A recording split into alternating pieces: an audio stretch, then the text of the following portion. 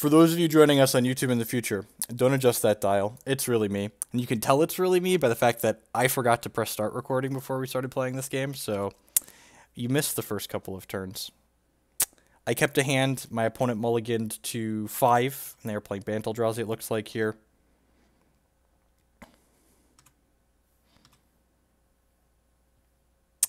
Nahiri, that's a good hit.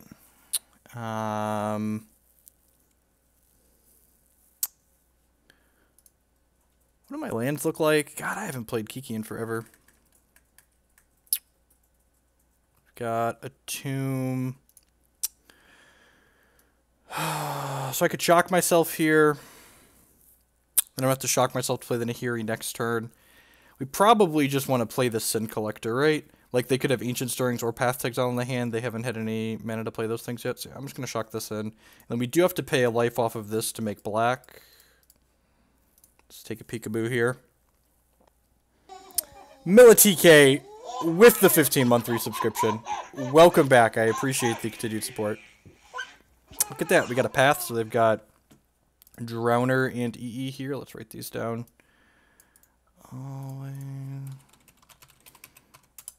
EE. We'll take that one.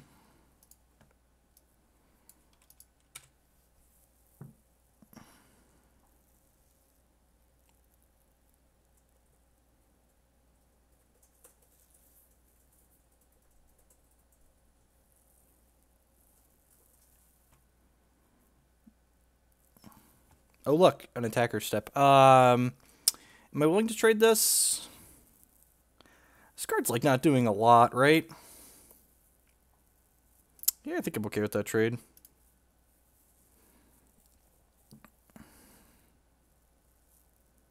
Like, get to upgrade our voice token into an elemental here.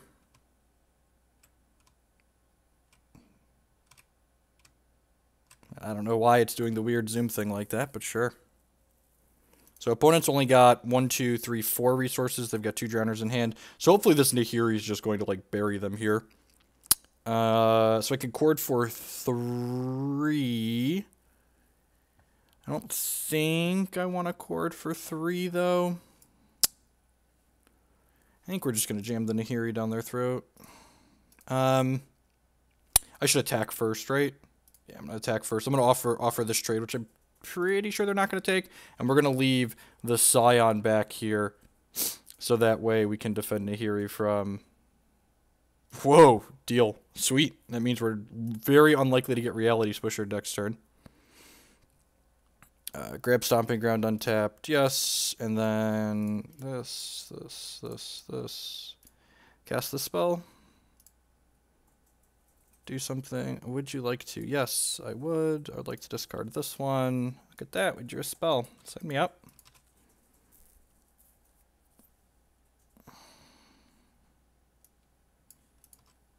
This game's so easy. Your opponent just doesn't do anything and they die. This is great. Yeah, look at that efficiency. Well, we're gonna bin the Kiki-Jiki here. That's like never getting cast from our hand ever. We drew Eternal Witness. We do not have an Emrakul in this build. Our top end is what's his name? Inferno Titan. I think I'm gonna play the bird out.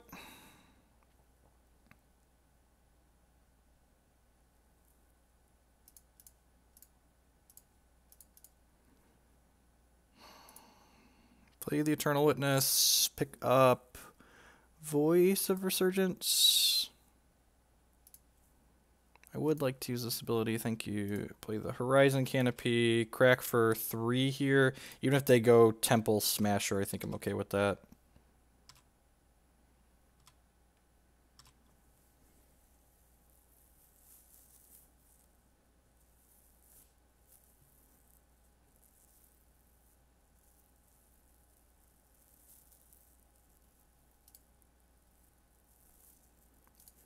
I felt like playing some Magic, and putting on paper Magic's a lot of work, and someone offered to lend me a... Oh, sweet, we can just combo them here. So we'll go minus 8 here. We'll get Restoration Angel. which will blink Eternal Witness, and then Eternal Witness will return Kiki-Jiki to our hand, and then we drew the red source to cast the Kiki-Jiki along with this Birds of Paradise.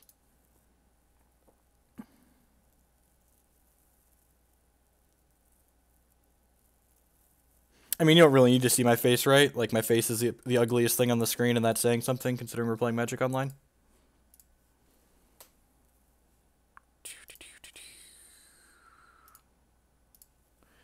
Hold down C. Oh, yeah, look at that. Hotkeys are coming back to me now. Cast this Kiki-Jiki. Oh, yeah, making me click through my combo, trying to time me out. Got it. I understand how this works. Yeah. So it's way more efficient than Deceiver Exarch. I've done that, too. Kids, making you click through your combos. I would love to use that ability. All right, we're done. All right, what are we doing here? Abzan Charm sounds great. I actually don't have a lot of cards on the board for this matchup. I don't actually, so I don't really think we need a lot of things for this matchup. Sin Collector's actually, like, it took a Path to Exile in that game, but, like, on average, this card's not going to do a whole lot for us. I don't hate bringing in Lightning Helixes just because they do kill Eldrazi Displacer, which is kind of annoying for us. I guess I don't hate those. And then, like, another decision to make here is, like, do I want to fight over Grafdigger's cages, or do I not want to? I almost feel like I don't. So we could, like, trim a Pridemage, and trimming a Chord's probably wrong. Scavenging Ooze is kind of mediocre in this matchup, right? It's just, like, it gains some life, but usually a lot of the troops aren't actually dying. They're, like, getting Path to Exiled, or Abzan Charmed, or getting Nahiri'd. Like, they've got Path as their removal too, so, like, Scavenging Ooze doesn't have a lot of food to feed on. I don't hate bringing in some amount of Engineered Explosives just because we can actually kill Thought-Knot Seers and Reality Smashers with it. I would rather bring in Engineered Explosives to kill cages than, like, Reclamation Sage and Qasali Pridemage, because, like, Engineered Explosives can, like, kill their stuff too.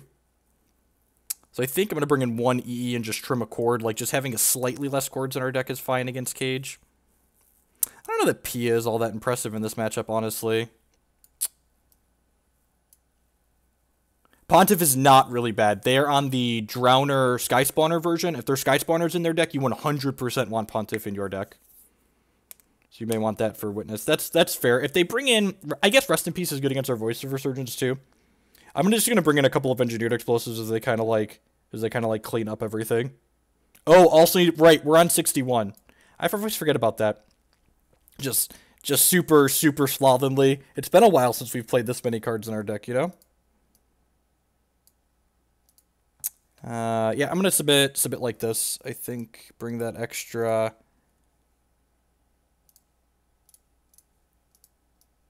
Let's adjust this chat slightly. It's annoying me. Bring that extra. Yeah, let's do that. Submit.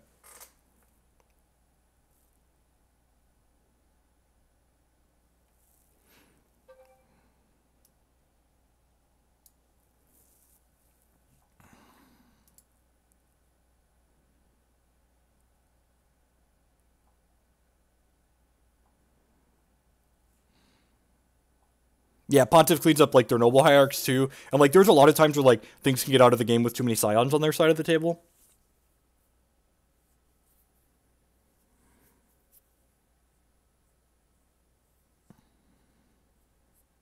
What's going on, Mr. Donegan? Well, this hand's great. Look at that. It's got Glissa the Traitor in it. How can we lose? There's a Glissa the Traitor here that I can't zoom in on for some reason. I don't know why we can't zoom, but, well, we're definitely keeping.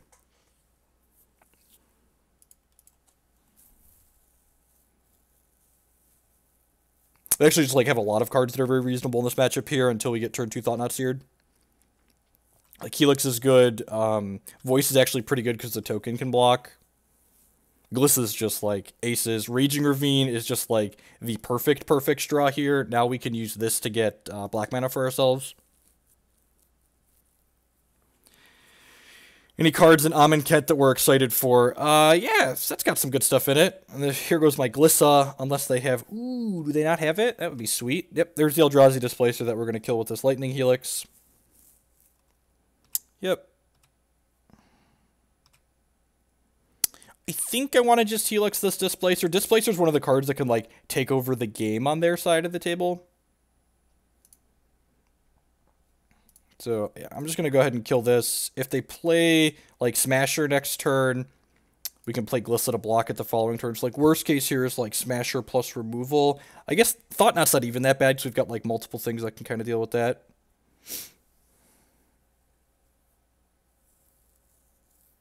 Sure. I guess I should use my auto pass key since I'm down on clock. Glissa's real good at blocking. Is this a Drowner here? Looking like Drowner. Yep. Casual turn. Is this turn 3 Drowner? Just NBD.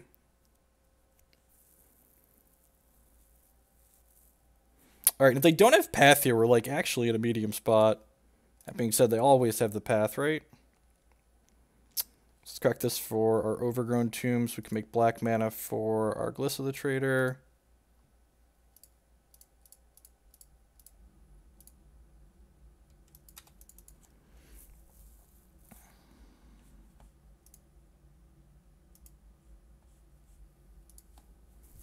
So Glissa's got First Strike and Death Touch, so she ain't gonna screw around. He has to exhaust this or path it, take it out of the way somehow. I guess if they have an Engineered Explosives here, they can technically kill it with that. They can go green, white, blue, and then pop it. Displacer can also blink it out of the way, I suppose. We're 2 turns off of being able to kill a Displacer. It's unfortunate. Brian Ruther with the 11-month resubscription. I do appreciate the continued support. Welcome back. All right, so wow, that's a 7-ball right there. So they're gonna get to blink this at my end of turn with this. Yep, offer me blocks even though I don't have any. Good stuff. They're gonna get to blink this at their end of turn to make 2 more idiots here, or not? They're just doing it now. That's smart, so I can't respond to it. Yeah, that curve, right? Just the modern fixing in a nutshell, right? The Glissa. The Glissa Helix curve. So this is a little bit awkward. I can't actually path this Drowner of Hope because they have three Scions here, so they can sacrifice the 3 Scions to displace the Drowner. So like if I try and path this, they're only just down a Scion. So we have to actually path the Displacer here, and we're gonna path it now, so that way we can play the Eternal Witness and rebuy the path so we can path the Drowner next turn.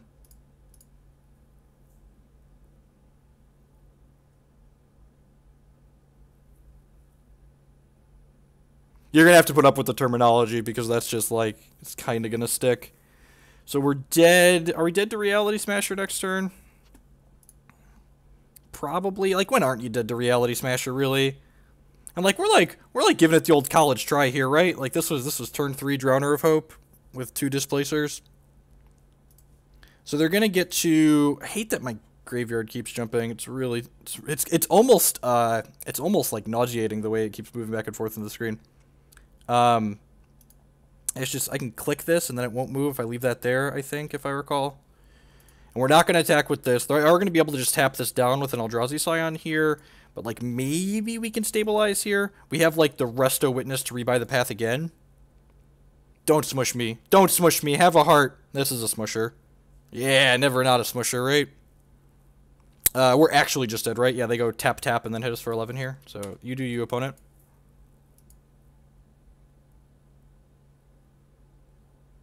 Yep, exactly 11. Good game. It was pretty close for us, being on the draw and everything. I don't think I want to change anything being on the play. They didn't show us anything that makes me want to do anything different. I think that game was a great example of why Orzhov Pontiff is very, very reasonable in this matchup, and why I did not board it out. It's also a good example of why Linvala, Keeper of Silence, is fantastic here. Can I zoom in? Nope. Zooming is not an option apparently. Just gonna go ahead and click submit here.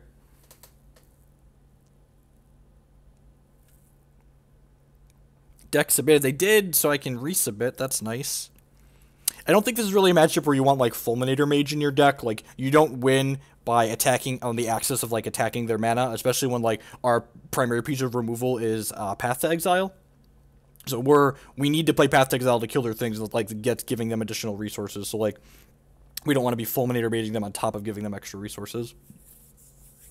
Excuse me.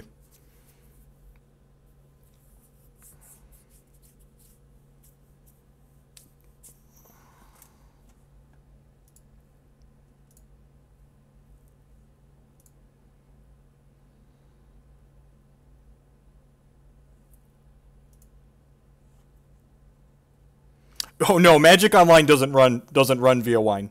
That's not even an option. I would never ever play Magic Online during wine.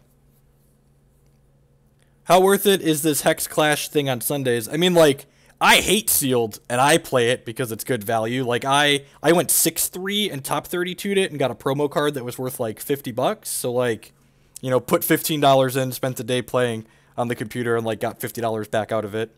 Yeah, when I hold Z, it, like, zooms, and then, like, it, like, doesn't, I don't actually know. Like, it zooms out there for a second, and then it, like, starts doing this thing where it, like, disappears and blinks away. Oh, look, now she's there. I would like to play first. Thank you. Yeah, Bird's Paradise on the play. Sign me up. Yep. My wife is very upset. She was promised there would be trolls she would get to ban tonight. Everyone's behaving so well. Thank you. Welcome.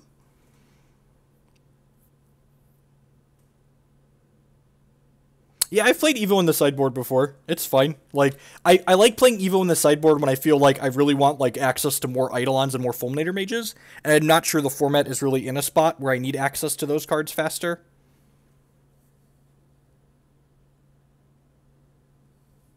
Okay, so there's a Thought-Knot Seer. That is not coming down until turn 3. God bless. Turn 3 on the draw. It's so slow. What a slow, inefficient Thought-Knot Seer. Yeah, sweet. This hand is going to kind of show the power of what the Oh, can I do that? Sweet. Am I fetching a shock with this? I don't think I am. I think I want to conserve my life total a little bit here. So I'm going to go ahead and grab Basic Forest, and then I'm going to go like this and play Wall of Roots, and then do this and play Voice of Resurgence, then pass the turn. So, like, next turn, we're going to be able to chord for 1, 2, 3, 4, 5, 6, 7. So, 4. Sure, you have a Displacer. So, if we draw land here, we can actually just, like, empty our hand in response to the Thought-Knot Seer, which is kind of sweet. We drew Lightning Helix. Okay, so can I still empty my hand in response to this? We're definitely, like, 10 out of 10 Helixing this, right? Like, let's just get that out of the way now. Because this card's obnoxious and it can't be on the table. They're going to get to take one of these two cards out of our hand, right? In fact, I can't cast the Chord of Call, or I can't cast the Restoration Angel at this point. I can chord for 2. I don't think that's particularly worth it. So, yeah, I'm just going to go ahead and ship with the Voice of Resurgence here and pass back.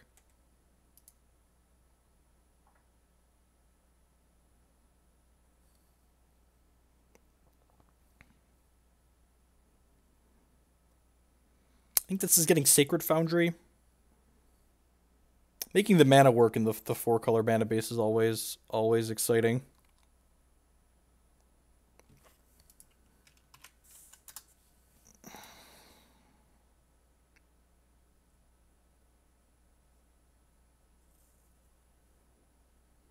Any thoughts on As Foretold? I think the Restore Balance variant seems sweet.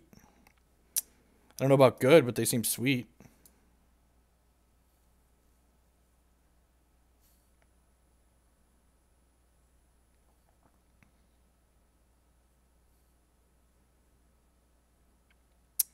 So I'm assuming they're going to take the Chord of Calling out of my hand with the Thought-Knot Seer, which is, like, not the end of the world. It's, like, not exciting, right? But it's not the end of the world.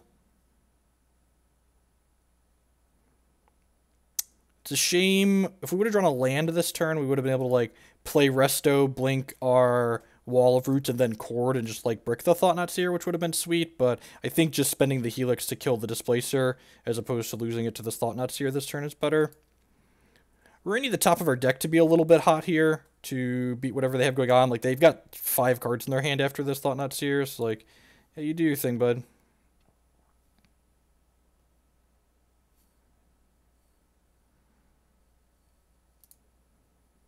Are there streams that aren't live?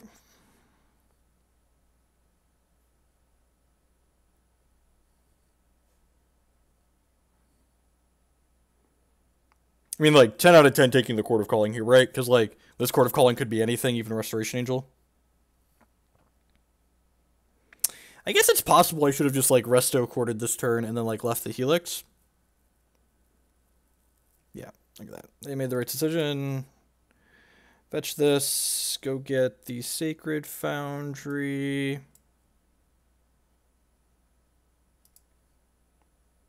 What's going on, Jat? Jat is the one who lent me this pile of Magic Online cards.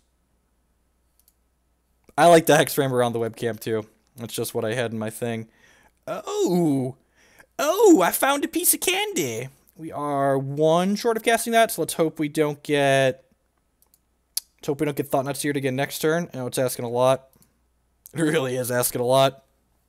So, we're playing an Inferno Titan at our top end as opposed to a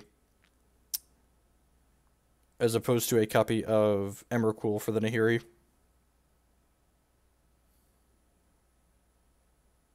Yeah, I didn't keep anything. I kept 24 tickets on my account. Because past Jeff knew that future Jeff was going to come crawling back. Alright, so we're just going to go ahead and Restoration Angel here before blocks. And blink the Wall of Roots, so that way we can have a 0/5 to block their 4/4. What's going on, Namachill?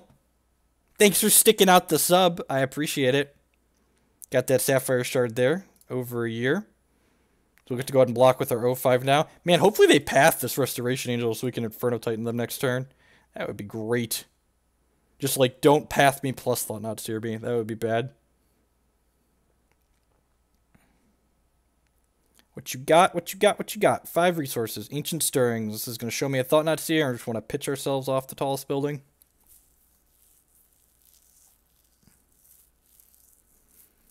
Show me a stinker. Show me a stinker.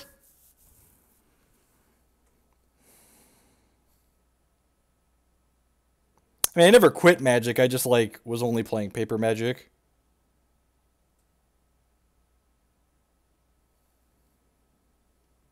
Deal. Oh, that's why they thought about taking the Chord or not, because they had a cage in their hand. Got it. All right, come on. Untapped land. Untapped land. Let's do it!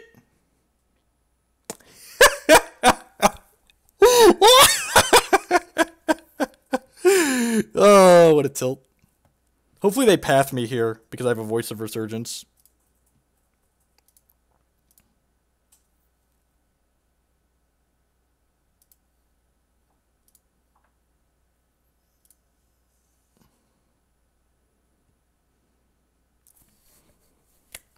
We've got 2 copies of Engineered Explosives in our deck that can kill this. Is he playing Drowner here?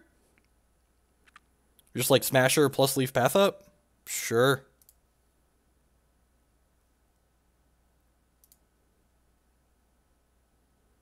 Yep. Go to 16.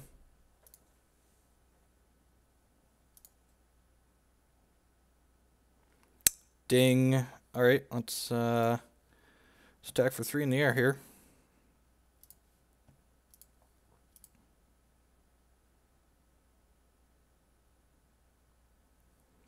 Yeah, I'm not entirely unconvinced I'm not supposed to board a cage out in this matchup, honestly, or a Chord out in this matchup, just like go down to 3 of them.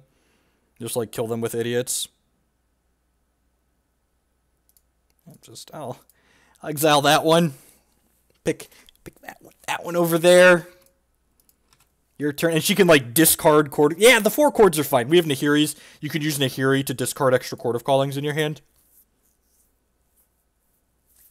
Yep, that's fine. They have Reality Smasher too. I'm going to chump block with this Voice of Resurgence here. Gives us a big old token. Yeah, I was thinking about it, right? Because then I get to void this. Yeah, because it's tapped. I can void it if I want now.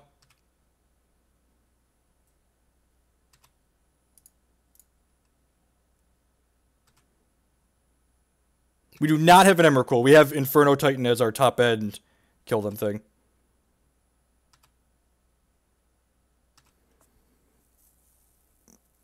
Look at that. Look at that.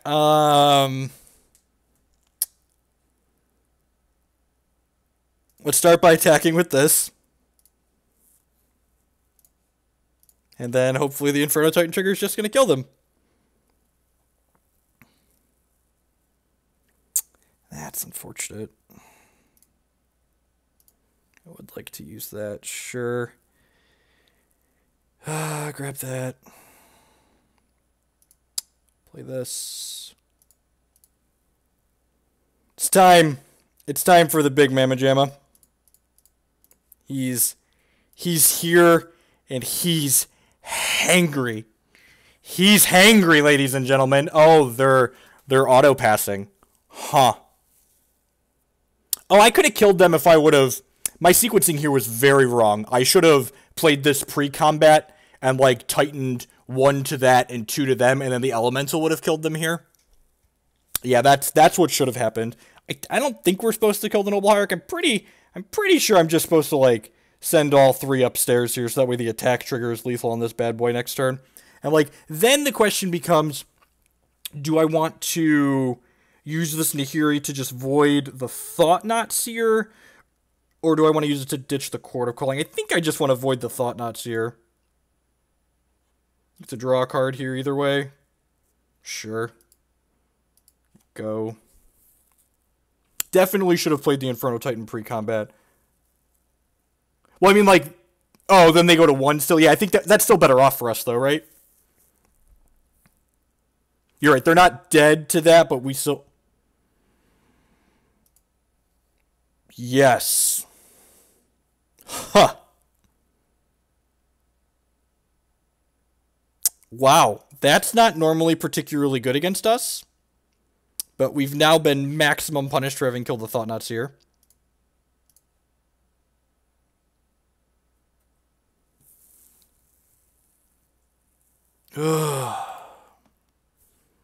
And that's a tilt.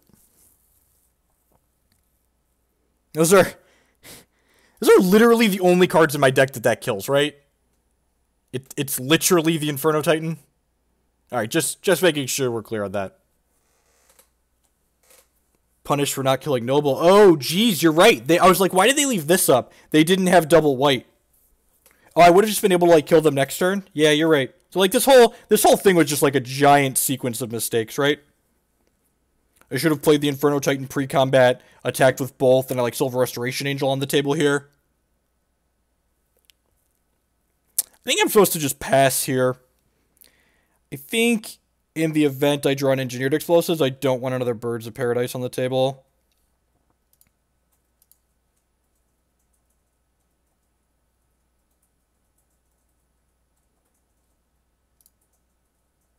Man, making mistakes on Magic Online is expensive. This match cost me like $2. Alright, let's try to draw something before we... Alright. Oh. Sure. Let's play this out.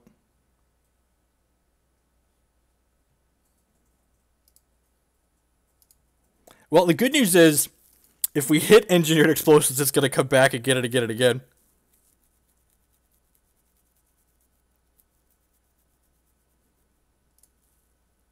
Yep. I have one more basic to go get here. Oh, we're going to die to the Selspith pretty quickly here. It does feel good to, like, play a meaningful game, though, right? Like, I made choices and my opponent made choices, and, like, my choices directly affected the impact of the outcome of the game. So we're going to path my opponent's Thought-Knot Seer here in response to this.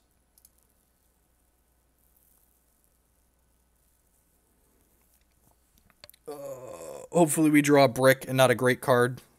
Like, how variance goes, we'll draw, like, an Engineered Explosives here that we really want to draw. Courser, sure. So they're going to take the Courser. That would actually probably let us get back in this game. Let us filter through our deck a lot. So, like, that's 10 out of 10 gone. Holding the Birds of Paradise is also good if we wanted to path a Reality Smasher somewhere down the line.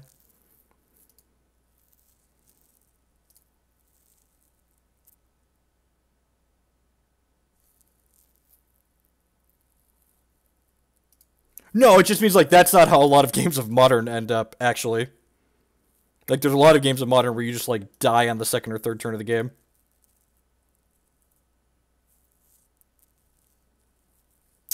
Yep. Yep. So... this is, like, just, like, not a card that was on my radar at all to be playing around. Like, it's not a card that should be in my opponent's deck post-board in this matchup. So... and I made a couple of mistakes to allow them to get to this. Yep. Got like one more turn here. If we hit Engineer Explosives this turn, we can get in the game. Otherwise, we're going to be dead on board, I believe. Does Inferno Titan also do it? 1, 2, 3, 4, 5, 6, 7, 8. Yep. Internal Witness would also let us get in the game.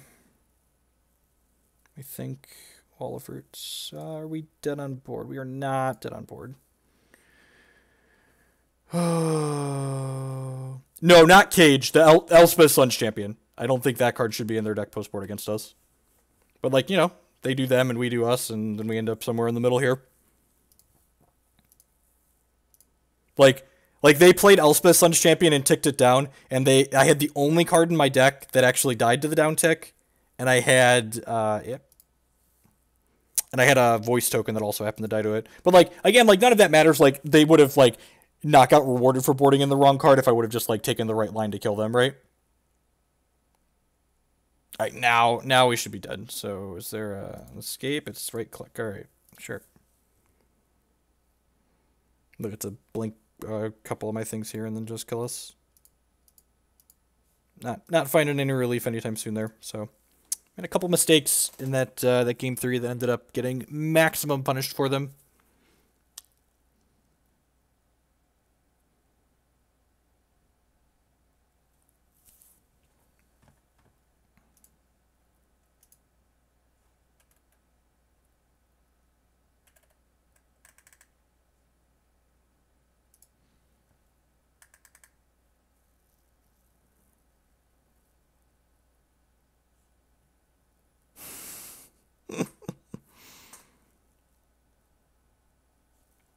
I would like to play first. Thank you.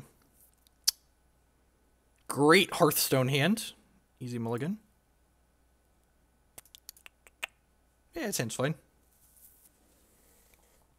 Lead on Murmuring Bosk here.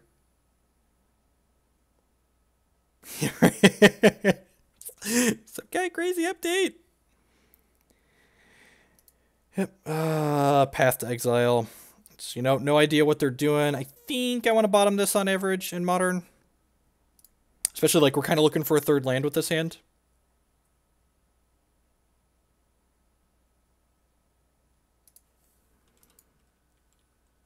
I would not like to reveal a Tree Folk, thanks.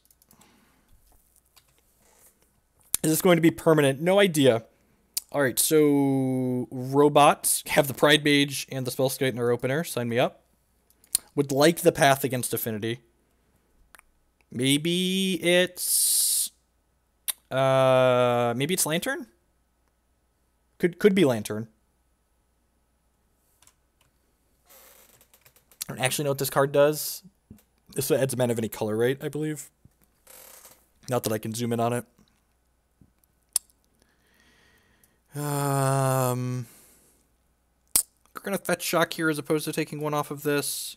I think I want Sacred Foundry here.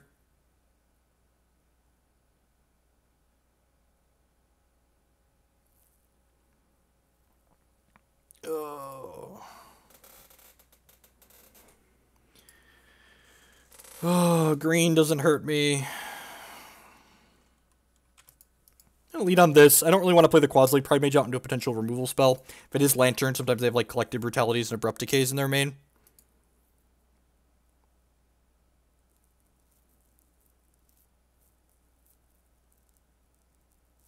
I don't know what GCI is. It could be an eggs variant. Oh, is that Ironworks? It could be a lot of things. Like we're both 0-1, so like.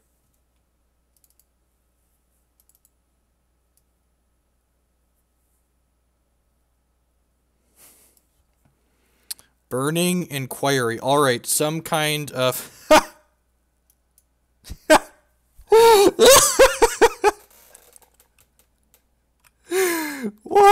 What is even? It discarded 3 spells and drew 3 lands. All right. Yep.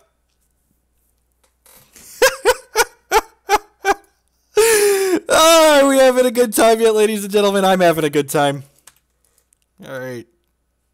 Is there not is there an attack with all hotkey that I'm not used to?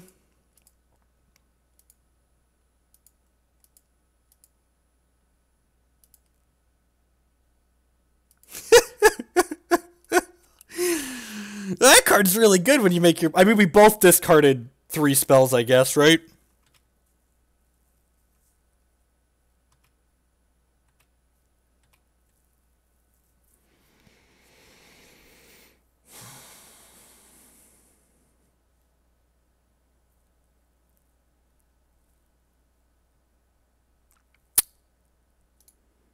Yeah, I mean, play that's tapped.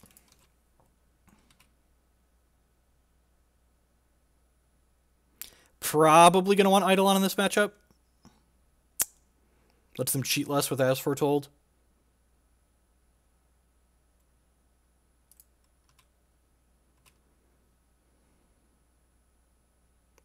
I mean, like, all the gimmicky combo decks are insane when they're, like, actually working, right? Like, that's why they're sweet. Like, if they do the thing they're intended to do, they're going to be awesome.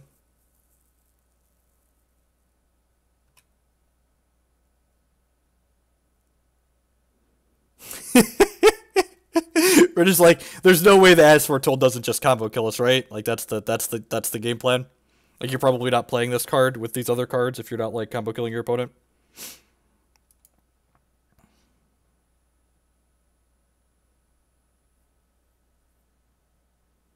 Oh, they're casting that. All right. Let's do this.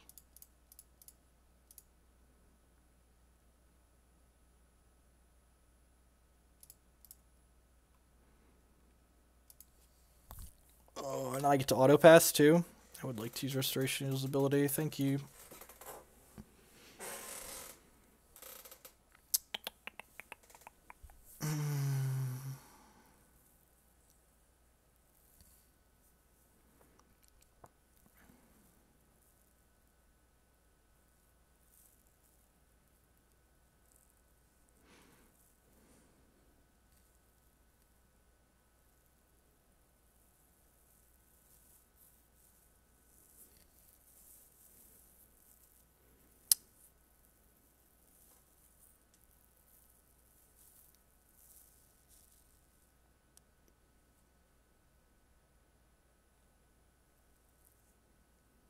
Done voice might be correct. Well, I can't chord for 1 there even because I made a mana with the Wall of Fruits, right?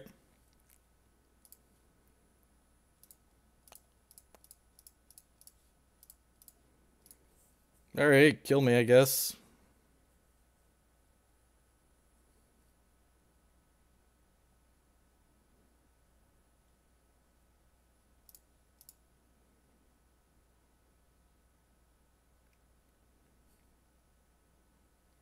Didn't mean to F6 there. Whoops. I don't know what's going on.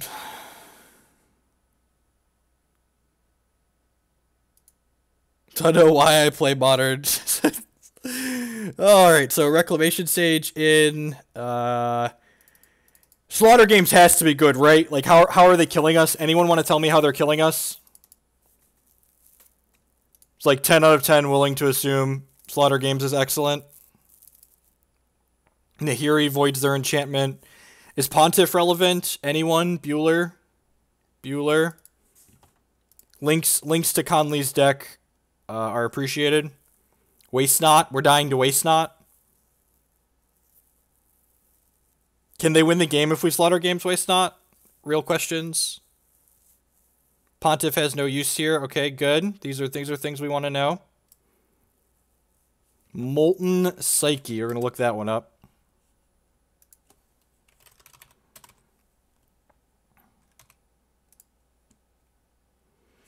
Player shuffle cards in their hand back in their library. They show 3 or more cards deal series or the cards the players draw on that turn. Alright, so we need to get rid of Waste Not and Molten Psyche. Are we better off just like getting rid of their wheels there? EE for 2 or 3 might be okay. Yeah, I could buy that for $1. Path to Exile doesn't do anything, right? Does this card have a text box in this matchup? Other than pathing my own stuff? Anyone? Bueller?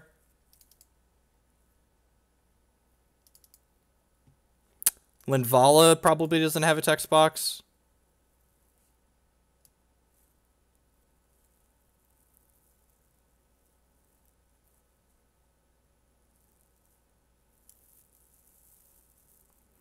No, path is bad. Okay, so I need to just like board in 2 more idiots here. Just like bring in Scavenging Ooze and Burrenton Forge-Tender to like accelerate out Chord. Ooze isn't bad. Oh, I guess they're shuffling things back in from their crypt, right? We want Stony... Oh, Stony Silence. Is that better than Engineered Explosives? Fulminator Mage just like killing a random land is probably reasonable. Stony's good. Do we think Stony's better than EE? I'd buy that for $1. Do this. EE's like really clunky. Yeah, let's do this. because Stony EE is not where you want to be in life.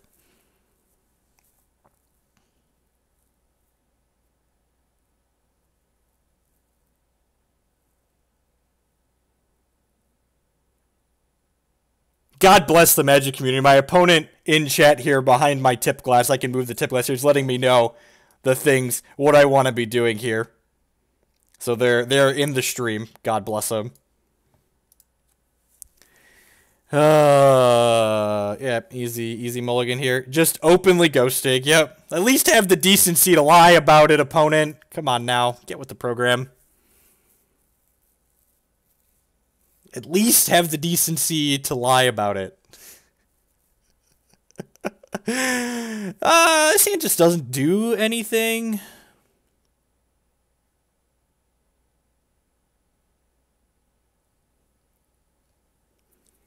Yeah, I feel like our average 5 is just going to do more than this. Yeah, so this is better. I get to scry on the draw here and bottom this Chord.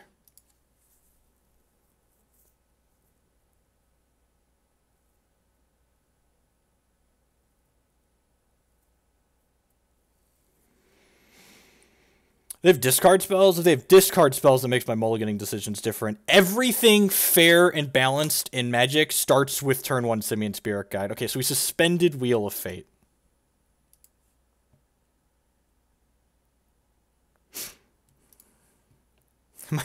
My opponent's letting me know it's not really ghosting because we're both playing combo decks.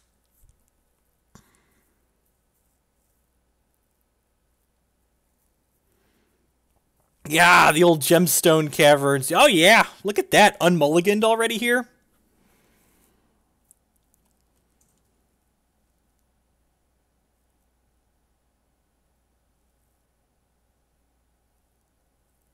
Good guy, OP.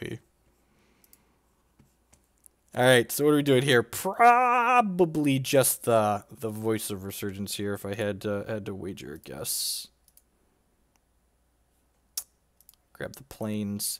Hey, maybe I'm just supposed to be like shock. Oh god, Urborg. I forgot how much of a tilt that it is on the interface. I probably should be like fetching red sources aggressively here for when we draw Kiki-Jiki. I don't think our health total is going to matter a ton. But actually, sorry, I'm assuming when they combo kill us, they just like combo kill us by a lot.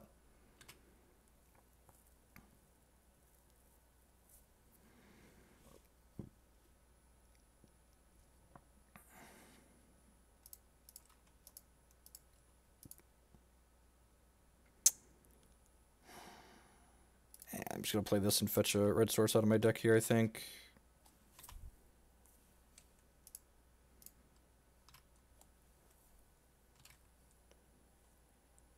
Need Rift Sweeper, right?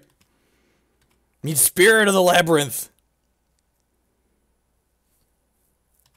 I couldn't tell you the text box on the Green God without looking it up, so I do not have an informed opinion on whether or not we want that. Let's go ahead and crack this.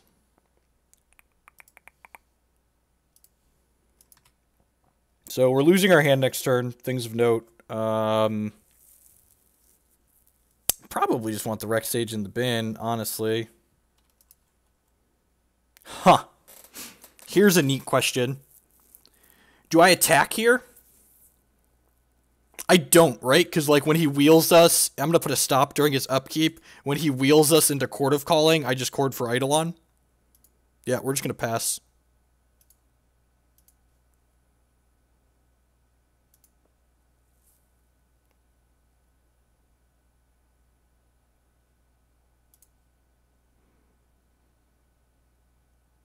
You just don't wheel us into Chord and Eidolon.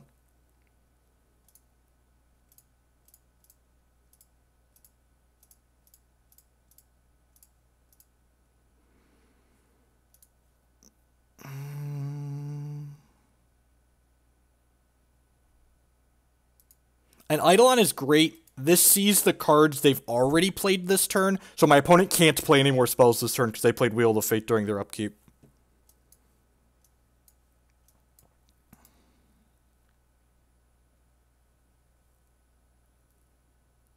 You're not wrong, Burgle.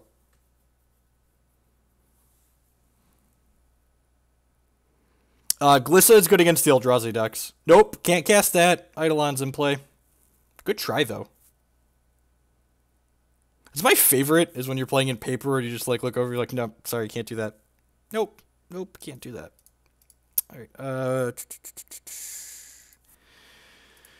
we could tap this for black with that and not take any damages. God bless. And actually, no, I'm gonna need to take a damage to do something with that, I think.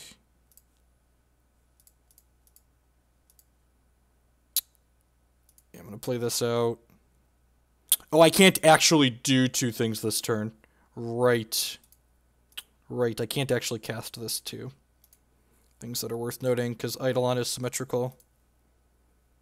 Good thing I remembered that before. Wheel of Fate, Molten Psyche.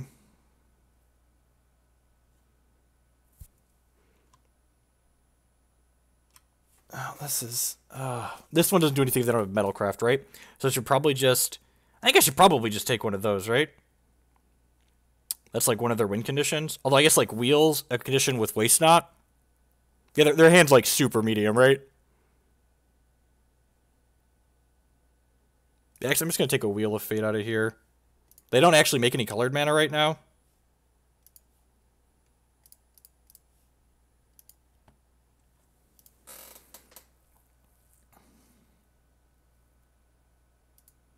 Howdy, folks.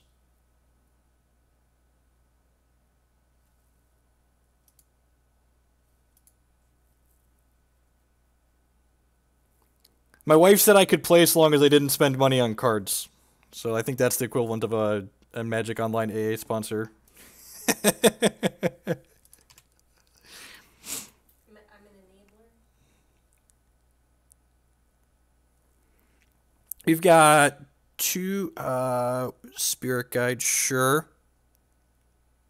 You can undo Spirit Guide. I wonder if we could undo Wall of Roots yet. Are we suspending a Wheel of Fate here? Oh, right. They can do both, right? Because this is a special action. Oh, you know what? I think I miffed this up, right? Yeah, we should be eating the guys in our crypt. I just realized we should be eating this stuff in our crypt for extra damage. Crypt. I love you. Is this a troop? I can't actually tell. Nope, it's not. All right, so let's activate this and snag the Reclamation Sage out of here. I think they should have died, right? If they'd be at 11, and then this is 4, 8, 9. No, I didn't miss lethal, which is good. You know, I'd be a little annoyed with myself if we missed lethal there. That being said, we're still gonna crack this.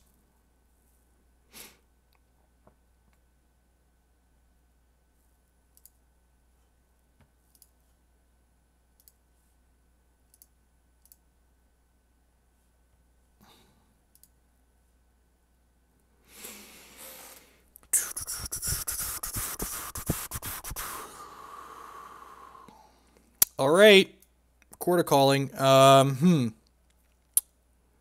we're definitely playing a land.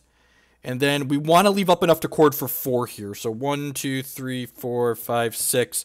And we want to leave back... we'll just leave the Eidolon up, actually, here. And the reason why we want to leave chord for 4 up is because that means if our opponent goes to kill this Eidolon of Rhetoric, we can chord for Restoration Angel in response and protect it.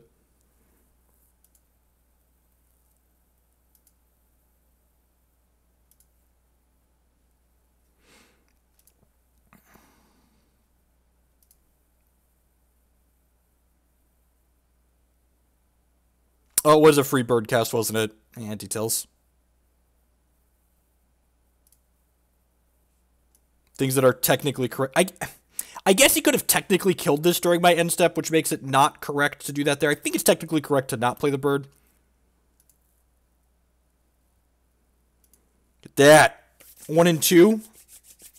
1 really bad deck, 1 match we punted away. I mean, Kiki Chord's like, what, tier 5? So, like, I probably shouldn't judge the other decks for being good or bad or otherwise.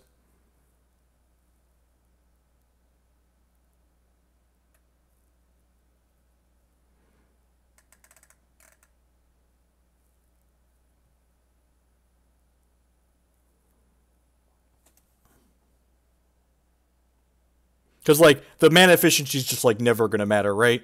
Like, we're going to win before that's relevant.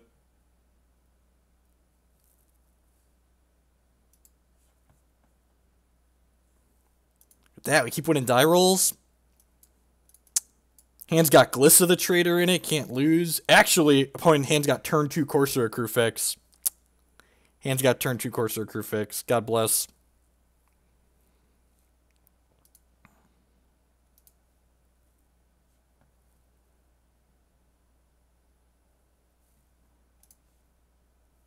Alright. Turn 3? No, I'm wrong. I said turn 2. It's turn 3 Courser of Kruphix without playing a land, so we can play a land off the top. Do I want to make myself slightly larger since I'm going to pop these graveyards out anyways? I think that's what I want to do. Let's make my ugly face slightly bigger. Still getting a feel for how we want to set all this up. Alright, well. Bloom Titan. Bloomless Titan.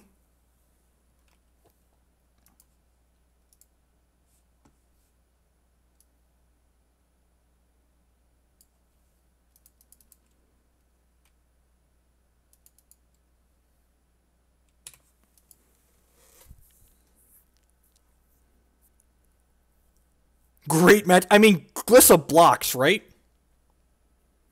Like, Glissa just, like, Swift Strike, Death Touches down, whatever they put in front of her.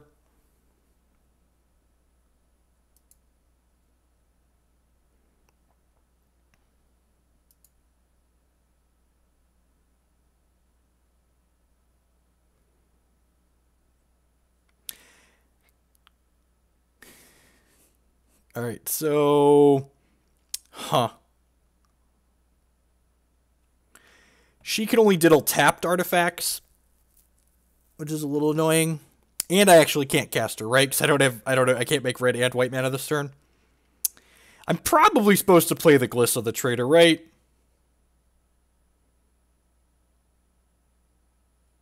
I feel like I'm just supposed to play the Glissa the Traitor to threaten a block on a Titan that comes in.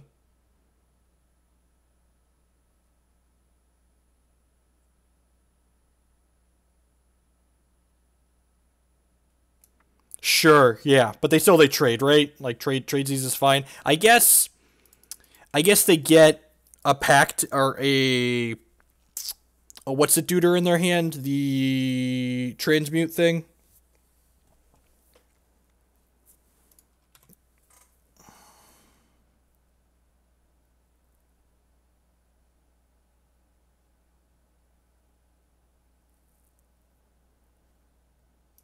Simic Growth Chamber seems pretty good.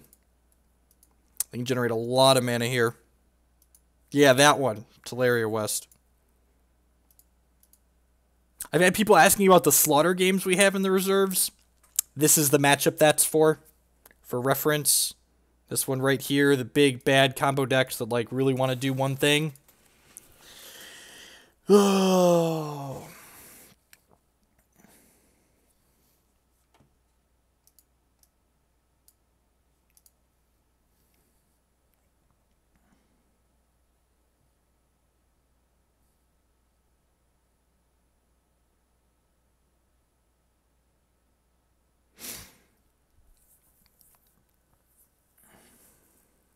Dirtle, dirtle, dirtle. Dirtle, dirtle, dirtle. Dirtle, dirtle, dirtle. Dirtle, dirtle, dirtle. Ba-da-dum-bum-bum-bum-bum-bum-bum-bum. This is going to be like red, white, Keru plus Teleria West.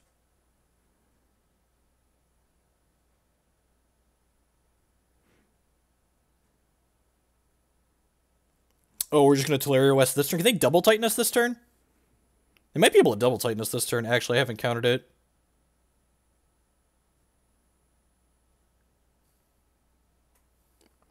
People always talk, like when I write about ban lists in Magic, no, they're short, right? They need a second amulet. Yeah.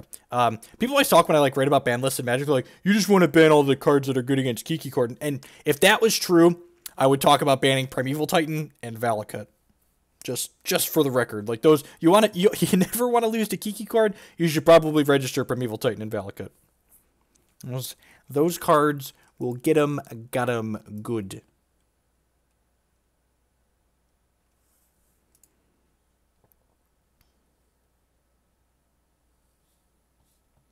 Walking Ballista. That's a Magic card. All right. Sure. Sure. Huh.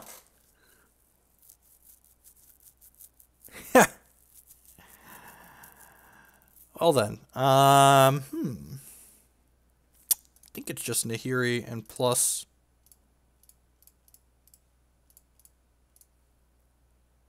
We got to untap.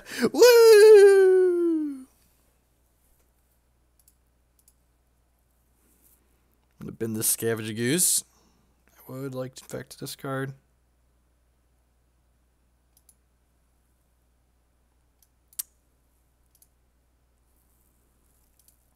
Ballista is a sweet transmute target.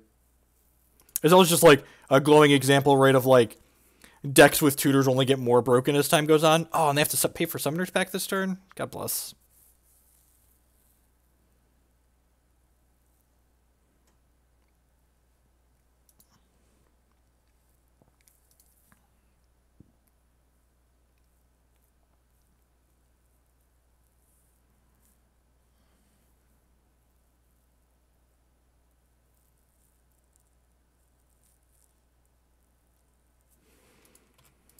Let's not pretend like we have things to do. You do you, opponent. I'm just going to hang out here.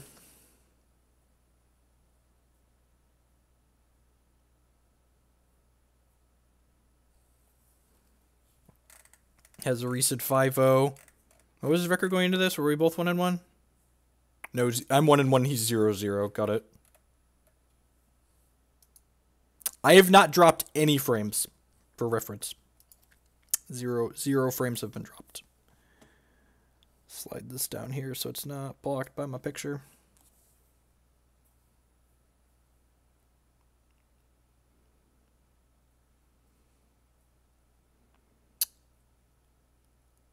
Oh, so he gets to Ballista and kill Glissa here, and then Primeval Titan and kill Nahiri. Good stuff. Good stuff.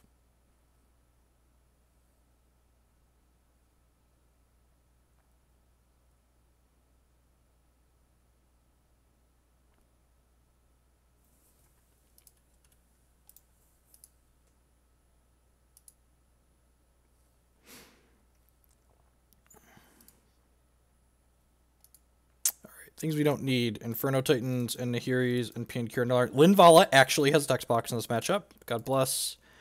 Reclamation Sage, Fulminator Mage. Abzan Charm doesn't seem like the worst. Definitely want the Slaughter Games.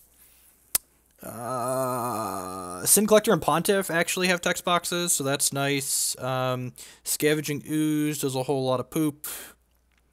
Courser of Kruphix, probably not good enough. Abzan Charm's probably not good enough.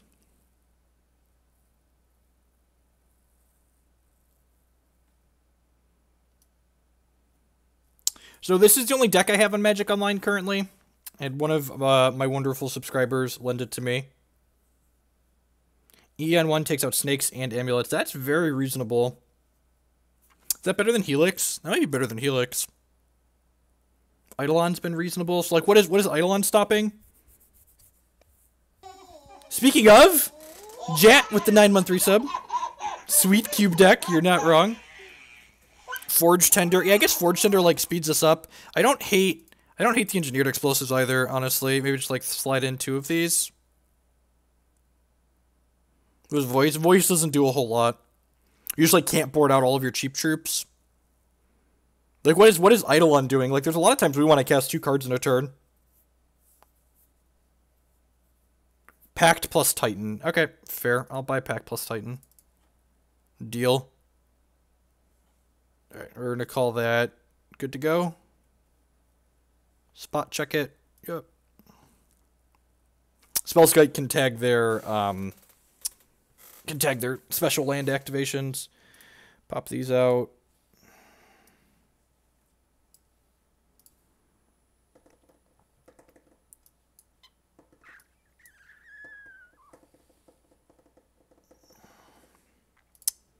Sand's probably fine, right? Like, the chance of them comboing on 2 is almost non-existent now. So we can Rex Sage on 3 or have Fulminator Mage to hold up. Yeah, Spellskite stops their lands from letting them go insane. So, like, there are things that, like, give them double strike and speed and all that.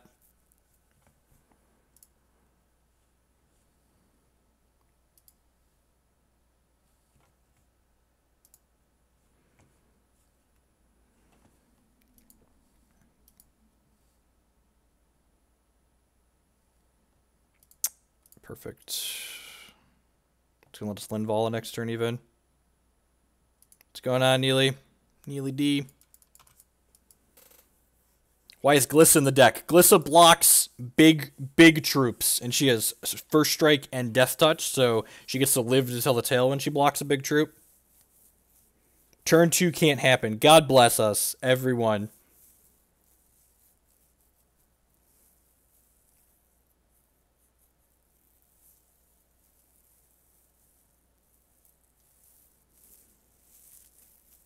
I mean, we're here, right? It's been a while since I've played some Chord. I wanted to play some Magic. The people that I produce paper content with have been a little bit medium on Modern recently, so...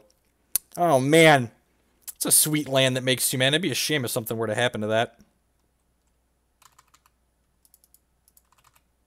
Just make sure I don't auto-pass too far. I want to Cactus fetch land.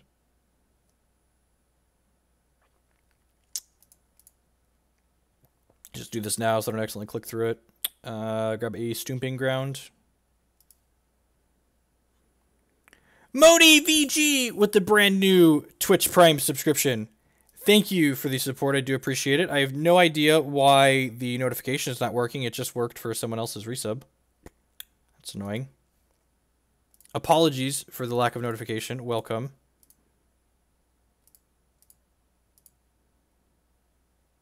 We're just going to go ahead and Stone Rain them right away here.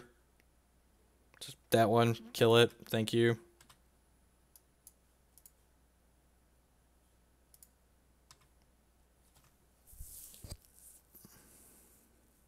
You can play the Linvala next turn and start pressuring. If they play the Amulet out, we can kill it with Reclamation Sage.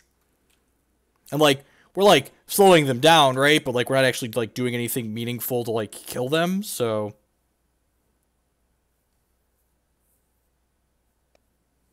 GK Innocent Smith with the 7-month resubscription. Welcome back. I appreciate the continued support.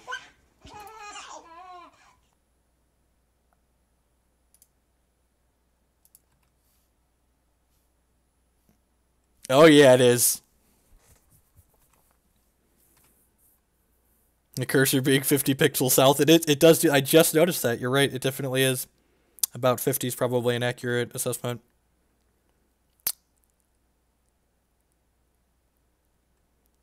The feels when, like, you're not actually dead, but, like, you feel mostly dead. Peace, Petehead.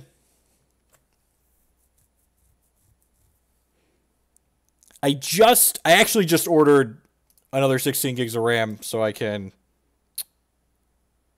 So we can play it in the VM. Yeah, it could be. I'll have to check my Twitch alerts. We're not just playing out the Reclamation Sage to play it out. Definitely want to kill an artifact with that. Just give them the slow beat down here with the Linvala. The Path Exiles are going to buy us plenty of time. There are going to be paper streams in the near future. Not this week. Maybe next week. Wall of Roots. I'm pretty sure Wall of Roots is still broken, for reference. We haven't actually tried it yet. Next time I draw a Chord of Calling, we'll try it. But I'm pretty sure it's still broken.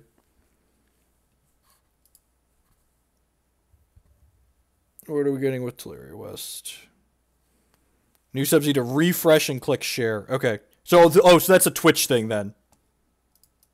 They have to refresh and hit share. Okay. Got it.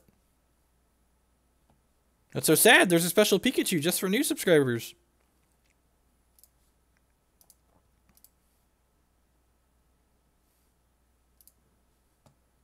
The new Pikachu sub notifications come up so much less often if they have to refresh and do that.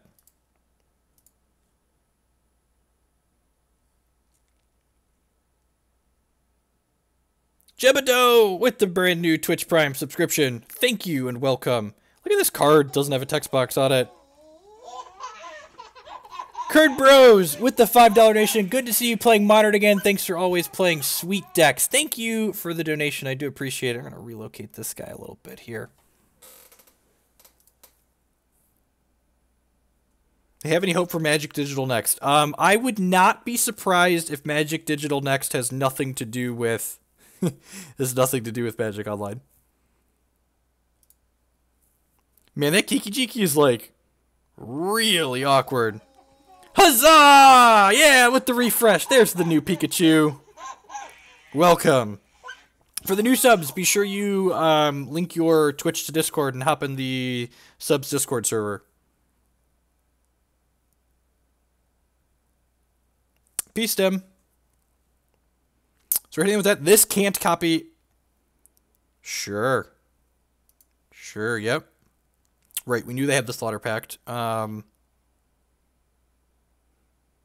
I mean, not running out the Kiki-Jiki there paid off. We're probably supposed to play it. And actually, one of the benefits to not having run the Kiki out there, in addition to baiting the Slaughter Pact like we did, we can Kiki this Birds of Paradise and have both Path to Exiles up next turn. He can pay for black with the Gemstone Bind.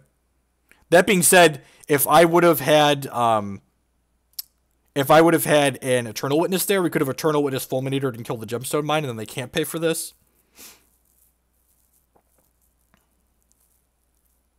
Hey, Goldie.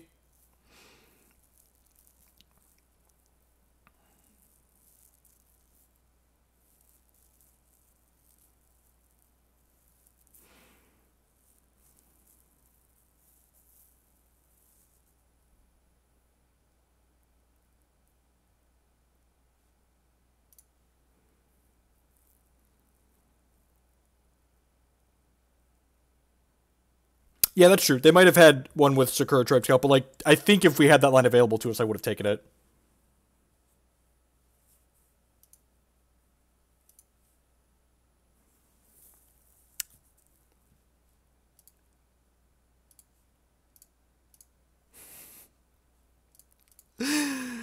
Yep. Where's that Pontiff?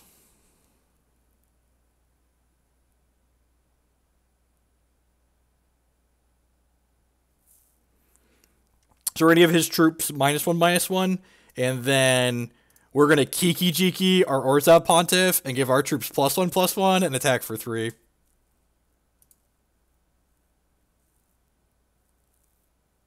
Yeah, you're right, we did. So like if we had that option available to us, we could have like dealt with the scout and killed the Gemstone Mine.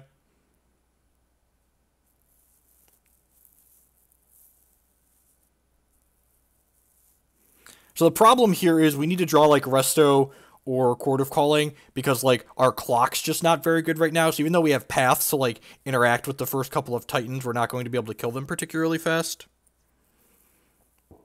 I suppose we're attacking for 5 starting next turn.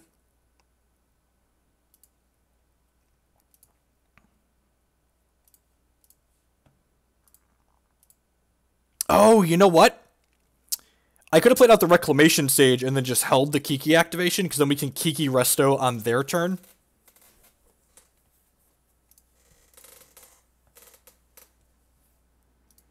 And this doesn't actually do anything, we just have to click through it because the token is gone, so it can't taunt anything.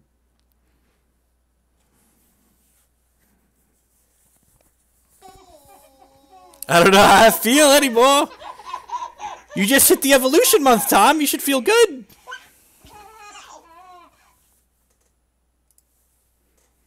Ah, the double amulet draw. Good stuff.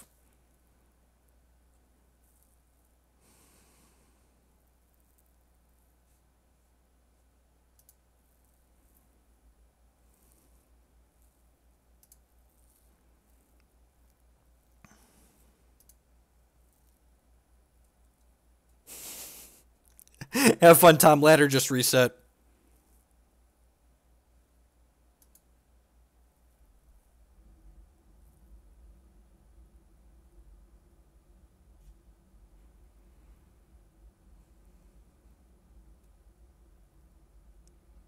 Titan is here, and he is hangry.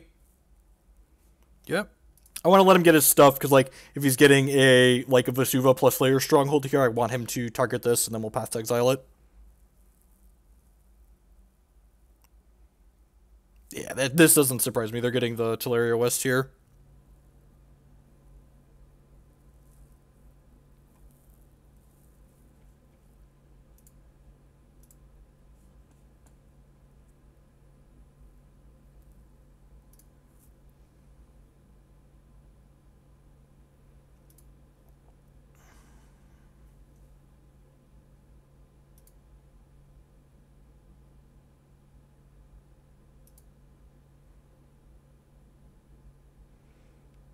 So you already played a land this turn.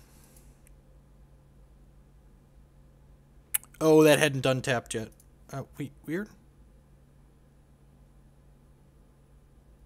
So we're going to transmute here. Yeah, this is fine.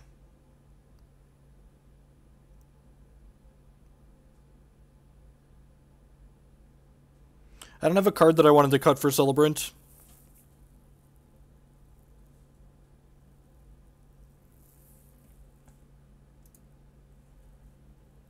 What's going on, Jace? Wouldn't be surprised if they get, like, Pact of Negation here, honestly. Or another Slaughter Pact.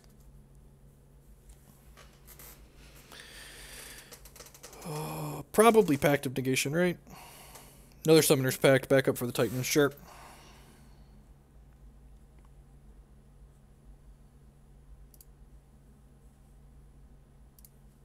It's important to path them during the end step, because they're going to get this land untapped.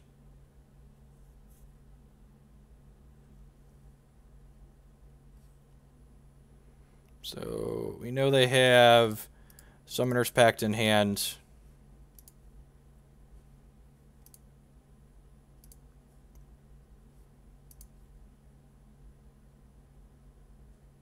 Oh, geez, I didn't realize where I was at in my turn. Well, we missed 2 points of damage here. That's unfortunate. Whoops. I think we're just... Actually, yeah, we just missed 2 points. We're just going to pass through to my second main haze here. And then we're going to Reclamation Sage plus Kiki Reclamation Sage.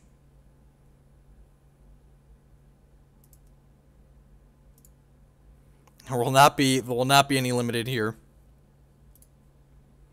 Alright, so now we're going to move to my end step here, and during my end step, we're going to copy the Reclamation Sage. The reason why we do this during the end step is this way, because I forgot to attack with the Reclamations, do this before combat like a big dumb idiot, this lets us keep the copied Reclamation Sage through the end of my opponent's turn, which is kind of nice, I guess.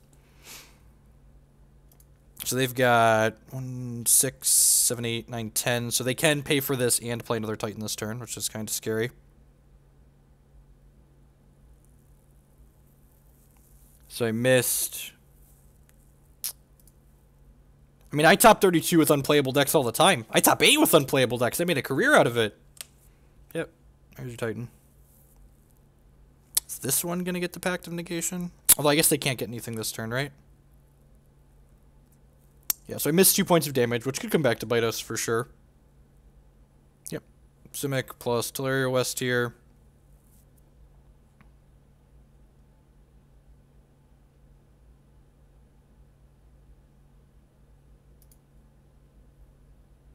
Let's pay more attention to where I'm at. We're going to go ahead and path this during their end step.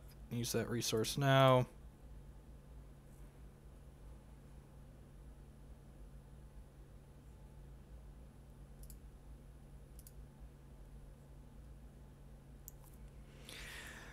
So I kind of didn't want to show them that they needed to play around Slaughter games.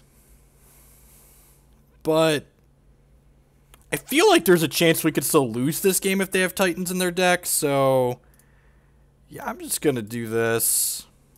This also lets us look at their deck. They might just concede to this, honestly. See, we still don't have a search box here. Primeval Force, Primeval Titan. Yes, that's the one. Alright, what else do you got in your deck? 2 Titans, and I should just screenshot the rest of this.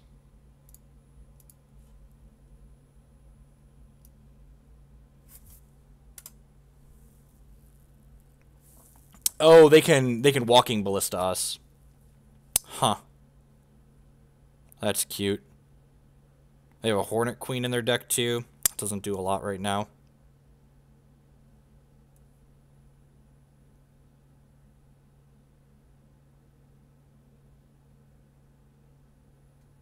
Okay, so they have to pay for Pact next turn, so that's 4. And then if they want a tutor, that's 1, 2, 3. Then they have 1 left over. 2, 3, 4, 5, 6. They could have 7. They could have 8 if they play this out of their hand.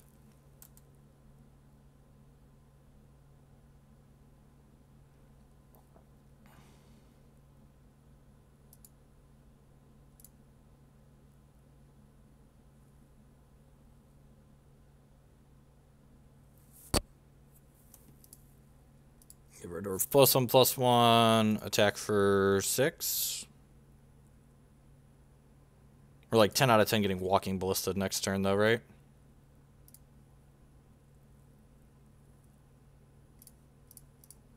Oh, you know what? I probably could have left this to activate, and then they have to trade their Walking Ballista for this. Huh. Sure.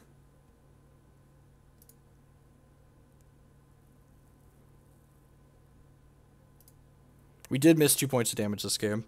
So they should be at 4 if I played this better. So they can trade Ballista for most of our board here.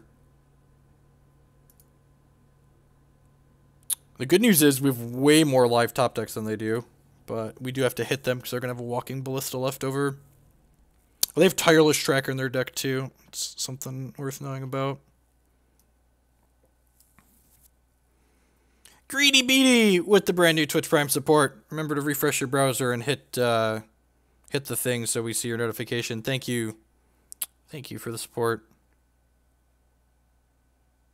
Welcome to everyone that's hanging out here tonight. Thanks for choosing to spend part of your Monday here with us. My name is Jeff Hoagland. I am a TCG player and content producer, and we're playing some Magic Online tonight for the first time in a while. Hope everyone's enjoying themselves. We're playing some Kiki Chord. It's kind of a deck that I am known for, a deck that I enjoy playing. 10 out of 10, punted that last turn. Should have, oh, wait, what? Huh. Okay. I feel like I should have held Kiki-Jiki's activation up here, perhaps. I get less points of damage in that way. Yeah, maybe that's not true, because then, like, I can't attack. I'm actually not sure there. We're killing the... Okay, sure. What did they draw? Because I feel like they really misused this Walking Ballista here.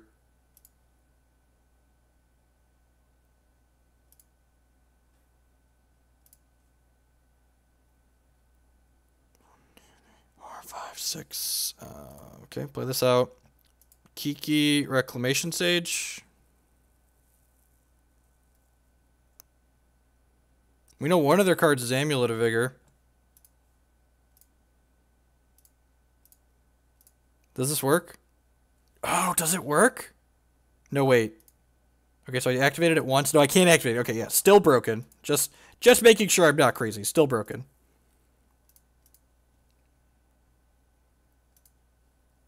They draw Slaughter Pact or Pact of Negation? They could have drawn Pact of Negation, I guess. Or not. Okay, I feel like if they use their Walking Ballista properly there, I kind of get ranched, but they didn't, so we didn't.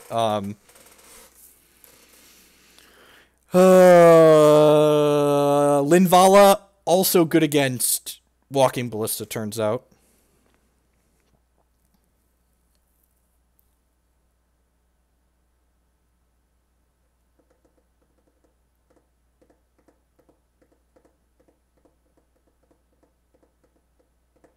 This Forge-Tender just doesn't do anything, right? I'd rather have a Voice doesn't do much either. It's just like a random Abzan Charm better. Like another piece of removal in a way they can draw cards. Sure, I think I'm going to sign up for that. Correct, you can float mana and cast it, but then the bug is if your Wall of Roots only has 1 toughness, it can't make 2 mana towards a Chord of Calling like you could in paper.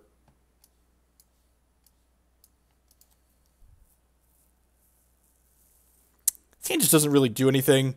Like, Engineered Explosives isn't really powerful interaction. Like, don't keep... Like, people often complain about, like, having non-games in Modern where none of their decisions mattered, when the reality is, like, they had a non-game because, like, the decision they made that mattered most, they chose wrong. Like, they kept a bad hand.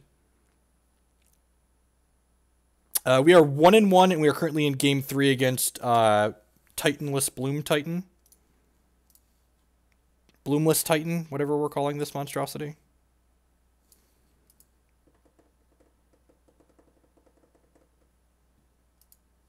What's going on, Illusions?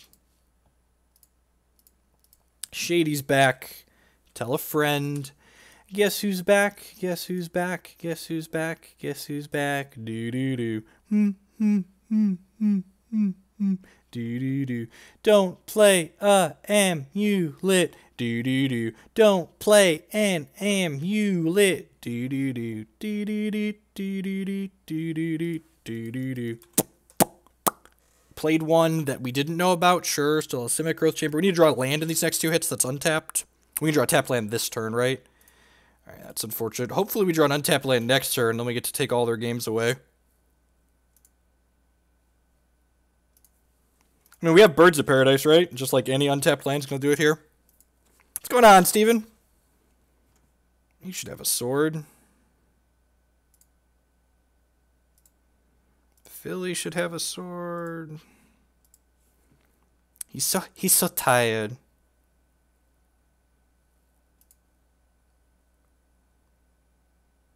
It's that kind of rapping that really keeps me watching. Exactly. We know what we're doing here, right? I don't actually know what I'm doing here.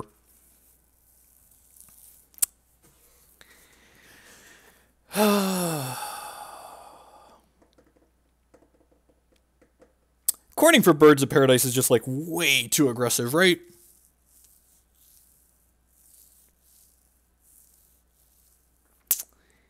Yeah, I feel like I'm just going to play that.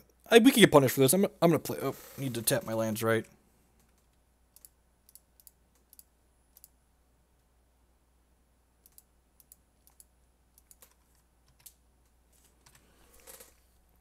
I'm going to leave both of these back in case they make this... They're going to play a land, they can attack into these, and I'll double block it.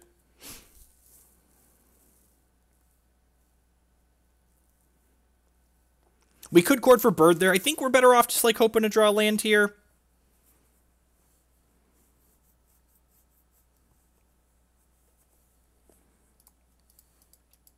Summoner's Pact. We're getting another Tireless Tracker into play here. Oh, are we dead? Or are they just, like, going off with Tireless Tracker? I feel like we could die here. That seems wrong. This could totally be Amulet to kill us, right? Just, like, making clues along the way.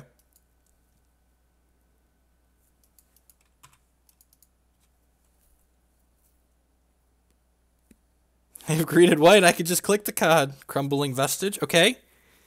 Less chance that we're dead.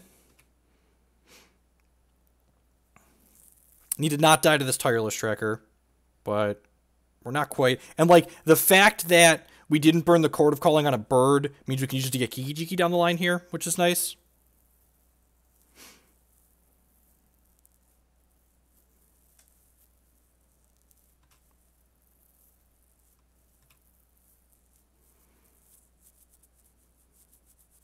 They play one extra line of turns. They get to play a Simic Growth Chamber now.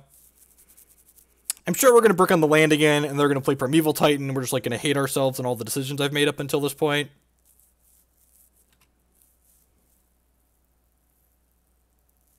Who does he think he is? Try and outdraw us, nerd.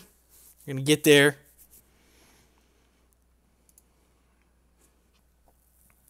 Sometimes you wake up in the morning, you're like, you know what I want to do today? I want to make a bad life decision. And here we are. Block. Block. Block. All right, good. Glad we sorted that out. Untapped land. Huh.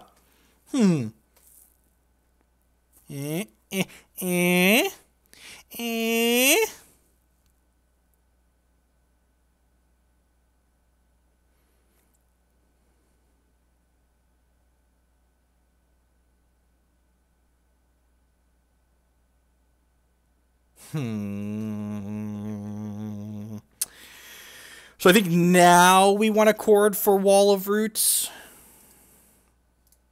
So we can play the Slaughter Games next turn. We gave it the old college try, right? I guess a slightly more greedy line is I could just play the Abzan Charm, draw 2, lose 2. My opponent has to pay 4 mana next turn for the Summoner's Pact that they played the last turn, so they're only going to have 2. They'd have to have an Amulet, which they didn't have, but I guess they're going to draw 2 cards. How do I feel here? I kind of like, just like hit the Sign in Blood, right? And we could possibly just, like, not even Slaughter Games, just, like, curve Resto into Chord for Kiki. That's probably worse than casting Slaughter Games.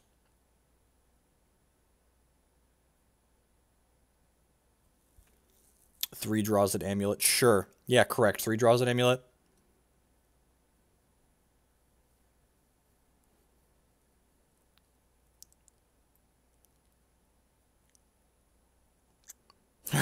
But, like, which line do I do? Do I do the guaranteed Slaughter Games or the statistically likely Slaughter Games?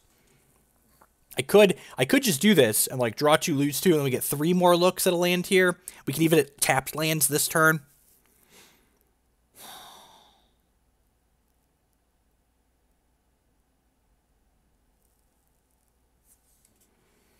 Yeah, we're probably just supposed to hold up the removal. The problem is if we hold up the removal, like, we don't have Slaughter Games guaranteed next turn, so we just, like, feel kind of bad.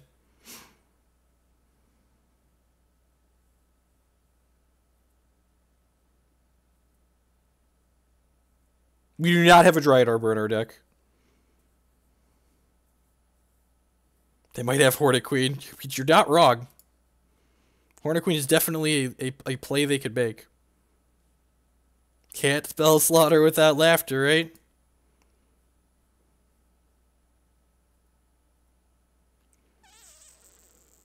Deal. This has got to be Pact of Negation, right? Oh, yeah.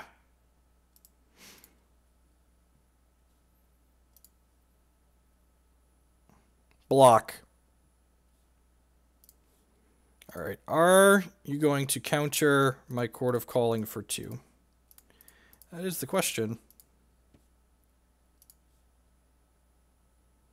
Because if you don't...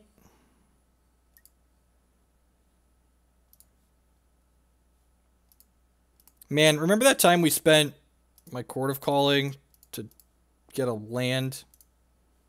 Pick you. Please Pact of Negation me.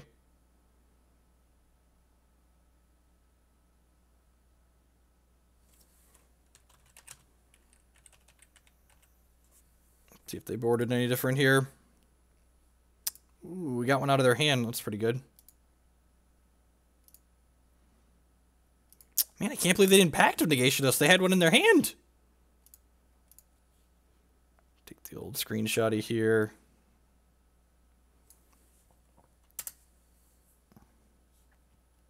Wait. Did they board out Hornet Queen? Because of Tireless Tracker, Walking Ballista. Okay. Okay. How now, brown cow?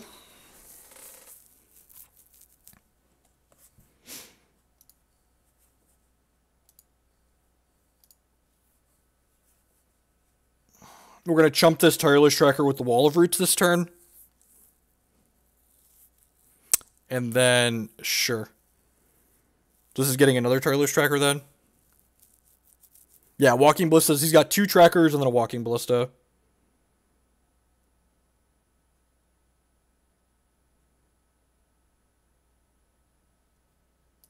I mean, that's the logic they went with.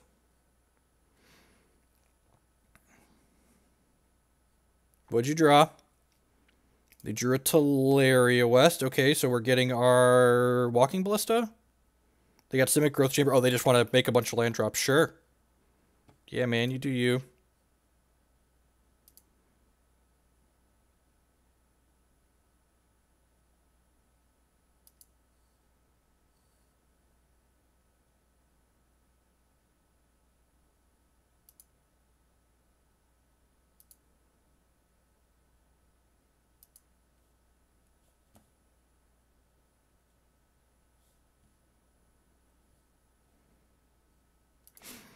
One could argue my opponent has gotten a clue. So, like...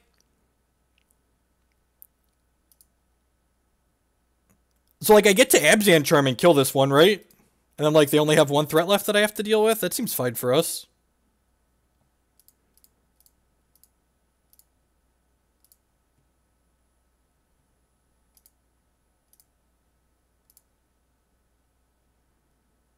Void that one.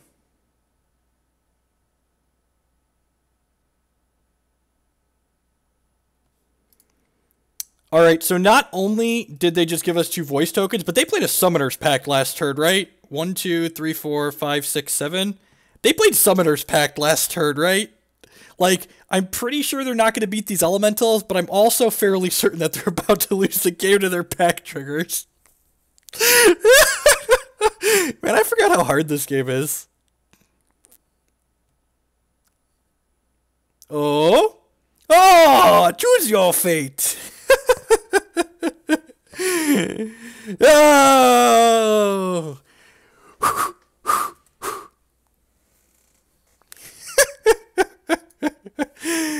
Oh, Magic's hard. Good evening, ladies and gentlemen.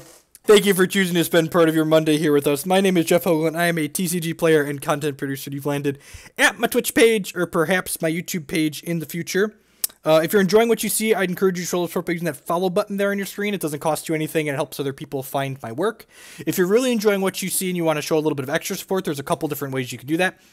The first is by subscribing on Twitch with a couple different options or becoming a patron on Patreon. You get varying little rewards for doing those things. Definitely check the information down below the stream for more info on that. You can also support my content by supporting my sponsors. My Magic sponsors are mtgcardmarket.com. They would love to sell you some Magic cards. Inkedgaming.com. They would love to help you customize some of your gaming gear, and you could save money on your order there with the discount code. And also sparedeck.com would like to rent you physical Magic cards. This hand, this is, you know, you have to revel in the deck building sometimes as we look here. You know when you do your spiel, you get loud. Yeah. And we have to revel in the fact that we have basic mountain in our deck with Voice of Resurgence. So we're going to click the mulligan button. And this hand is very good, so we'll keep.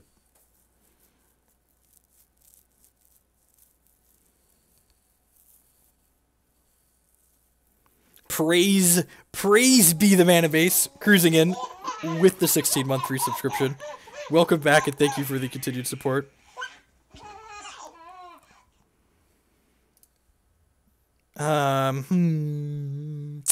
So I'm just going to automatically top that and then we're going to fetch it away. So let's do that. That's going Stiffix. Is Magic going to be a regular thing? That depends. It depends on how many people I have supporting the content for Magic stuff. Originally, we were just going to do more paper streams, but it didn't really seem like the Patreon got too much activity for that, so this is a lot less work than that. Other than having to deal with Magic Online, streaming Magic Online is infinitely less work than streaming paper, so we might do these every once in a while in this evening time slot. We'll see. This isn't going to replace my Hex streams that I do during the day. I really enjoy playing Hex, and it's a great game, and I have a lot of support from people for playing Hex. They have a great community. Spell Snare, rude.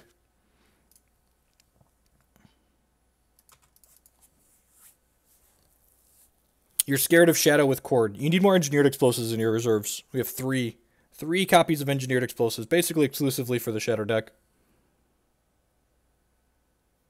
Yeah, Glissa's real good. Spread 'em. Yeah, swim with the fishes. Fishes in the ocean, fishes in the sea. The fact that I don't have a second Stomping Ground is going to bite me. I'm playing against Fish or Blue Moon. The Spell Snare makes me question whether or not it's Fish, right?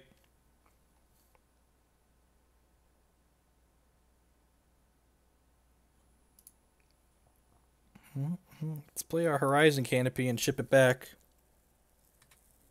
Yeah, that's why Engineered Explosives is really good against the discard spells as well, because you can like play it out proactively and just leave it sit on the table.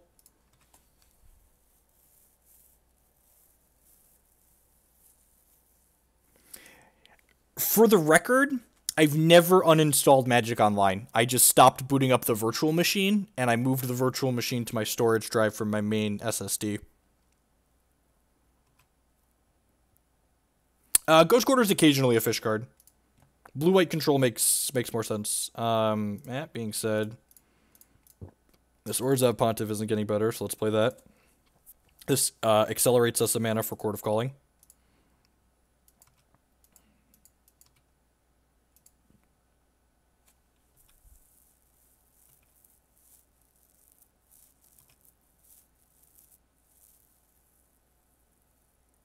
Think twice. Ooh, Psycho Land.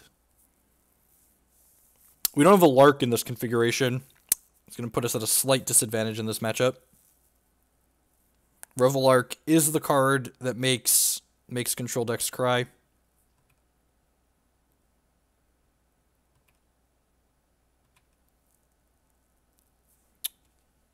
It's like a DC plus magic card.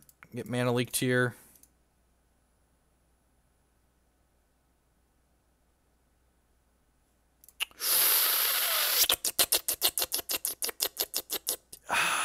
I forgot how good Courser of Kruphix feels. Now the real question here is, am I going to have to resize this library window every time we draw a card?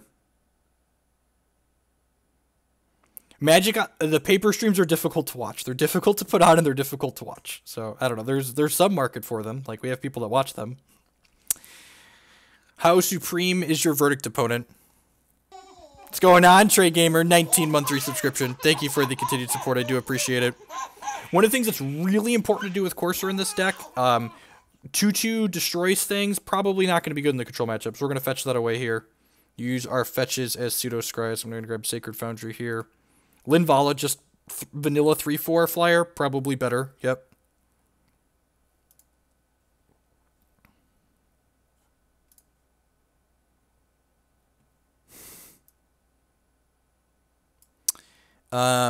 We can also do things like Horizon Canopy here to draw this card. We tried to get rid of you, Qasali Pridemage, but the cat came back in the most literal sense. Alright, Voice of Resurgence. Alright,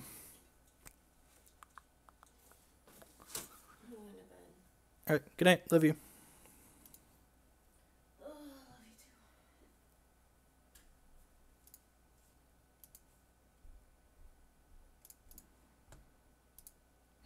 I don't think I want to commit more pressure to the board here.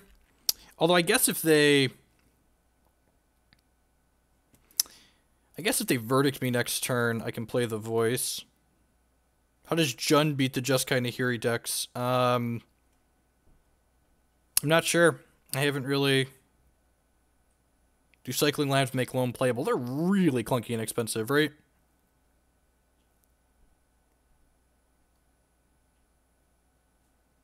Well, we haven't gotten Wrath of God yet. Land. Okay. That's almost exactly like a land, right? Let's attack for 5 here. I'm going to go to block. We'll path them.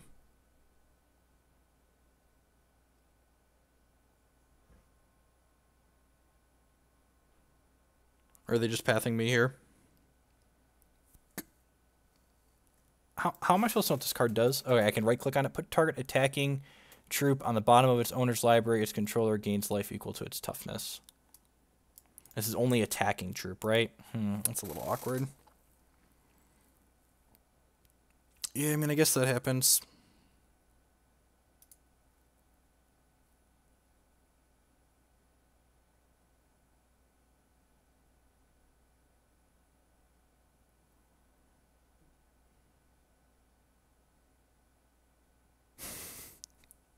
We're doing good, Ryan. It's okay. We're doing well. We're gonna snap condemn me.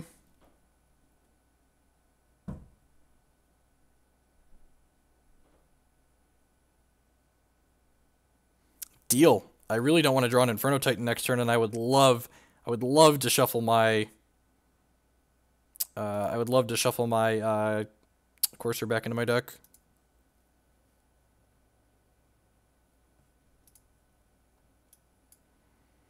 They don't have Cryptic Command up here, and I can play this through...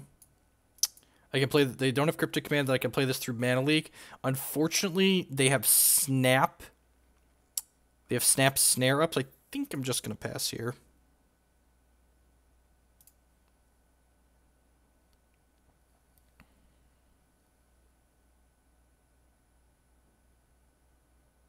When I play the Voice pre-combat, because I really don't want to commit more pressure to the board into a potential sweeper. I really don't want to play into Cryptic Command.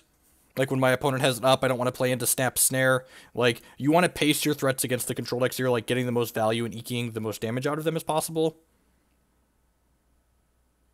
Timely reinforcements. Sure.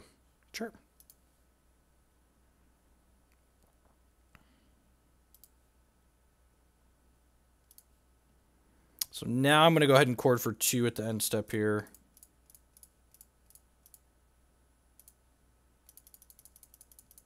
Yep, that's exactly right, Burgle. I'm going to chord for a voice here again, just trying to, like, get the most value out of every play we make. And, like, this is probably going to eat a piece of interaction, Mana Leak, Remand, something like that. It did not. All right, well, that means we're likely... I guess we could get Snap Pathed here or just Path. Nope, we get to Ready. Sign me up. I was hoping to draw another payoff card there. Obviously, we did not.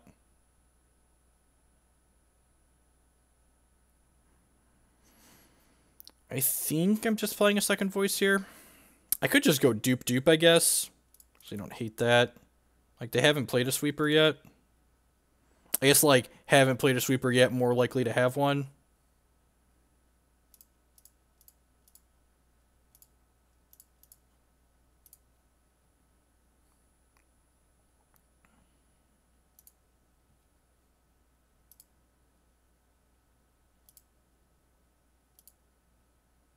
I feel like a lot of these decks can't afford to play too many verdicts in the main.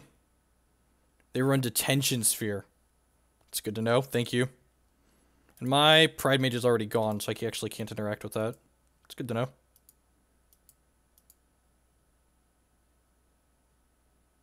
D-Sphere is marginally better for us than Verdict. Actually, I don't even know if that's true.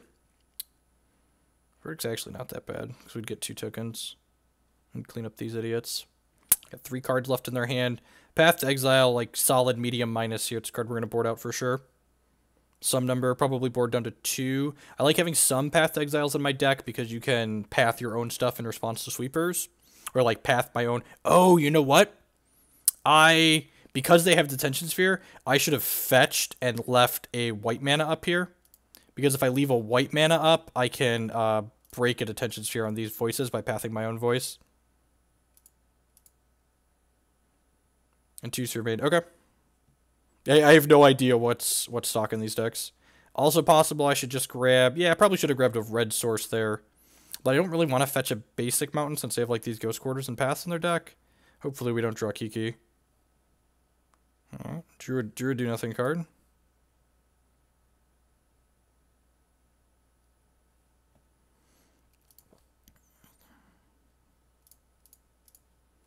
Yeah, I guess I probably should have attacked with this last turn.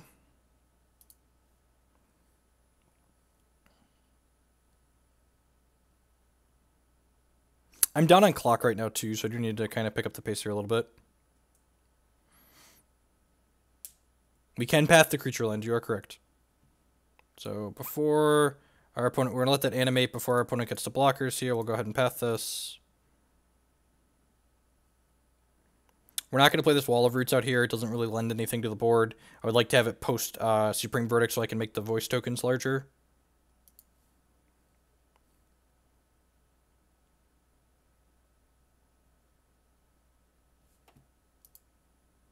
They just have another Timely Reinforcements here. This no blocks here screams second Timely Reinforcements to me.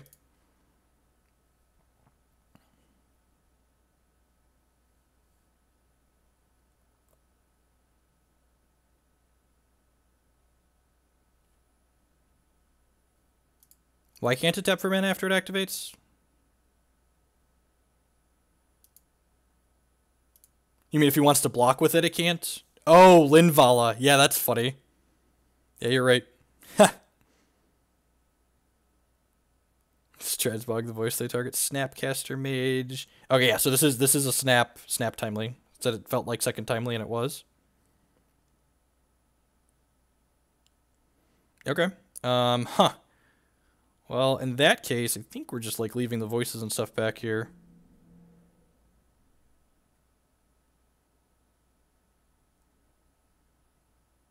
And then, like, our Linvala is going to stare awkwardly at the Celestial Colonnade.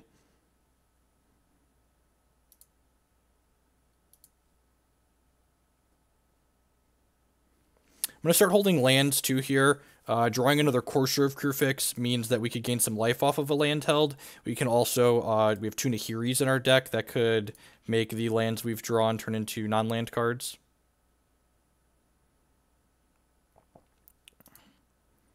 Codester, the play there was just in kind of a long turn, and like Expedition Map doesn't feel like a land drop a lot of the time because acceleration spells often don't, and like he didn't gain a significant advantage and almost certainly would have still won the game without having played the two lands that turn, so just like, you know, let it go. It literally happened like 6 months ago, so like I don't think Tom was trying to be malicious there.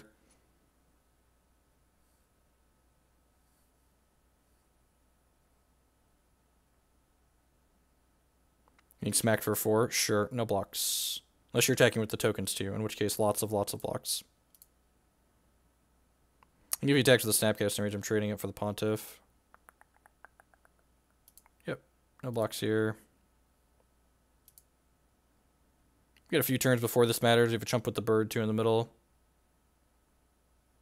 Yeah, the big thing people don't, and like not playing tournament Magic is just like not having to deal with people like that is such a, yeah, to cheat in Magic, you have to not only gain an advantage, but also have knowingly taken the action that you've done. And, like, I don't think Tom was doing what he did on purpose, so, like... Oh, you know what? I probably shouldn't get the mountain here. I think we're just going to pass the turn. I should be attacking, right? Like, he can't... Yeah, I'm just going to keep attacking, because I'm not chumping with the Linvala this turn, and he can't activate the Celestial Colonnade. Arresto on Pontiff would be great. You are not wrong. We have a lot of live draws, and we're just flooding out a little bit here. You can't, and that's the important thing. You can't accidentally cheat in tournament Magic. Like that, like we grow up like playing casual board games with friends and family, and like we just like the definition of cheating there when you're playing those games casually is like anything that goes against what's written in the rulebook is cheating, and that's not how it works when you're playing tournament Magic. In order to cheat in tournament Magic, you have to knowingly break the rules and gain an advantage from it. So if you like accidentally do something, intent is everything. You can't cheat without intent. Panglacial Worm would be the Nutter Butters here. You're not wrong. Do they have Trample? Actually wouldn't be that good if it doesn't have Trample.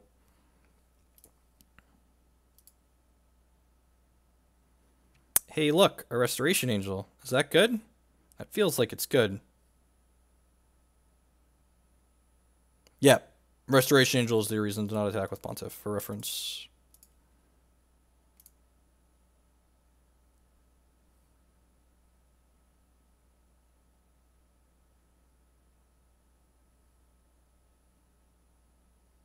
Sure, but like it requires intent, and I'm willing to give a player like Tom the benefit of the doubt.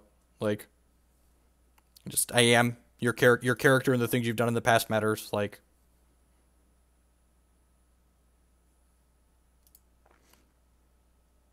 but like honestly, like even if there's 2 or 3 instances of them making the same mistake, like that's just Magic's a really complicated game, and like you can make the same mistake over and over and over again. Like I played.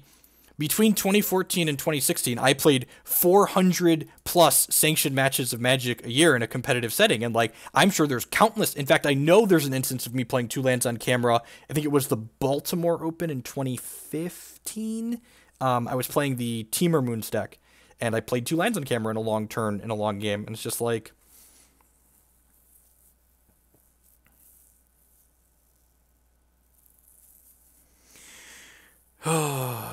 Is Path really worth giving us 2 8/8s? I don't know. I don't know. I'm not going to answer that question. I think I'm leaving back a double block here. Am I leaving back a double block here? Maybe I'm not. Yeah, I'm just going to crack him for 3.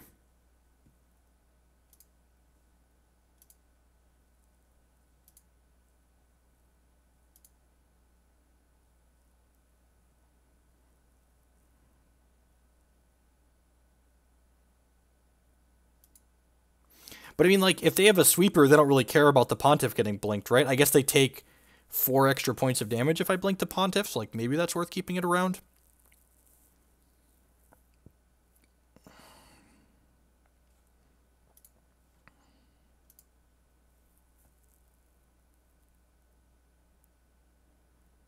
I'm going to do my best to try and catch up on clock here, so I might not be talking quite as much for the rest of this. I'm going to start using my auto pass key, too.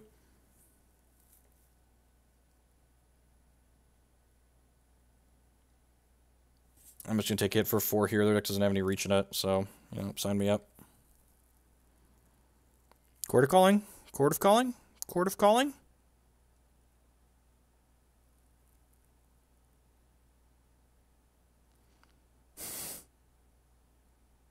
That's a Chord of Calling. Doesn't look like it, but it is, for reference. Bum bum bum ba-da-dum bum. Bum bum bum ba-da-dum bum.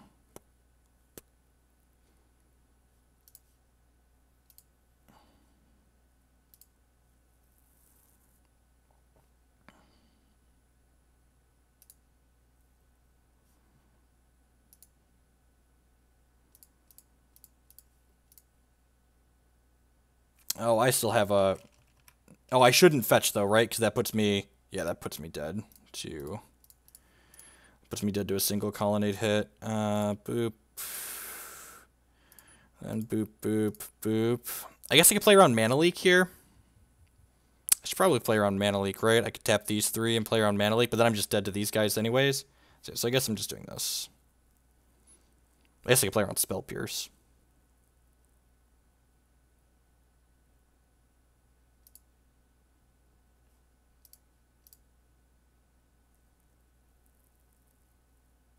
Alright, got him.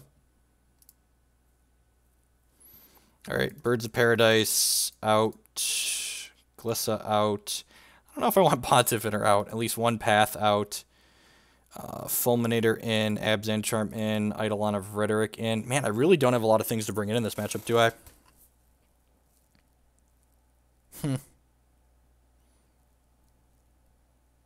It's a touch awkward.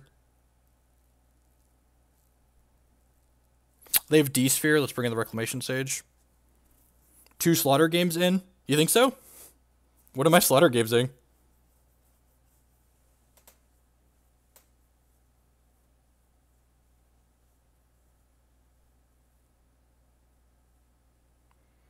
Is Slaughter Games better than just like playing a couple Birds of Paradise? What is this? I'm watching. Chris Fadmeter with the 11-1-3 sub. Verdict, Path, Condemned. Oh, I like Slaughter Games in Verdict. That does sound fun. So the problem with Birds is it just, actually, Birds is probably better than Wall of Roots, right? I think that's actually true. I think Birds is better than Wall of Roots. And this helps fix my colors, too. This is probably just worth it as a bomb. Yeah, I think I like this. This seems fine.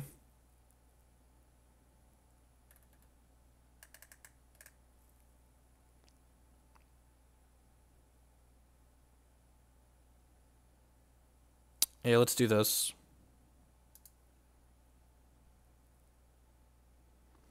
Linvala's text is a 3/4 flying troop. That's plenty of text.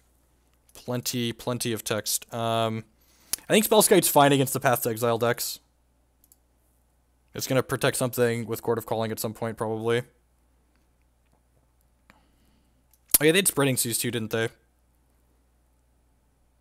think this is fine. We usually just want to make a bunch of land drops in this matchup. The games go long. The fourth bird might be better than the first path. You're not wrong. Oh, look at that. Never forget, Magic is a skill game and the better player always wins.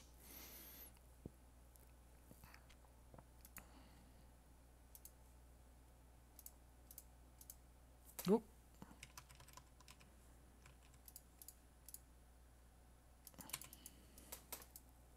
Turn to collect some sins.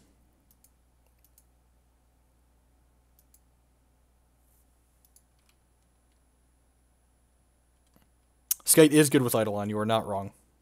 Eidolon's just like good against Snapcaster decks in general.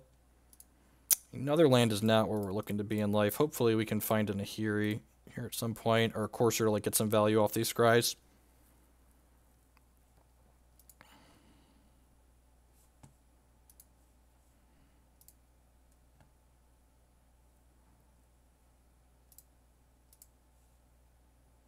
Censor. That's cute.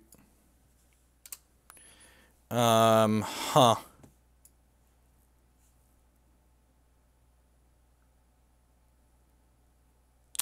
think it's just Verdict here, right? It's probably just Verdict. They're probably cycling that Censor so they can hit their land drop, I'd assume. Yep.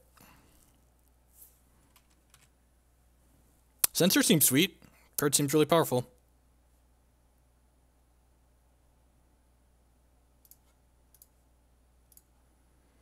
Oh, look, that's exactly what we wanted. All right, let's attack Listen Collector.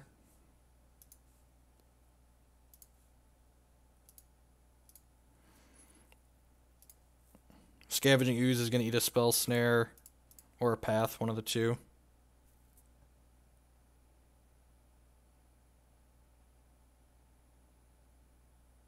Why would I want to take the Path as opposed to the Supreme Verdict? Can someone help me out? Like, this game's 10 out of 10 going long, and, like, the Verdict's better in the long game.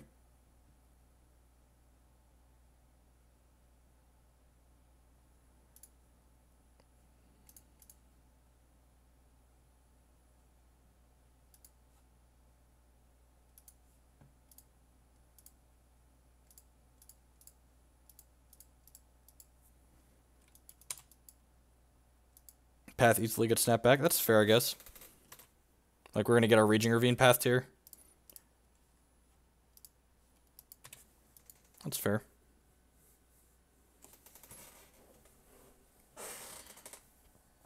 Yeah, that's plenty fair.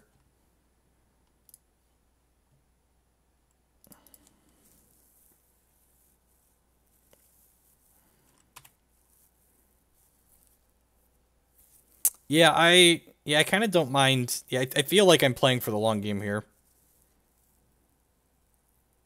Another Ancestral Vision, yep. And look, they can't snap back Snare now. God bless. They can snap back Path next turn, though, but that gets me another land.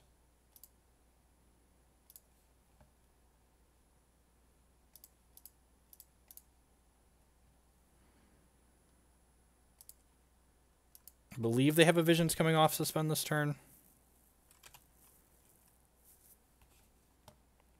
Yeah. So they missed a couple land drops there. That could be what propels us forward in this game. They're also just like not going to kill us for a while, right?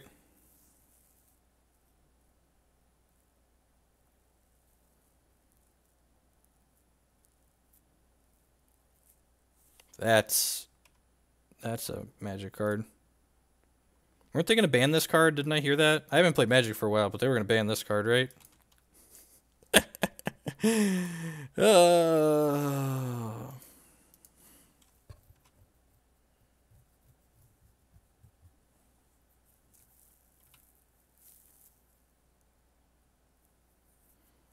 I mean, people say things that are objectively wrong all the time.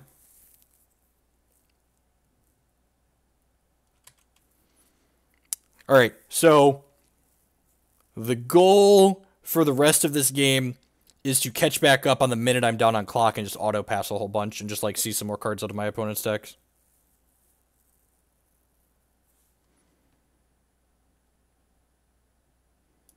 Like, maybe we could win the game, but, like, almost certainly just, like... Oh, Magic, I lied, you do you.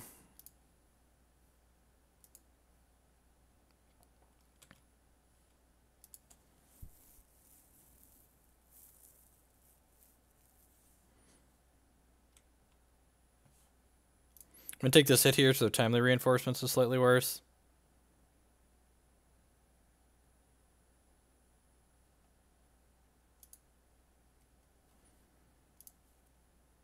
Actually, yeah, let's play this. And then I'm going to attack with all of these into the Gideon here and try and kill it.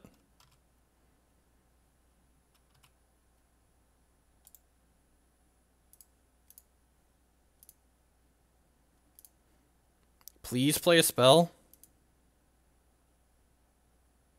Please play a spell. Please play a spell. I don't understand why they attacked here, but go ahead and make a decision. I mean, like, maybe we're actually playing a game here now? I have no idea. There, Snapcaster, please. Snapcaster, Path to Exile me. For the love of God. Oh, God, he's doing it! He's doing it! You gotta save the Gideon! At any cost, save the Gideon!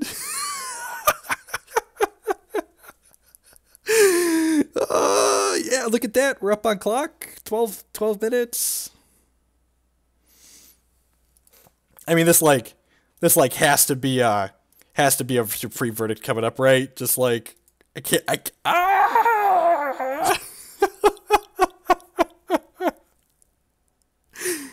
Oh, wait, is he not blocking this? If he's not blocking this, that means they don't have the verdict. They must have Detention Sphere, right? It could be Detention Sphere. It could 10 out of 10 be Detention Sphere. It could be Detention Sphere. To be fair.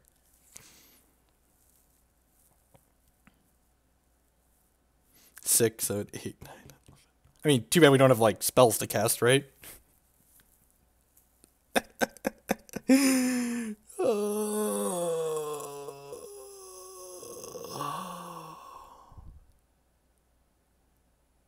Oh, I'm dead? Sure. That's what's going on. Got it. We died. Good play. Good. Hip hip cheerio, mate.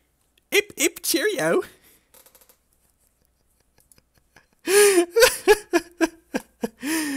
All right. Huh.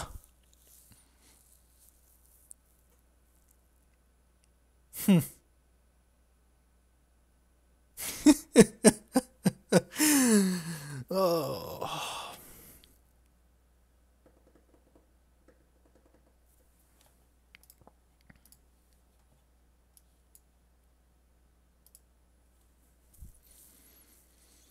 EE for Gideon. I guess he's got tokens too, right? Is that better than Slaughter Games? What if we just like split these 1-1, just like the 1-1 coward split? Probably don't want to draw 2 of either of this card.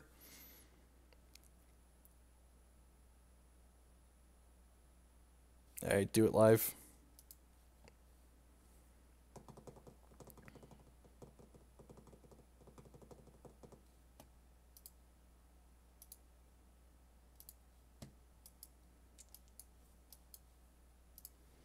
I don't like to mulligan.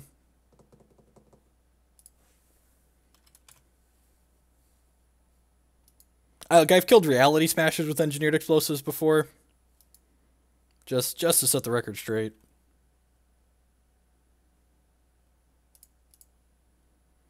Alright, let's draw Voice of Resurgence here. That would be ideal. But not like to reveal Tree Folk, thank you.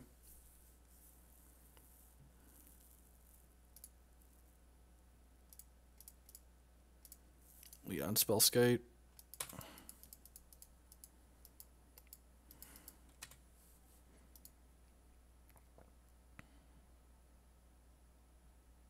Run this into a spell snare here in a second. Land. That's exactly like a land. 4-drop land. You know, tomato, really.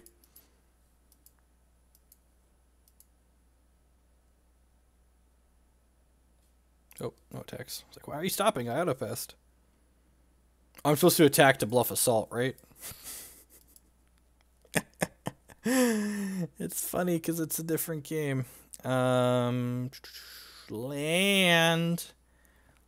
Well, you know, we tried.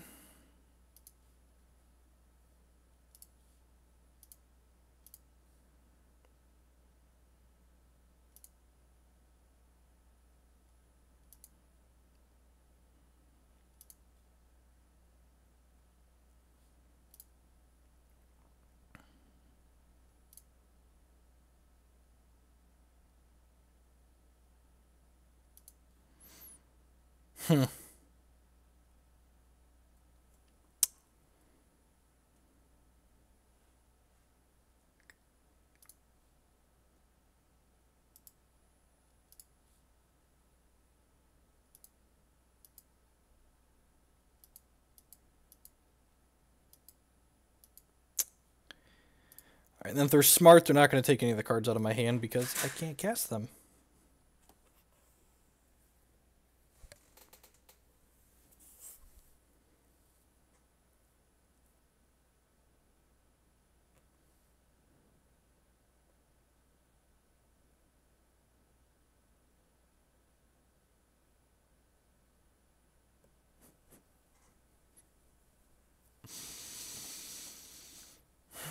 Oh, look, they figured it out. That's good for them. This Ancestral Vision is going to come off suspend here soon and just put it in us.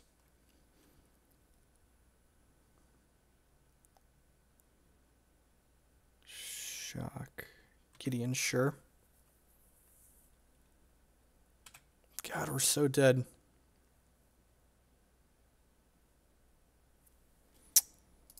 Right on time. Is it better than a Wall of Roots? If it was a Wall of Roots, we could chord for one here. Not that that would do anything.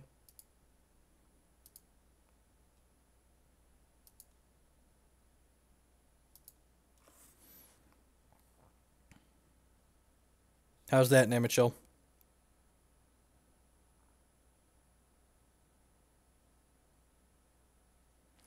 This card closes. Coffee's for closers, and Gideon's getting him a cup of joe.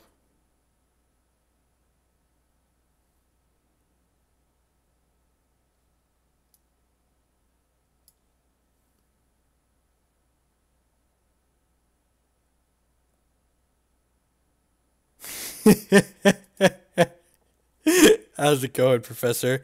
He's got... What if I drew another Path to Exile? What if I drew another Path to Exile? You have Cryptic Command, I guess? This has to mean you have Cryptic Command, right?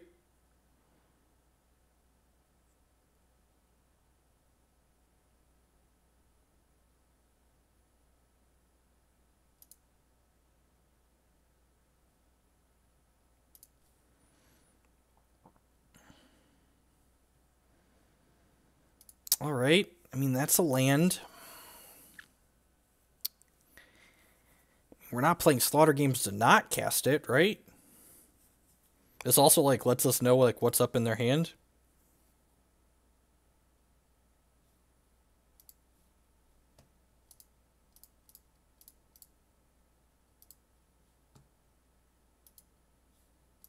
Is it Cryptic Command?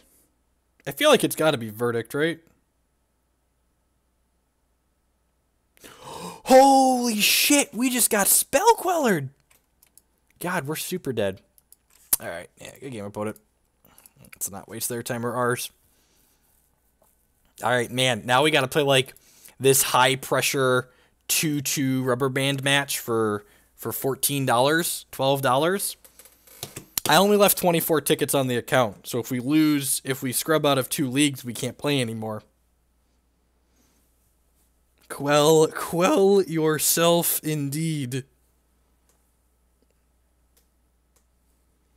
Please send tickets, Jeff Hoagland on Magic Online.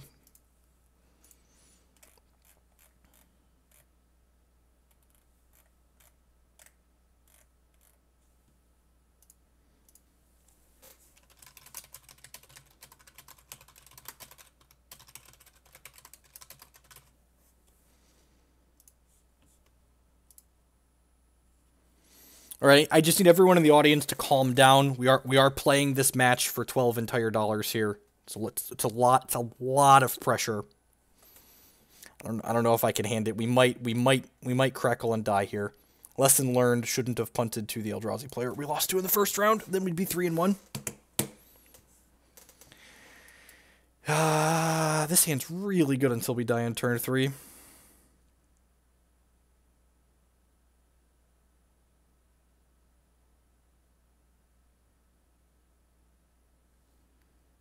My opponent lied to me in chat. They just told me good luck. You don't want me to be lucky, opponent. You want me to, like, stumble and die.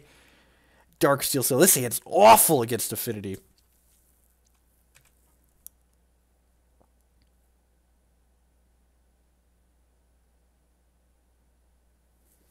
That's exactly what we needed for Christmas. No, it's not.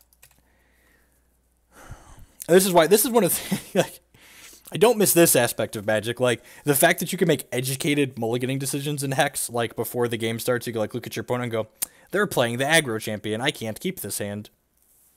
Oh, yeah, just super dead.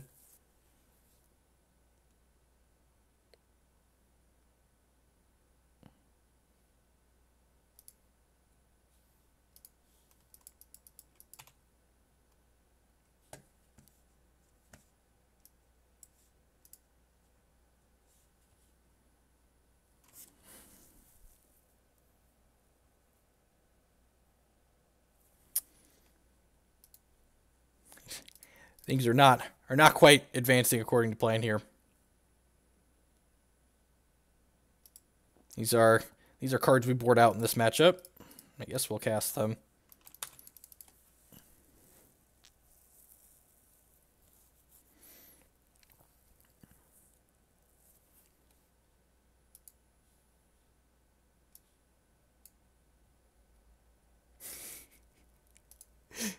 Kyle with the next league on me trade. God bless you, buddy. Let's go borrow some tickets here real quick.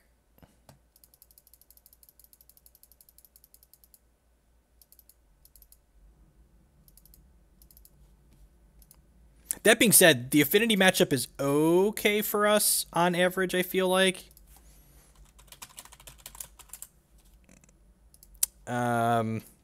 But, you know, we do have these clunky games, ones where we just, like, lose because we kept a hand like this.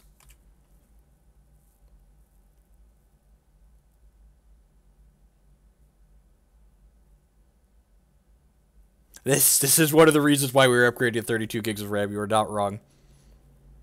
Pontiff. Pontiff. Pontiff. Pontiff. Pontiff. Pontiff.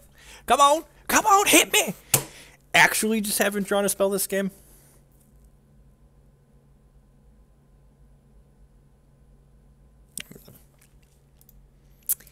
I'm just gonna save us some time here. This game's not over this turn, but it's gonna be over eventually. And if my username wasn't Jeff Hoagland, there's a non-zero chance my opponent wouldn't know what we're playing. But because my username is Jeff Hoagland, they almost certainly do. Let's bring in all these reserves cards. Nahiri goes away. Titan goes away. Courser of Kruphix goes away. Sin Collector goes away. Glissa might be fine. It's probably pretty good with the Engineered Explosives, actually. Voice of Resurgence is like a medium minus. Could do this. I don't hate boarding out a Chord of Calling in this matchup. Just because, like, it's kind of slow and clunky, and they also often have, what's the word I'm looking for? They also often have Grafdigger's Cage.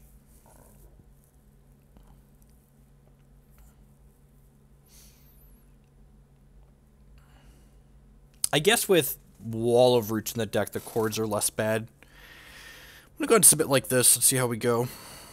Stony Silence and Engineered Explosives is a combo, but, like, you know, what you can do about it.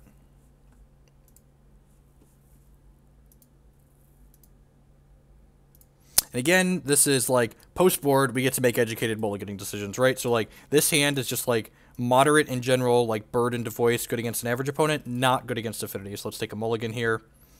Hand has Stony Silence in it. Easy keep, right? I don't miss seeing hands like this. I mean, this is a keep. Let's scry some lands. Yep. God bless.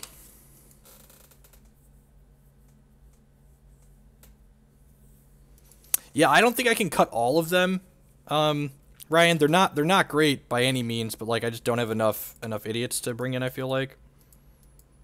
And this is the part where we need to draw lands, but we also need to draw spells, because, like, we have both of the voices when we boarded out 2 of them in our opening hand.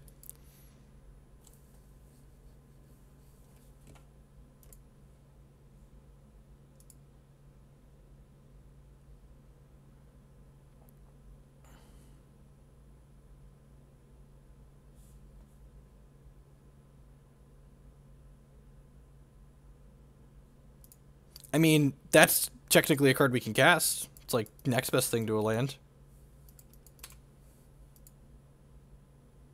He did, Proker. He did.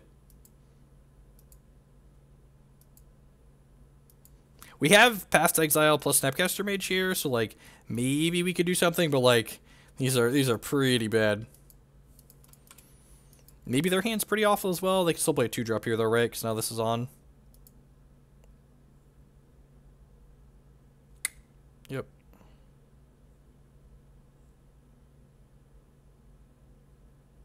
Nice mulligan since this game has, right?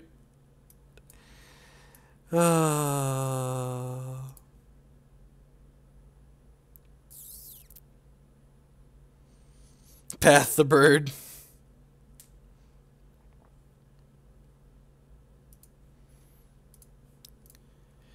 I'm just gonna do this now. Scale of 1 to dead, almost certainly dead. We needed to draw a land or a Stony Silence there.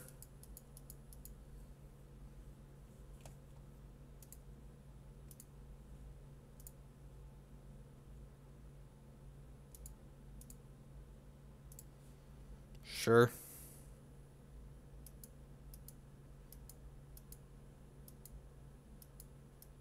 Even Stony Silence wouldn't have been that good. Like, she'll just, like, die to what they have on board. They're attacking for 4 next turn, it looks like. Plus, potentially still have other payoffs in their hand, like Cranial Platings. More Ravagers, Steel Overseers, all that jazz. You know, like, them's the beats. Like, we mulligan to bad 7 into an unkeepable 6 into a medium -5. Yeah, there's the Cranial Plating. Just save everyone a little bit of time. Concedes eventually, right? Oh, God bless Kyle. You know, throwing in some dollarinos there. Do I want to change anything?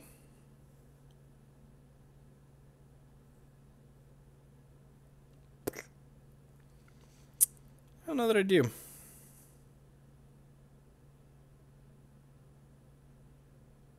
I don't really have many cards on here to change anything. I might want to Lark in the 75.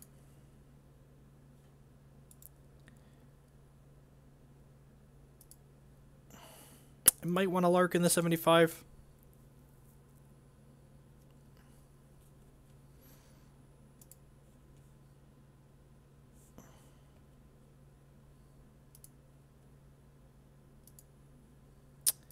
Alright, I don't know that we're going to finish this one, but let's queue it again.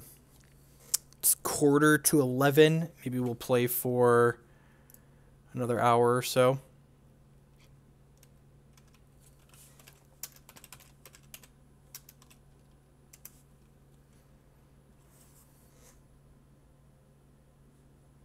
Yeah, that's no worries. We probably want to lark. Probably want to lark somewhere in the 75.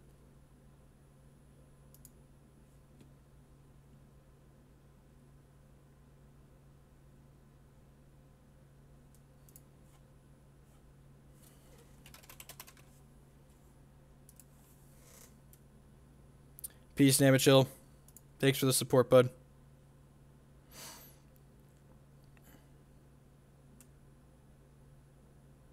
Hot foot here.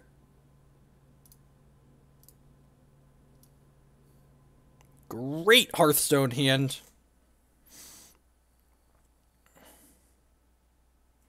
I don't want actual factual counterspell to be in Modern. That would be really good against Kiki-Jiki. And it doesn't really solve any of like the issues in Modern. So I would prefer it if we didn't have actual factual counterspell in Modern. Thank you very much. List of things I would prefer not to happen. That is definitely on it. Easy mulligan here. Into a medium -6. Bottom of the land.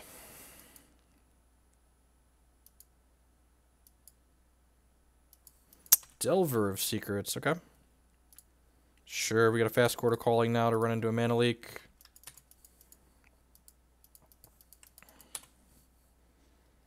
Survey says, flip to mana leak, kill me. Nope.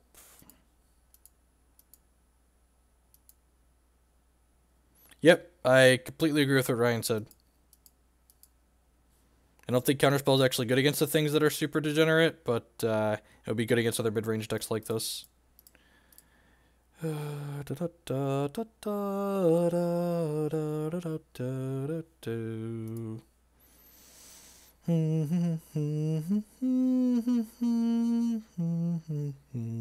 we mana leaking this? God bless you if you are. I ain't got anything else going on. Good deal. No, do not. Why even ask? Small sequencing mistake here. Should have played out the Windswept Heath as opposed to the Wooded Foothills because I already have this Plains in my hand. The Wooded Foothills is just strictly better than the Windswept Heath here. I mean, they just printed Force in a standard legal set, right?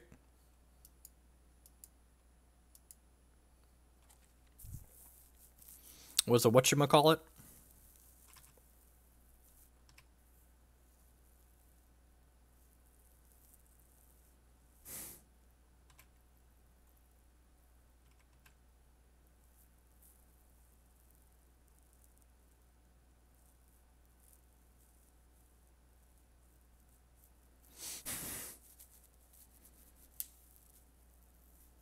That.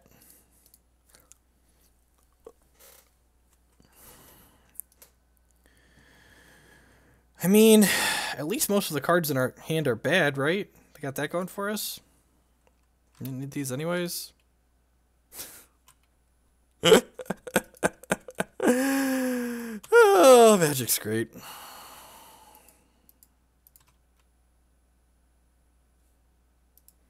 Do we keep being lucky here? Nope. Dead. Terminate.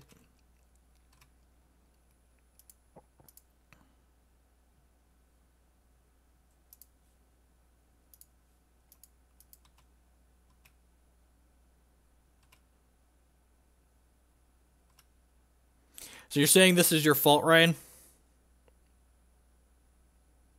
It's a Tessiger? Tessafish, maybe?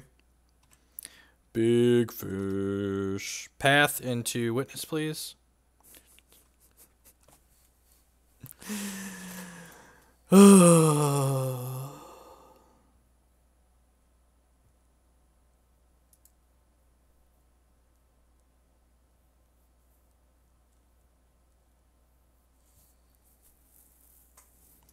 Helix is fine.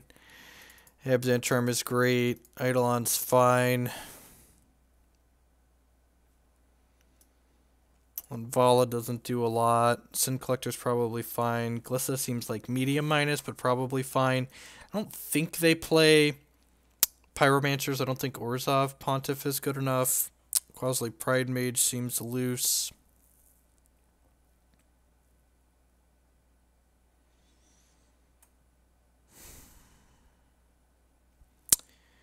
Forge-Tender might be playable.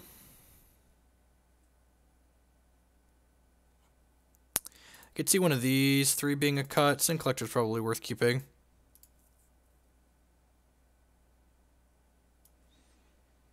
Probably just the Glissa, like trading my 3-drop for a Lightning Bolt doesn't sound terribly appealing.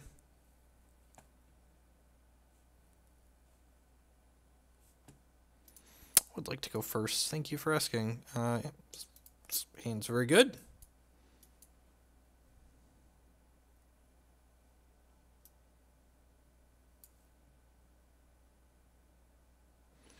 Get Temple Garden, play Bird. Assuming the bird lives, we play Witness, rebuy the fetch land so we can Nahiri on 3. What's Glissa for? Glissa's for the Eldrazi decks primarily, but she's also just good against decks that don't have a ton of removal in them. She's also fairly good against Death Shadow. Having Swift Strike and Death Touch is pretty good. It means you get to kill their troops before they deal damage back to Glissa.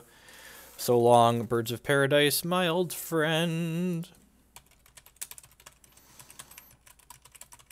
It's been a while since we've had the application of that one. It's just like, never draw a 3rd land and die. I've played this game before. I've played the keep 2 lands, get your bird bolted, never draw a 3rd land and die game. I know how this one ends. I've seen the ending. I've looked into the future. And I know how this game ends.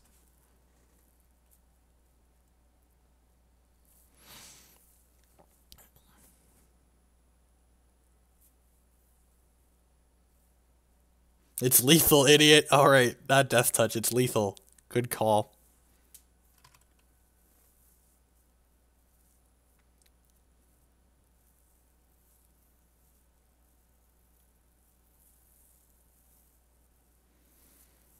Sure.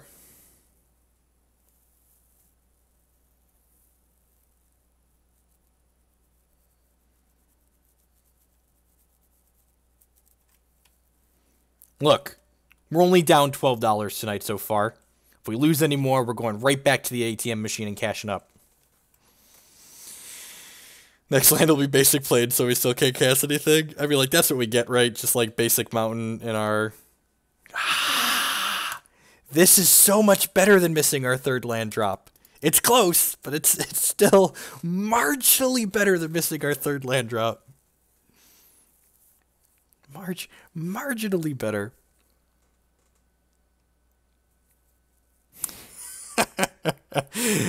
We're just very unlucky we didn't have a... I can't zoom in to show you this card. We're very unlucky. Oh, look, I can right-click on it and you can see the text. We're very unlucky we didn't have a Tree Folk in our hand to show you.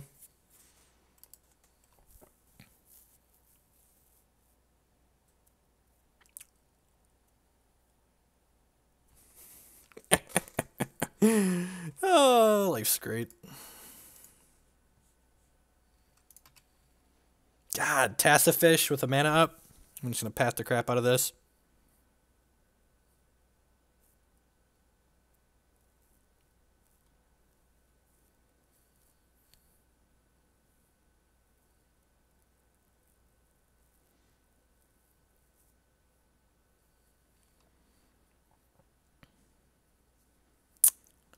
Murmuring Bosk's nickname for reference, Forest of Koilos.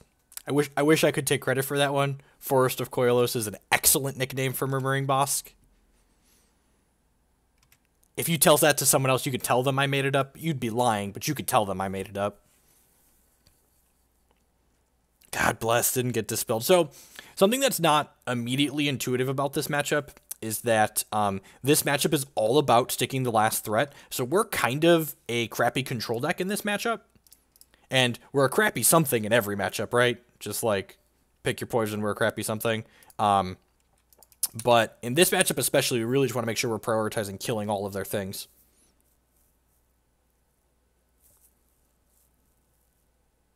Who actually gets credit for Forest of Koilos? It's someone that I played in an open at some point. I don't remember the name. Really bad at remembering names.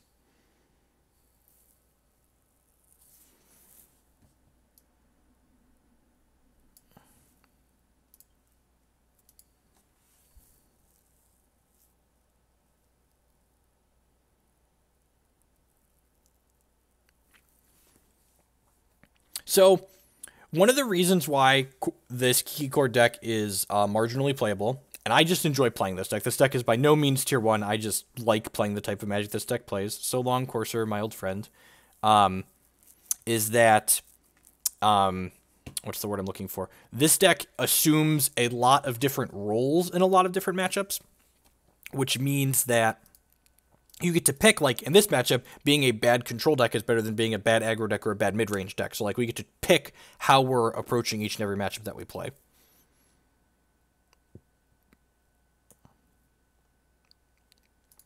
So I'm going to go ahead and get back Windswept Heath here, because making land drops is actually pretty important in this matchup. Again, because we're a control deck. And then I can stick my Voice of Resurgence here, which gets through everything but Spell Snare. So I'm sure we're about to run into a Spell Snare, right? I'm going to get an extra forest here since we have Chord of Calling in hand. We already have like 2 white here, kind of.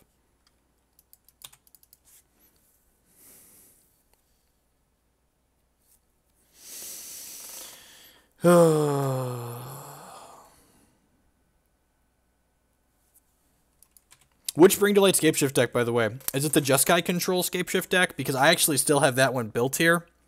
And we are 10 out of 10. 10 out of 10 setting $12 on fire with this at some point. And by that I mean I top 32 and open with this, so it's like kind of playable. Probably need to adjust the removal suite for the new format, but that's really aggressive. Deal.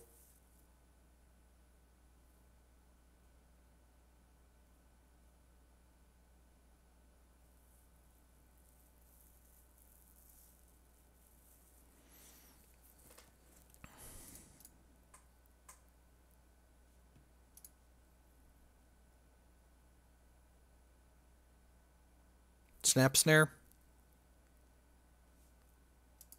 Do you have Mismatch Snapcaster Mage? Oh, this is the new one too, right? How do I look at this card? I don't actually know how here. Bum, bum, bum, bum, bum. We're down a game, right? This is game 2. It's all a blur, really.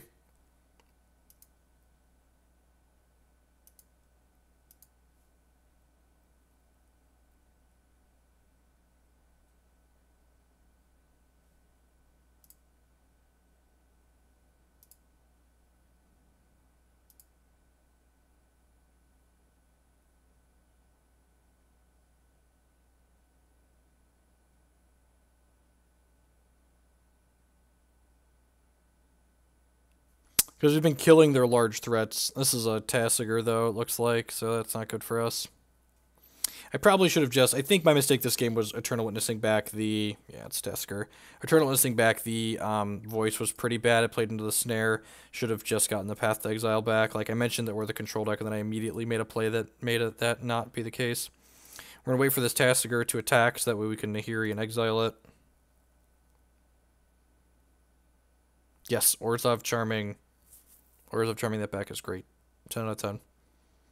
Okay, my 0-5 is going to block his 4-5. If he wants to try and kill my Wall of Roots with a Lightning Bolt, that's fine.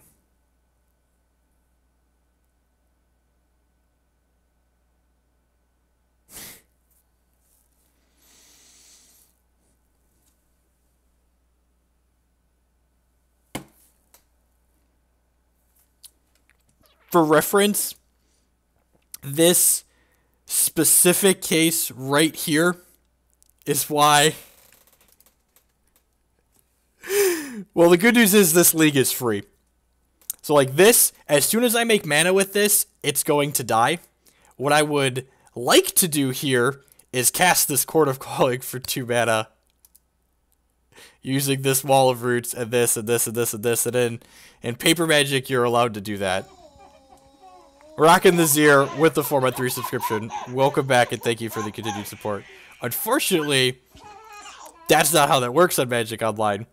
They broke that in January 2016. And like, you know, we're not going to complain about it because we knew that like that's what we were signing up for, but like assuming like this was Paper Magic and things worked correctly, I would chord for Voice of Resurgence in response to that Lightning Bolt there.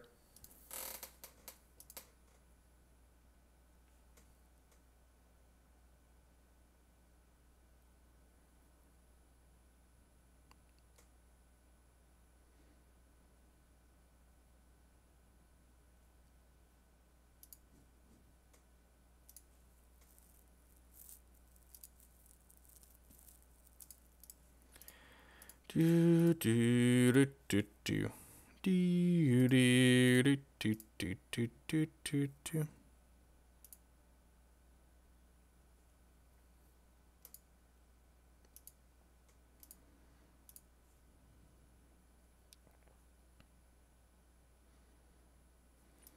Yeah, last time I just never reported them until the end. It's too much work to report them. I'd like make notes and save them up, and then like it's such a pain in the ass to file for comp that I just like save up all the comps and like comp them all at once.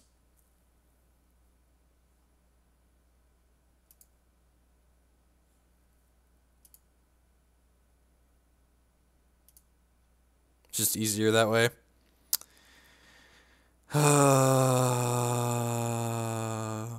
Sure. It's a good draw. Fetched wrong. Should have gotten another green source, knowing I had a Scavenging Ooze. I'm sure he's got a Spell Snare or Mana Leak here to just make me hate myself.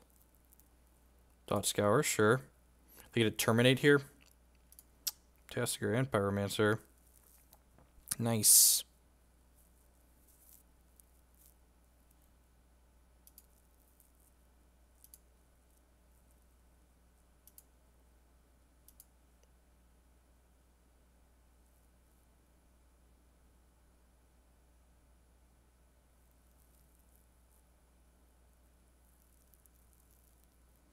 Yeah, you can't activate Wall of Roots as a mana ability on Magic Online. You can only activate it at instant speed. It's been that way for a little while now. So I know that what I told you is correct and that Magic Online is wrong. For reference, I've played a lot. I think I'm actually going to eat their Tassiger in response here to this fetch land, because this feels like they're setting up for a Delve threat here.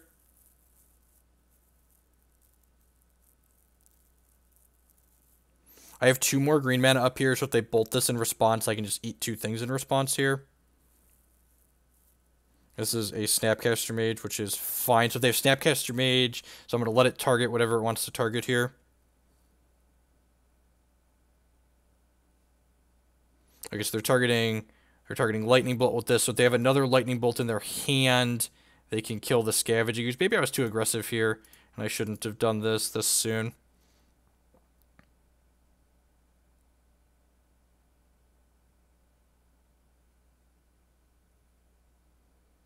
Yes, this is another bolt out of their hand.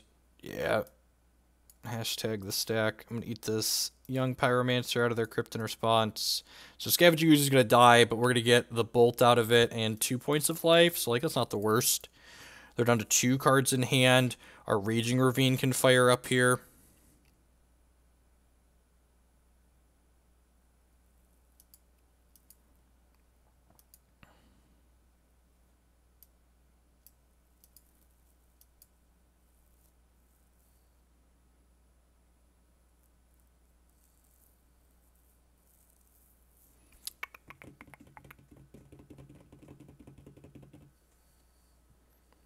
All right, what you got? Oh, they still have 4 things in here, too. So if they have Tassiger, they can play it.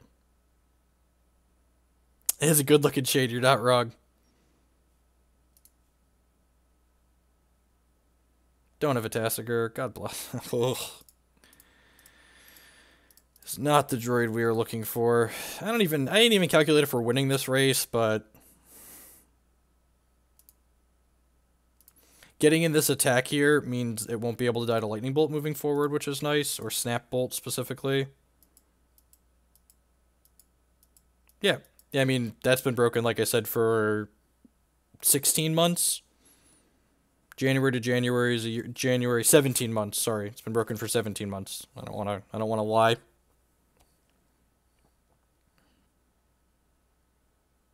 They broke it when they reworked the mana for colorless mana with the introduction of Eldrazi in January 16.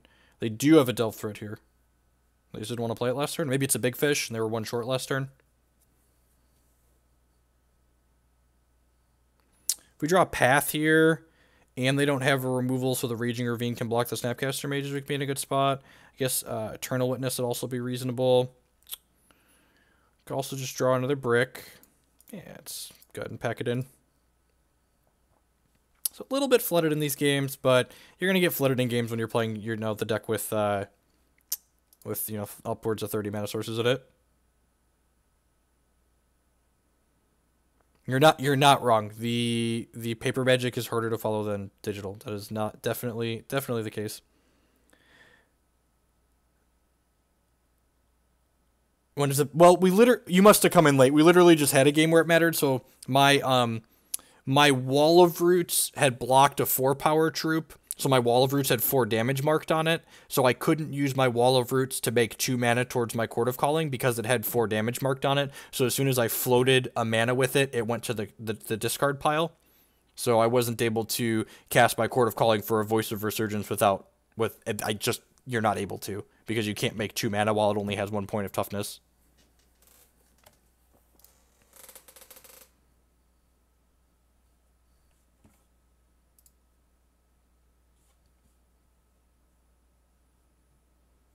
The old 0-1, 1-2 pair up.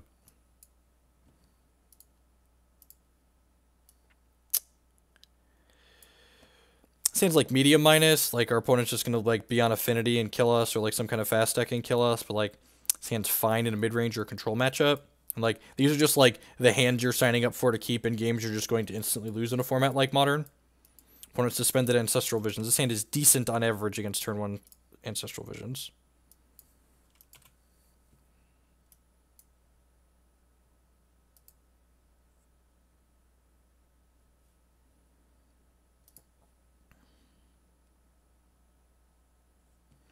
If you tap the video and tap the eye, you can you tap the video and tap the eye, you can hit the information button, and then there's going to be a big button that pops up that says Magic Decks in there.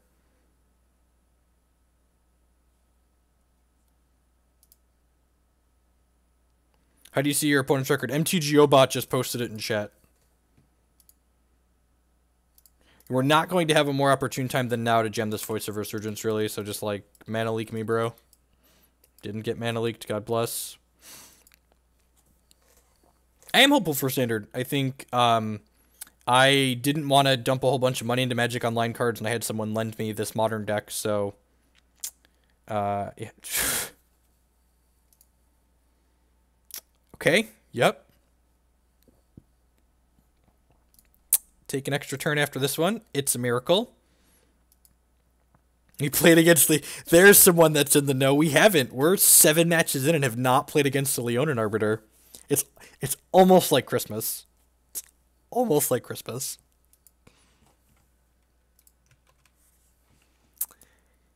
I would just like to take a minute to say good morning, afternoon, and good night to everyone, wherever you're out in the world. Thanks for choosing to spend part of your day here with us. My name is Jeff Hoagland. I am a TCG player and content producer, and you've landed at my Twitch page. We're playing some Modern here this evening. This is one of my favorite formats in Magic, and if you're enjoying yourself and you're new to the channel, I encourage you to show a little bit of support by using that follow button there on your screen. It doesn't cost you anything, and it helps other people find my work. If you're really enjoying what you see and you want to help me produce more of this content, you can give some support either by subscribing on Twitch for 3 different amounts or becoming a patron on Patreon for varying amounts. There's information on how to do that in the stream information down below. If you're on mobile, tap the screen and press that little I button. You can also support my content by supporting my sponsors, who for my Magic streams are mtgcardmarket.com, inkedgaming.com, and sparedeck.com, and you can find information all of them again in the info section down below. What did my opponent do? Days Undoing? Oh, I have a new hand. Okay, sure. Weird. What is going on?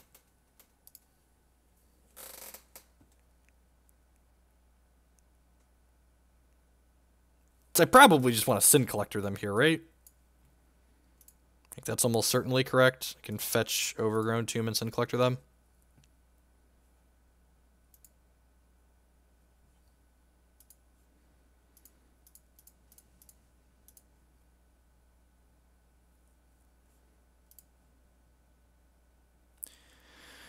What you got? What you got? What you got? All right, take a screenshot here. My opponent's going to draw a bunch of cards next turn. So they have a Lightning Bolt that's not red, an Exhaustion, and a... If I recall, Exhaustion is basically just like 3-cost Time Walk, but it lets us... Yeah, we're just going to take the Time Warp out of their hand here. Crack them for 2.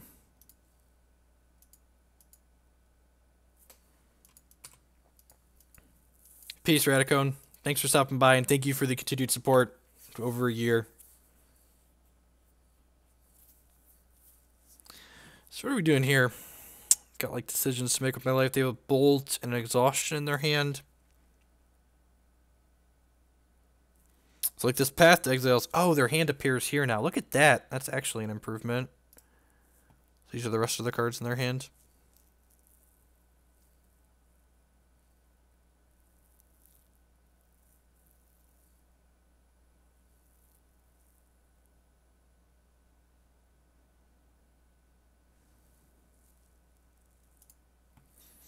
Just wanted to play some Magic, Johnny. Just wanted to hang out and play some Magic. It's tough to do in paper. It's expensive. It takes a lot of work. Even when we're proxying things like to practice Standard, I have to print off like 7 decks, and then I have to sleeve them and cut them. It's a lot of work. And it's harder to watch than Magic Online. Like Magic Online's nothing pretty to look at, but it's definitely more functional in terms of streaming than paper stuff is a lot of the time. We're still going to do some paper streams. Like I've got all the Modern stuff put together. We might do some Legacy. Like people supported on Patreon specifically for that, but we're going to mix some... What just happened? Okay, they played the Exhaustion, sure. So my cards aren't going to ready next turn.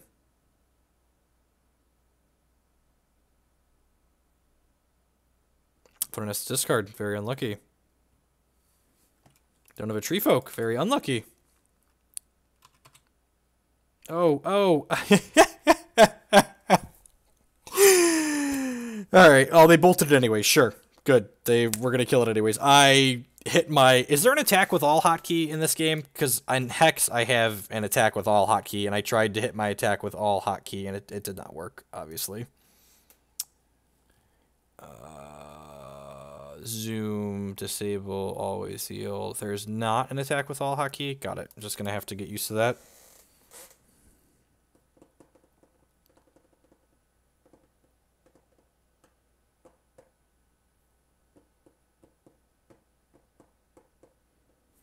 Okay, I understand I can right-click attack with all, but there's not a hotkey. I'm looking for a hotkey.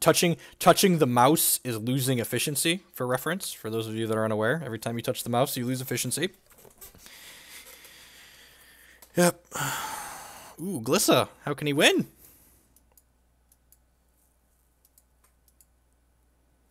The better question here is how do we die? That's going to happen at some point. Probably going to hold these paths up. I think they usually kill us with like the Time Walk, make a 6/6, right?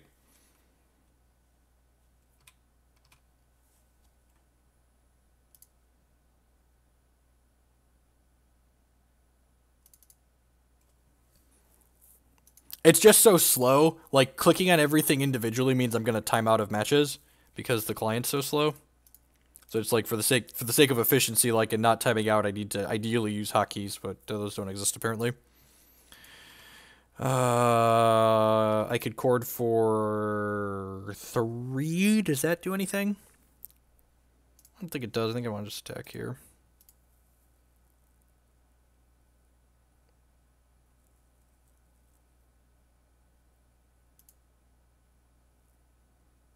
Snap Bolts and Animating Land. Sounds good. Oh, they have Snapcasters, so the Scavenging Ooze has text box. That's good to know.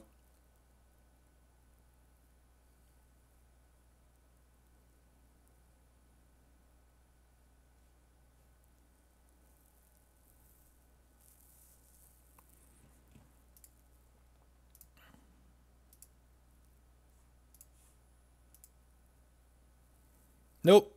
In fact, we lost. We got suffered from the Wall of Roots bug last game. I don't know that it guaranteed would have won us the game, but we had to take a worse line because it wasn't fixed. Which is fine. It means the league's free.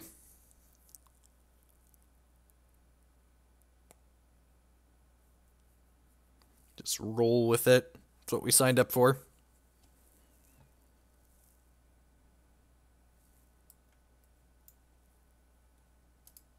What's going on, Zach?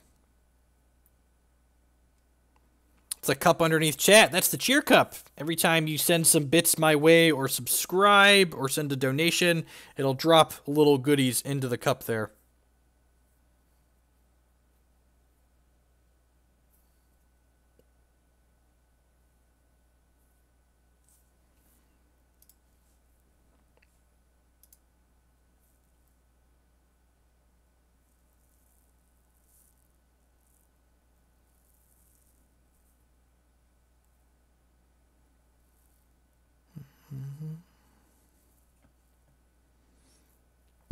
Bolting my Scavenging Ooze. I feel like if you want that dead, it's probably important. So let's make it not be dead.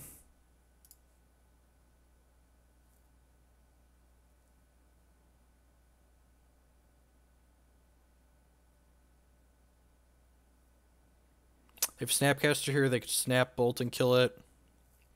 Otherwise, this is getting Spellskite.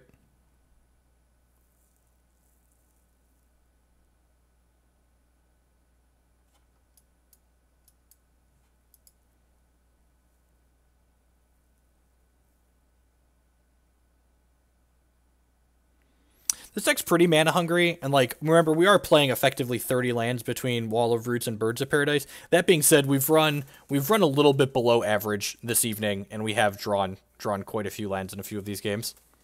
Whitening Bolt again. I mean, like I feel my teeth becoming cleaner while this is on the stack.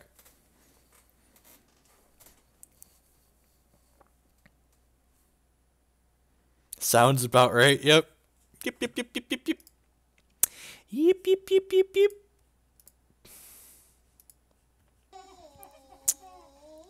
Pentachills with the $5 donations. Have you heard about this sweet new digital trading card game, Magic the Gathering Online? There's going to be a digital deck soon, Penta. All of the digital is coming for us. Well, the good news is our opponent is firmly on their way to timing out here.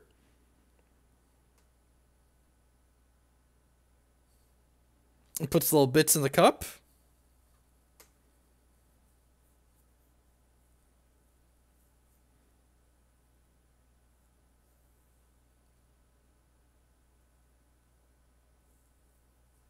Okay, well, that finally resolves. Let's get Spell Scooter here. I have to click on my picture, right. Interface designs that make sense.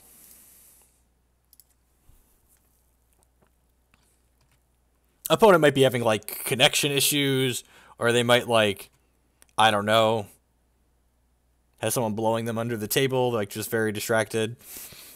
Yep.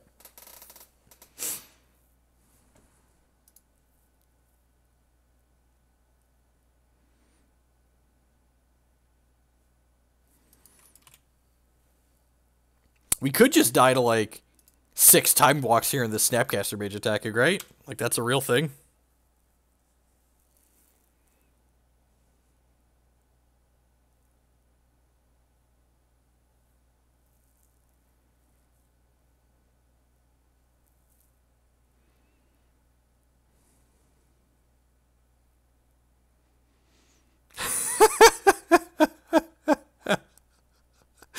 Right? I mean, I'm not judging, okay? I'm not. There's no judgment here, but just like I'm just like trying to figure out reasons that could be taking him so long. It's like work through it together with me now.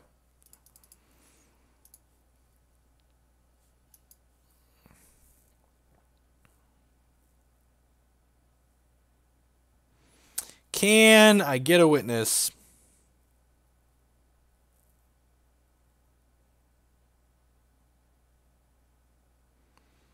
It's a little cryptic opponent.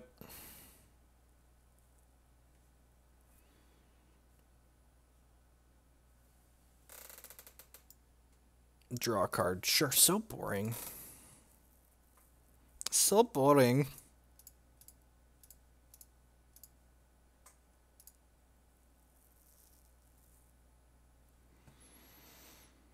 I mean, at some point, probably, right? Like, it can't possibly be worse than what we're doing right now. This is the pause while they read the Glissa.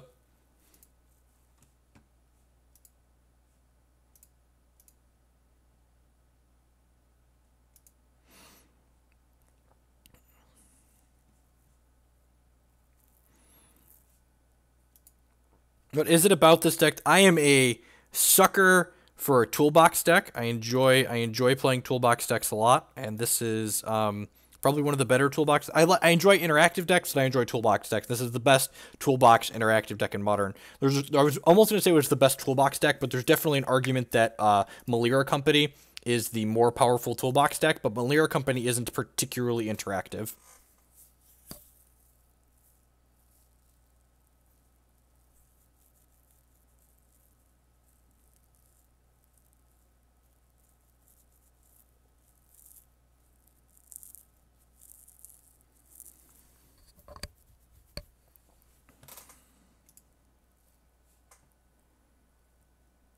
Have another cryptic command here?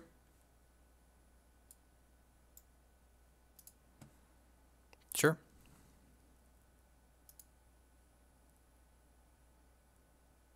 I doubt we'll ever get tutors in Hex that powerful and that flexible, because tutors like that in general are bad game design, because they kind of, in order to keep your format balanced, like the tutor has to be really overpriced, like Chord of Calling, to the point where it's just like tier 2 close to not playable, or it's going to be like really busted like Birthing Pod or Demonic Tutor or stuff like that. Like as they print more cards into those formats, it becomes harder and harder to keep those cards balanced. Talisman of Progress. This is game 1, right? I just haven't boarded yet.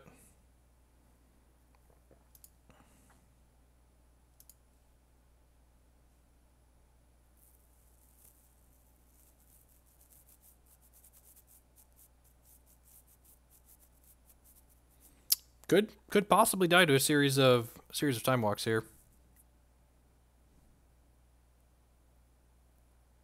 Yep. Sure. I probably want to stay above 3. I'm actually going to float a mana with this and get...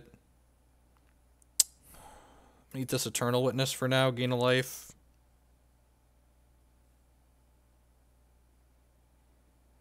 Yeah, and there's a ton of different ways to build this deck. You can basically build this deck to attack any format.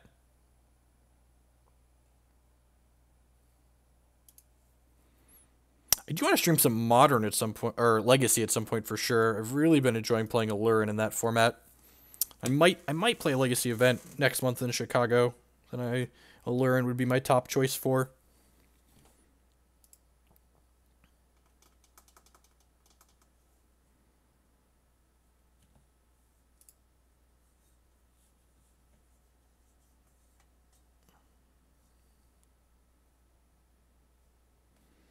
The good news is, if we can force a game 3, Lightning Bolt my Glissa the Traitor. Yes, sir.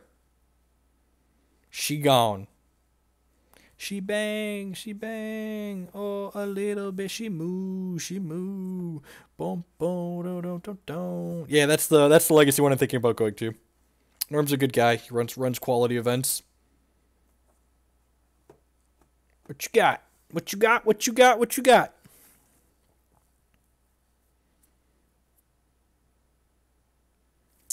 Days Undoing. I'm gonna path this.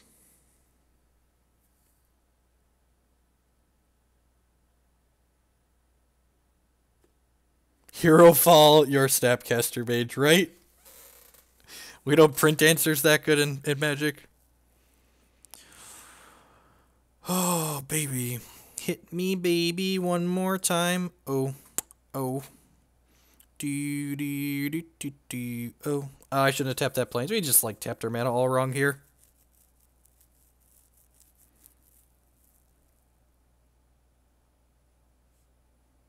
Sure.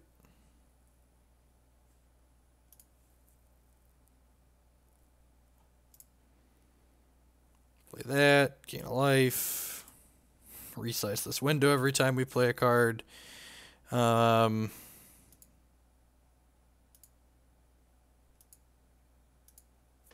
Actually, oh yeah, I wanna lead on this, I think.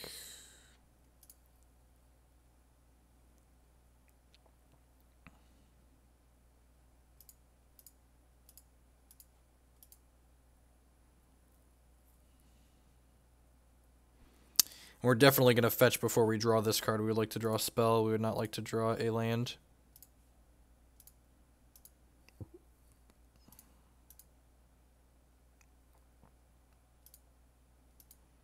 Alright, down to 5. Down to 4. The old upkeep fetch. Thin some stuff out. What you got? What you got? What you got, opponent?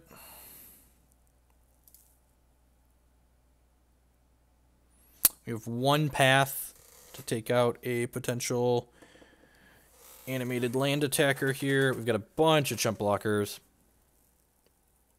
No, I floated the mana from Wall of Roots there.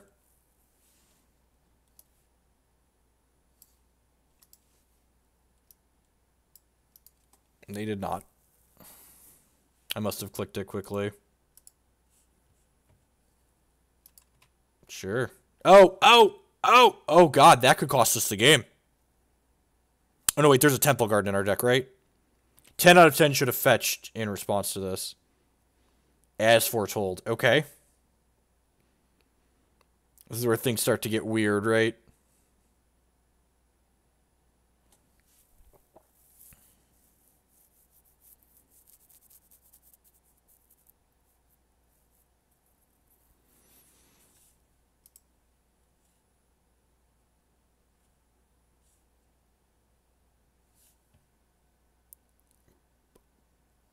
What? Alright, I'm gonna fetch my Temple Garden out untapped here. So we don't draw it by accident.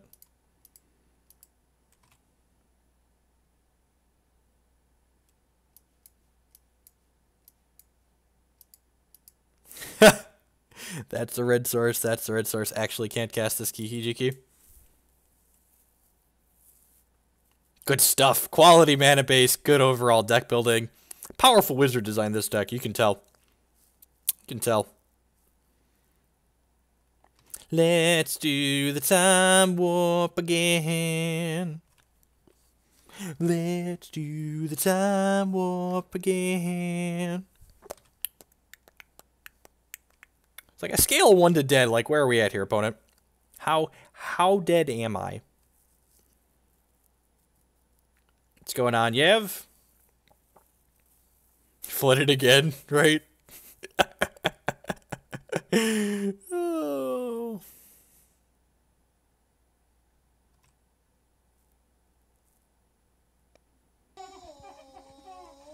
Dear Peep, with the resubscription for 8 months in a row, 2/3 of a year. Welcome back. I appreciate that continued support. Well, the good news is, if our opponent plans to win a second game in the same time frame they've won this game, we're going to win based on the clock. Things that we have going for us. Also, since this is the first time, the Worm826 with the brand new Twitch Prime subscription. Thank you for that and welcome. I do appreciate it. What was I going to say before I... Nope. My brain, God, don't get old. My brain, like, ever since I had kids, my brain is gone. Can you move your video window so we can see your clock? Oh, I can just move this down, right? There we go. Sorry, I meant to, Magic Online keeps changing this every, maybe I should leave this at the default and I should move myself up a smidge. That's probably ideal. That's what I was going to ask, actually. How do we feel about my current layout? It's been a long time. And I kind of did something different so we could kind of maximize the amount of screen that the actual gameplay has, but it's still tough. Yeah, we're definitely boarding an Eidolon, right? Like, they've got Stabcaster Mages and they're casting multiple spells on their turn all over the place.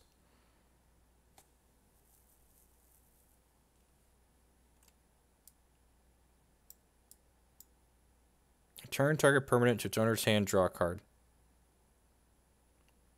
Huh. I feel like I should eat some things here.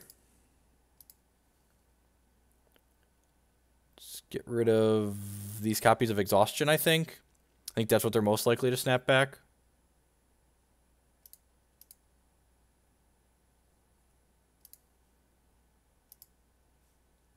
I could also, like, path my own Scavenging Ooze here. So, like, he doesn't draw a card, but I think that's a little bit loose.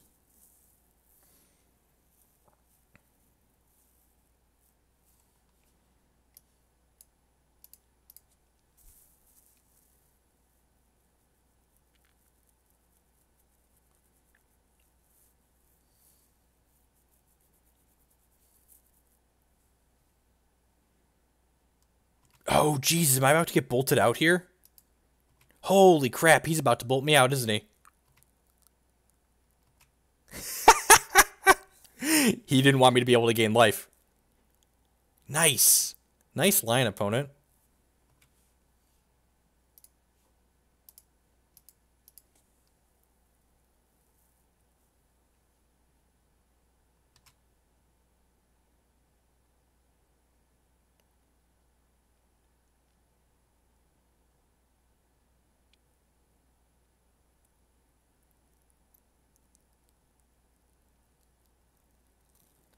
cast Wheel of Fate.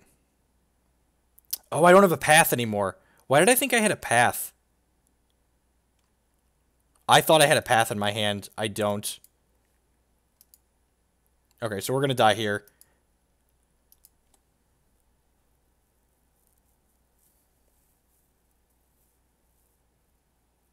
Yeah, giving sponsors dimensions for what I expect from them is a pain. They like just don't have the tools at their disposal to like make that happen. All right. Well, we're bringing in the Slaughter games, I guess, and the Sage and that. Yeah, I think these are even playable. Path to Exile seems medium minus. Glissa and Pontiff seem bad. Pia seems bad. Linvala seems bad. The rest of this seems... Eh. Maybe you could argue for a Fulminator Mage or an Abzan Charm. I don't know if I like either of those cards better than anything I'm already playing. Maybe I don't want all 3 Slaughter games.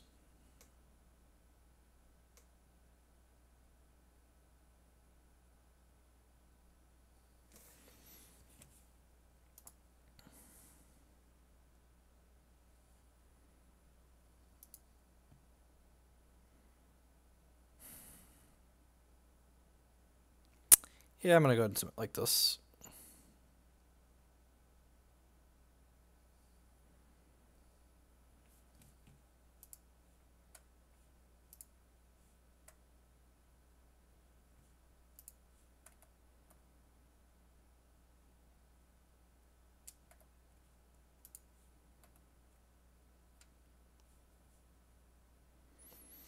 What matchup is the Inferno Titan is a way for Nahiri to have something really big to get that can kind of end the game from spots where you're behind in one shot. It could deal 12 damage on an empty board. It's also just like a nice big thing against the Eldrazi matchups. Like it's bigger than Reality Smasher and Thought-Knot Seer.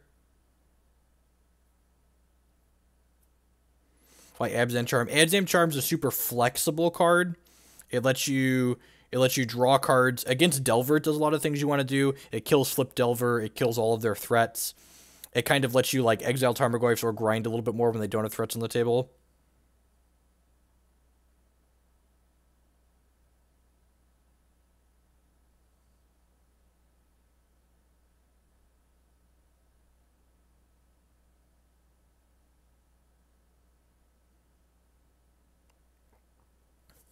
You can buy the playmats that I use on the paper stream from my sponsor there, inkedgaming.com. They would love for you to check out their products. You can save 12% on their site with the code Jeff12 there. My Chord over Evolution. This hand's pretty good. Keep this, get to scry here. I'm in the market to draw another land here, right? Yeah, we'll top that. Doesn't let me cast Slaughter games on time, but I think that's fine. Huh. Actually, the fact that it doesn't let me cast Slaughter games on time means I'm going to shuffle it away.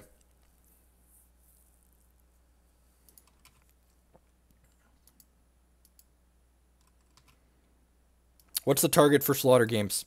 I don't actually know. So, we didn't actually see a win condition out of him other than Snapcaster and Lightning Bolt. So I think it might actually be take their Lightning Bolts away. No joke. That might be a real game plan here. We get 2 shots at a land next turn. Suspended Wheel of Fate, sure. Alright, miss 1. Ready for miss number 2. My body is ready. We got there, and we can cast the Slaughter games next turn if we'd like, which feels good.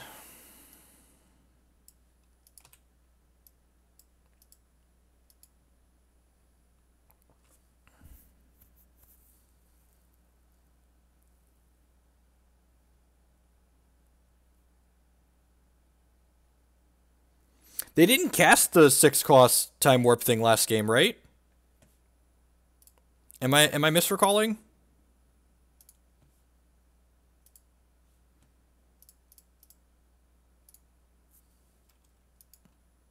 Oh, I could have played Voice there. I forgot I had mana from Wall of Roots. Playing Spellskite's probably fine. It's the one he can snap back. That's fair. We could just take the Snapcaster Mages, right?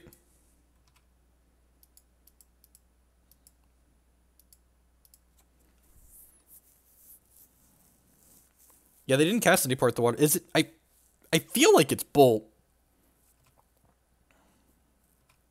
We might not even get to play it, actually. Land. That's unfortunate. Oh, yeah. So if they have another Exhaustion here or a Time Walk, they're going to discard our hand. And there's 2 more Slaughter Games in the deck, so, like, whatever, but...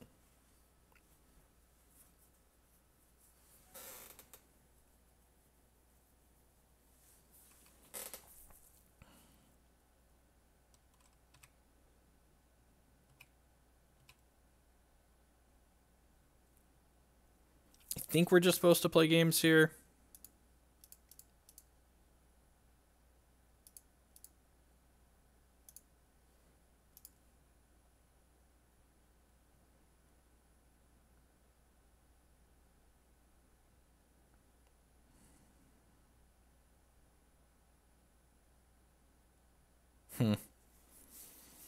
What do I want to name?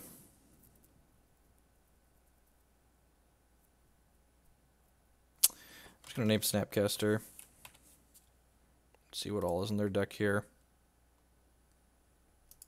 There are only 2 Snapcasters. Okay. How do you actually win the game? Thing in the ice. Okay, that makes sense. Oh, I cut all my paths, didn't I? That's unfortunate.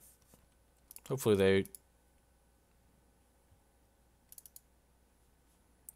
they wheel us into another Slaughter Games for next turn.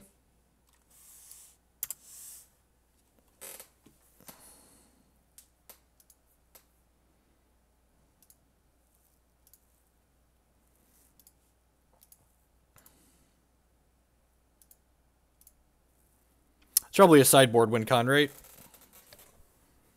They're going to bolt us at end step. We will save 2 life, or 1 life basically here and redirect.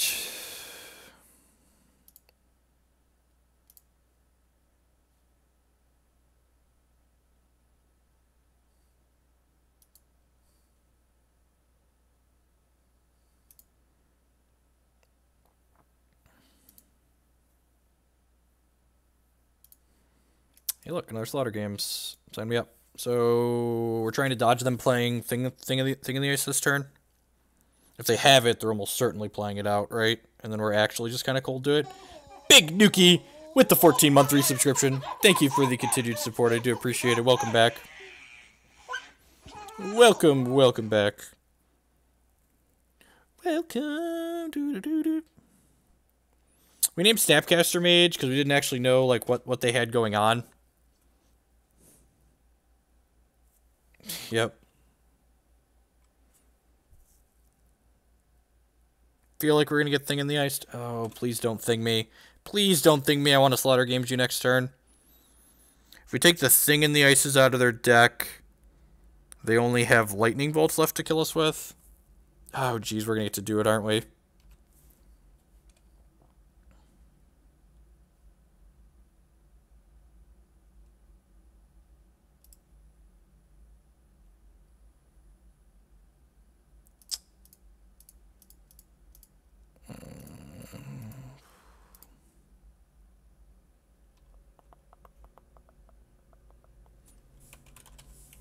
Thing in the Ice.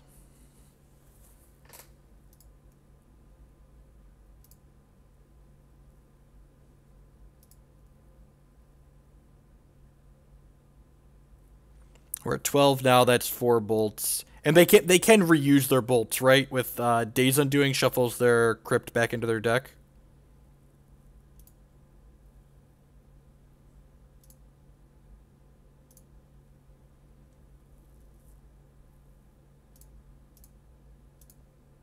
Oh, you know what? I could have small miss sequence here. I could have played the wall into a bird.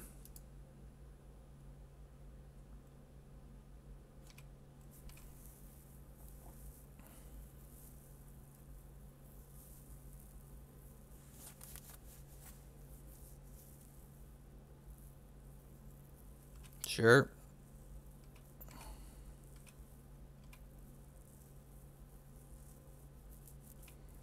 Yep. I think we're probably going to lose, too.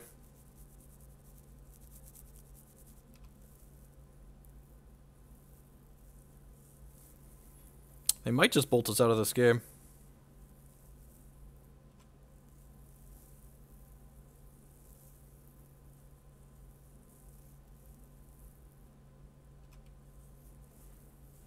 I can't just auto pass because I have a Snapcaster Mage.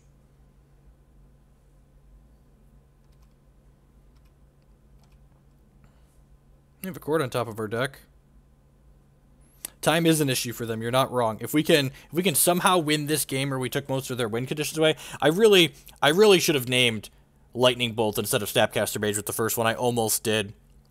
If we would have named Lightning Bolt, they actually would only had 2 Snapcaster Mages left to win the game, which I guess they could theoretically do. Actually, it might be harder for them to win with Lightning Bolt than Snapcaster Mage. Actually unsure which is better.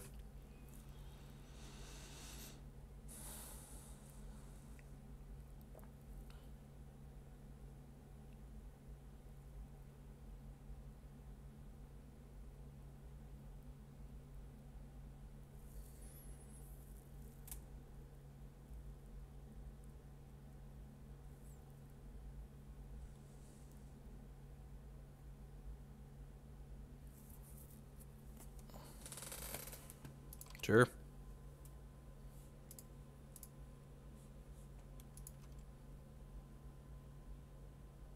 $16 cards left in their deck. So what, they can, like, bolt me a bunch here, take another turn, like, and then they could Daze Undoing plus take another turn at the same time? I'm pretty sure we're actually dead here, but I'm going to make them go through and just, like, show me.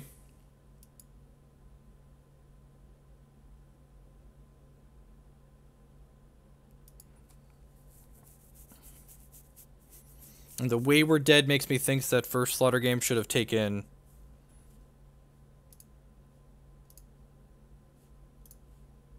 My first Slaughter game should have taken Lightning Bolt instead of Snapcaster Mage. Yep, I'm aware. Skite's doing his job.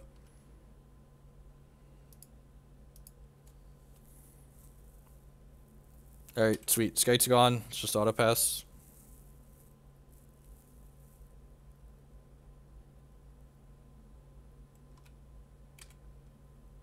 So, like, now they can loop through their deck and just, like, draw a bunch of Lightning Bolts and kill us.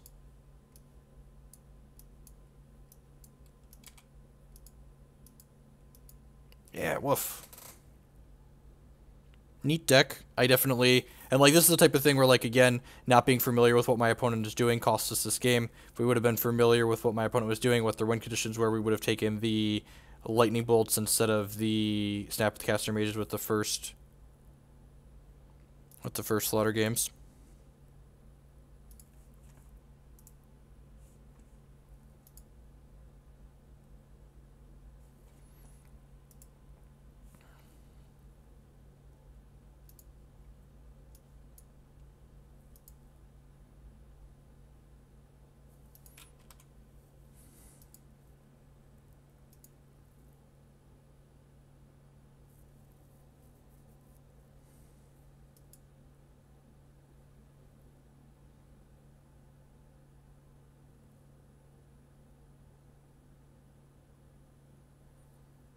Yep.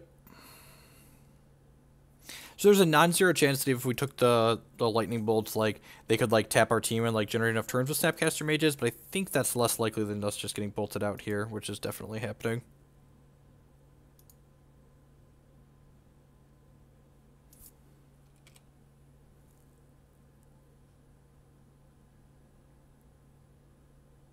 Unfortunately, his list isn't going to be published. You'd have to message them for it personally because they're going to be 2-2 after beating us. I believe they were 1-2 coming into this match, if I recall what MTGObot said. I've only played 1 Daze Undoing here, right?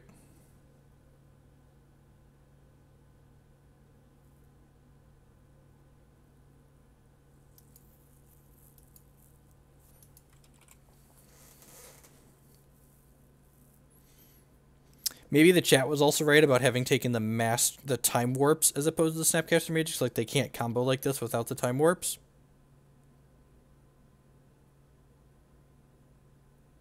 Oh, good point.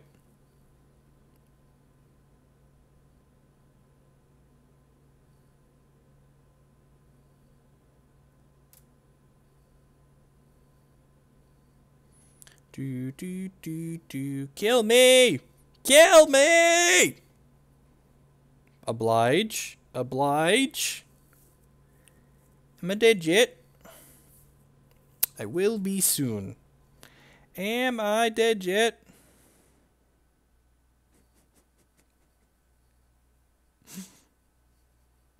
Am I dead yet? Dead. Alright, good game, opponent. Right, let's play one more before we close out the night here. Modern is a silly place. Modern is a silly place. Even a whole minute to spare. Yep, we were not fortunate enough to force a game 3.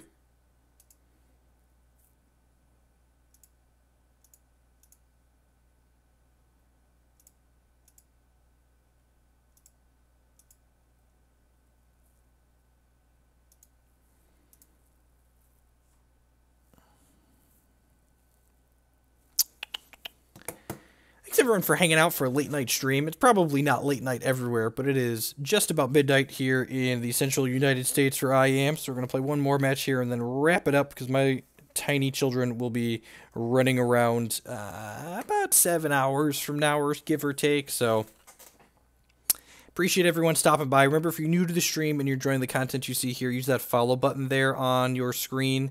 It doesn't cost you anything. It helps other people find my work. We brew a new version with Amonkhet cards. There's a Jund configuration I had slated that we might try at some point here.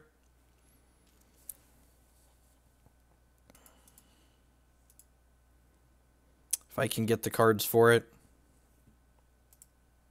I need to reach out to a couple of Magic Online sponsors and see if anyone wants to hook me up with cards.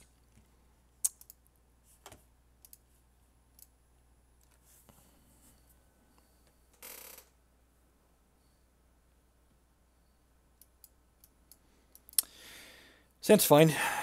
It's again one of those things where, like, my opponent could just be playing an unfair deck, and then, like, my hand's just not going to do a whole lot. Okay, sounds like medium minus against burn. We need an actual white source that doesn't deal less damage here. Scavenging Ooze, that's a fine card against that. I'm going to lead on this. We're going to fetch Shock and then path this, and then we have turn 2 Voice of Resurgence.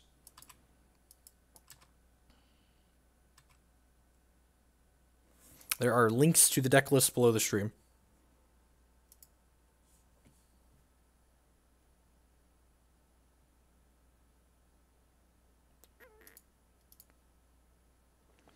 Gonna fetch Shock and path this Goblin Guide in response here. Good sequencing on my opponent's part. Playing the Eidolon out pre-combat so that way I don't get the Goblin Guide trigger.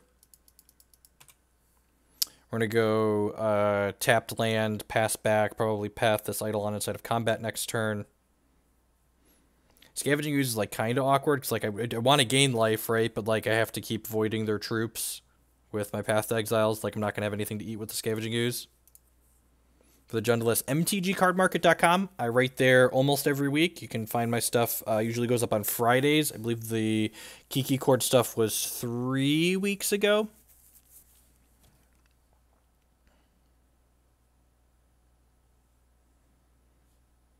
Okay, yep, that's going to resolve. Being on the draw and having to fetch Shock probably means we're going to lose this game. We'll see. If their hand is mostly creature-based, we could potentially pull this out. Okay. Okay.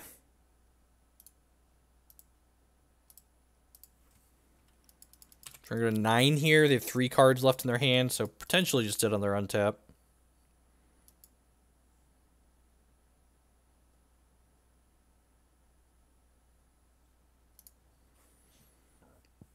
I would not like to reveal a Tree Folk.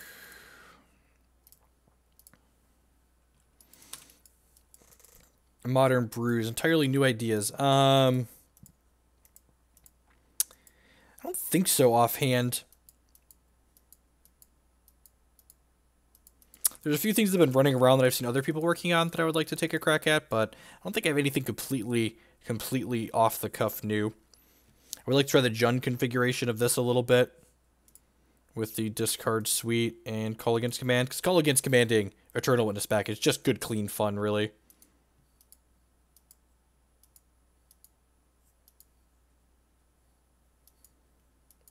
Searing Blaze, destroy me.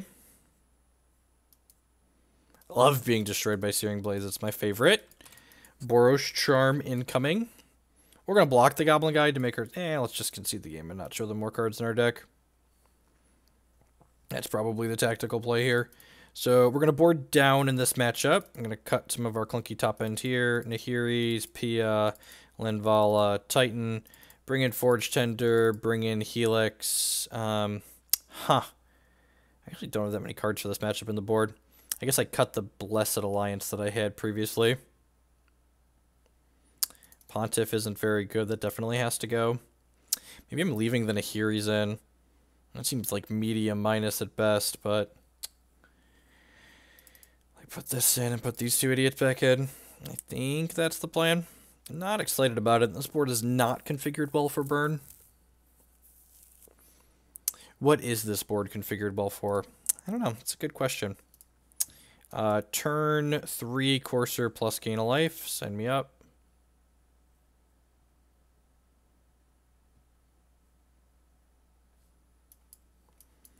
We don't have a white... The Murmuring Bosk has to deal a damage to us to make white mana, which kind of sucks.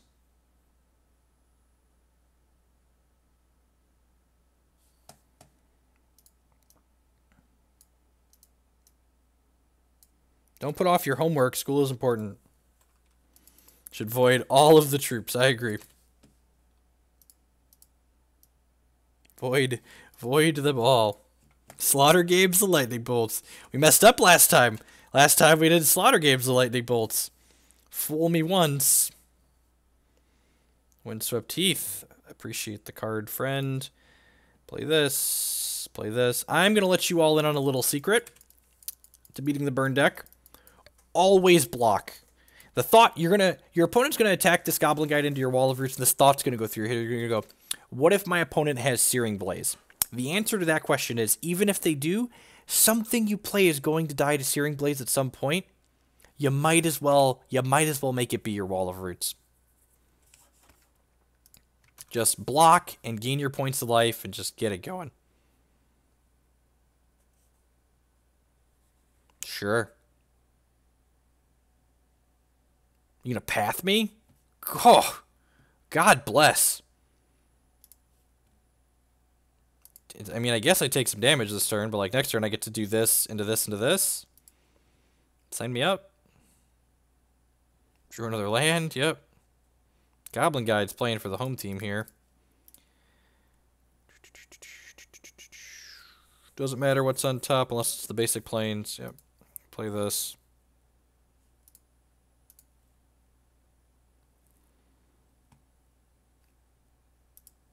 Courser's very good in this matchup, just like the incidental life gain is very good. If our opponent has another path here, we're going to be in a little bit of trouble, since we have another land on top of our deck.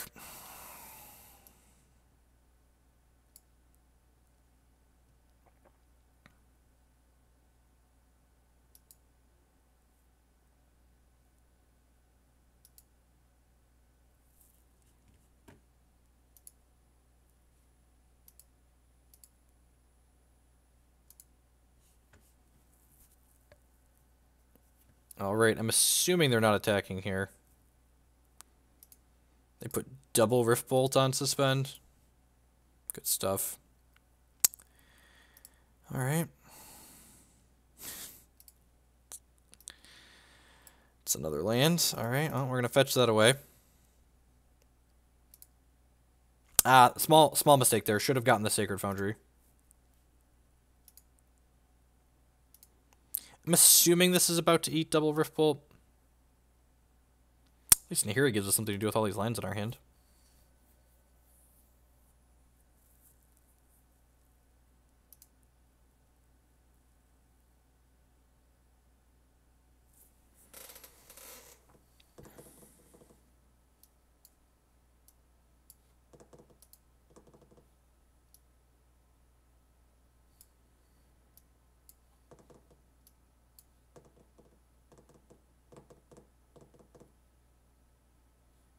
These are going upstairs. Well, that's mildly terrifying.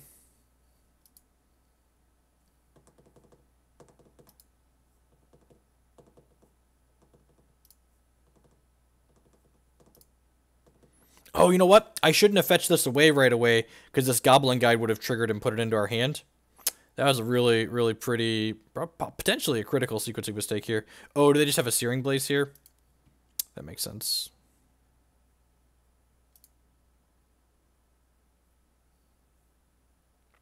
Doing well, J-Mac.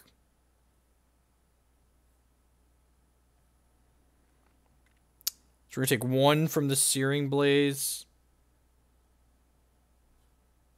Wait, what? Another Goblin Guide, sure. Speak to us, just, are you healthy? Well, I am. My family is great. Life is swell, you know. Can't, well, I'm not going to say can't complain, because we could always complain, right? Shouldn't complain. Very, very lucky at the point I am in life. So we're going to take 1 from this Murmuring Bosk to path another Goblin Guide here. And then take 2 down to 10. And then this Courser is going to gain us some life on our turn. Kind of odd sequencing on my opponent's part here. I guess I got to keep a Goblin Guide out of the exchange, so I'm not blocking. Kind of surprised they didn't. I think they should have pointed both Rift Bolts at my Courser. Well, that's what we call a good draw. Let's play this Nahiri out. I'm going to go ahead and plus her. I'm going to plus her and bin the Razorverge Thicket here. The classic Eldrazi Sky Spotter Nahiri. Play this out. Gain a life. Crack this. Stay in the life neutral. Play Spellskite. Sweet. So we're on the scoreboard at least.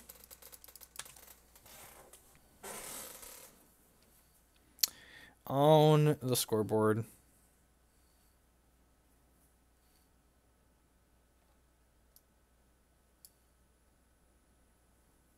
Splitting by right. The splitting the Rift Bolts was, let's say, questionable.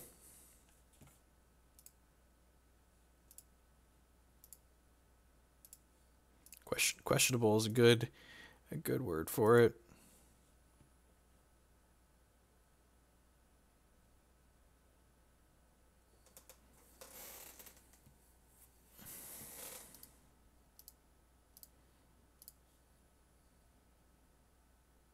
Seems good with Chord, right?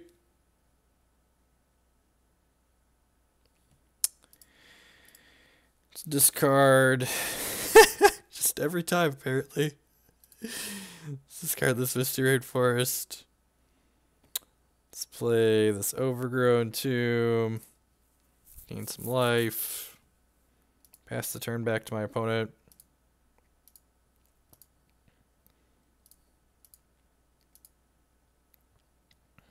Guess I probably should attack there. Seems mostly unnecessary. We'll get to play Restoration Angel and then go get Kiki-Jiki with Nahiri next turn.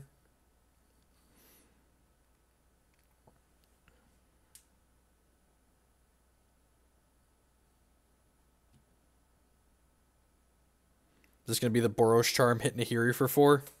Oh, yeah. Oh, yeah. Nahiri's ready. Oh, she's so ready. Ooh, put us to 8. Are we dead? We could be dead here, right? No, I don't think there's a combination of cards that kill us here.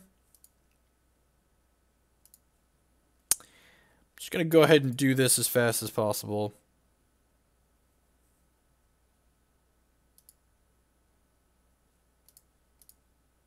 Get the value Courser copy here.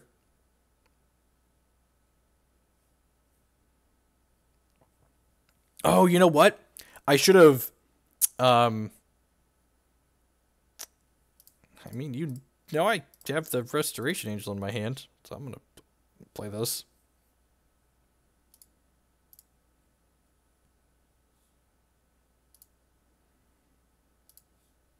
All right. Geeks, do your thing. God bless.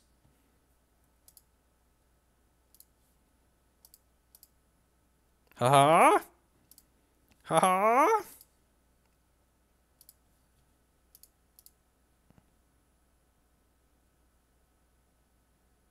Haha! Victory! Sideboard still just as bad as it was a second ago. Yep. Looks like it. Good submit.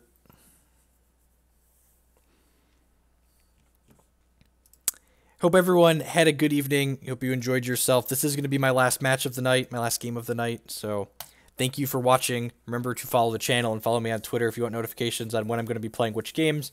I stream Hex TCG 3 times a week during the day, and I think we're going to add a Magic Online night here and there in the evenings here after my kids go to bed. No EE versus his 1-drops. I don't think so. They only have 8 1-drops in their deck. I only really like boarding in EE against the Wild Nacatl version. Voice is actually a decent pickup there. I think I'm going to lead on the Razorverge Thicket here, so that way I can path something. I'm going to have to play the Horizon Canopy and take a damage to play a 2-drop, but I think that's fine, because I'm going to save life on the path. That's fair, Big Daddy. I'm not like a huge fan of Eidolon, especially on the draw. It can slow us down. It's good against like some of the Rift Bolt turns, I suppose. Just going to go ahead and path this now. I suppose I could play the Murmuring Bosk next turn. Since they don't have a threat in play, there's like not a huge rush. Hopefully we just like draw a fetch land or a plains or a forest or another Razorverge Thicket. Go over the Burnwillows. Birds is a fantastic draw. Let's just play this Murmuring Bosk and still do something with our mana this turn. In a pretty good spot.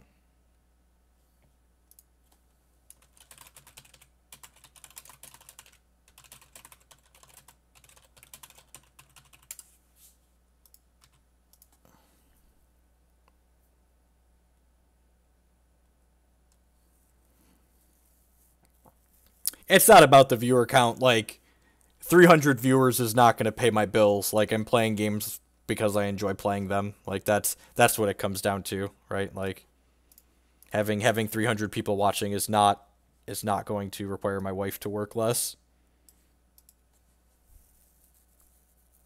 And just felt like playing some Magic. I'm playing less Paper Magic this year. I mean, like, I played obnoxious about a Paper Magic the last few years. So, like, only playing, like, you know, a dozen events this year as opposed to 30 plus. I had something clever for this, I promise I did. Zerglish with the 5-month resubscription. Thank you for the continued support. I do appreciate it. Welcome back.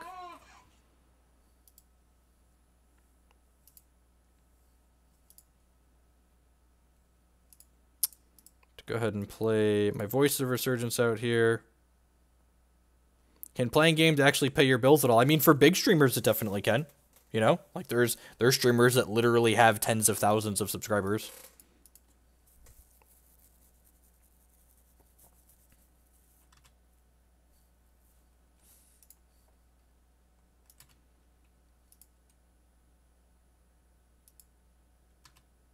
Hey, Dan, thanks for dropping by.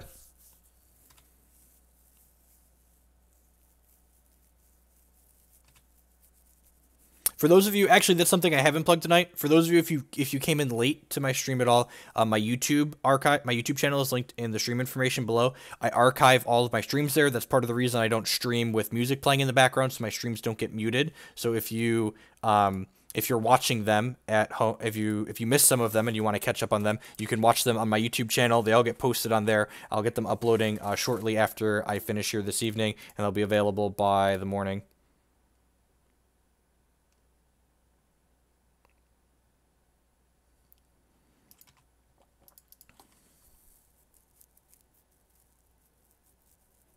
For real games, yep.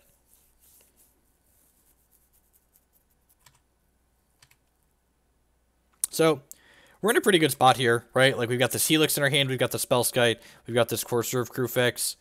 And I really feel like my opponent misboarded. I really don't like having a ton of Path to Exiles in the board of the burn deck. And if you do have them, I definitely don't think you want to board them all in this matchup. Because, like, my opponent's just, like, not killing me. Like, they're taking my things off the table, but, like, I'm in no danger of dying. How am I at 19 still? Exactly. I'm at 19 and I have this game 3 in my hand.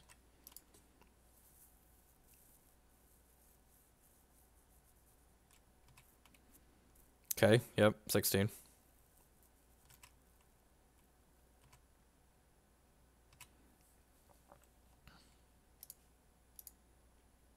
Only one troop in the crypt still at this point, so kind of medium minus on the Scavenging Ooze.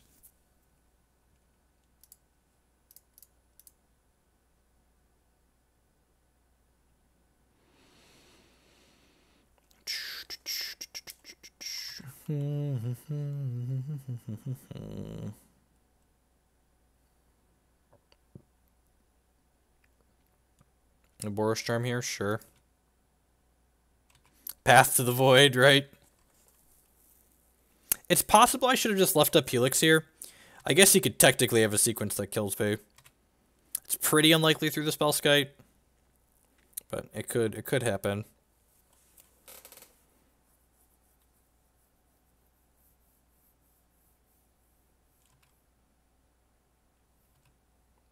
Oh, I guess I have Chord for, this is post-board, I have Chord for Forge-Tender up there, technically. Technically speaking. 1, 2, 3, 4, 5, 6. Huh. Yeah, actually, I'm just going to go ahead and Chord for...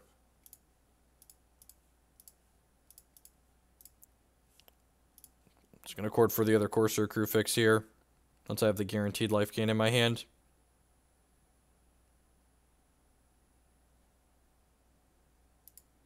Yeah, catching us in the last match of the evening. Last game of the evening, Immortal. How's it going?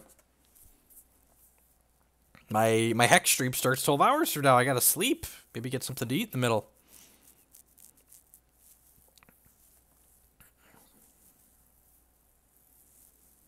Skullcrack, sure.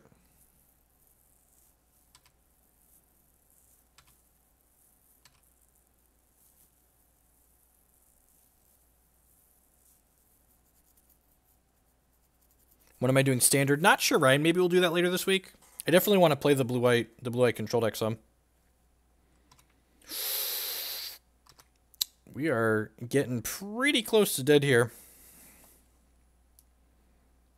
I think this, hopefully this Helix will be able to keep us in it. They could just have like double Boros Charm here though, right? Or like double Skullcrack. Huh. Yeah, I think that's fine.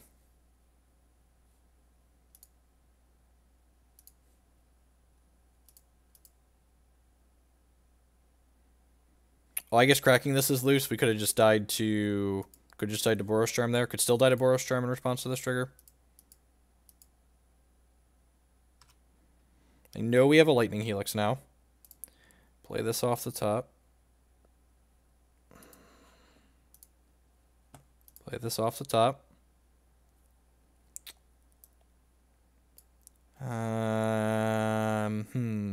Probably just supposed to kill that with this Helix. They didn't have Boros Charm last turn, so they shouldn't have it now. We were sloppy and didn't play around Boros Charm earlier, so we know they don't have it. And that puts another troop in the crypt for us, so we can go ahead and play. Oh God, I'm so incredibly sloppy right now. Tap my red source, so I can't actually hold up this Helix. Let's just go ahead and do this.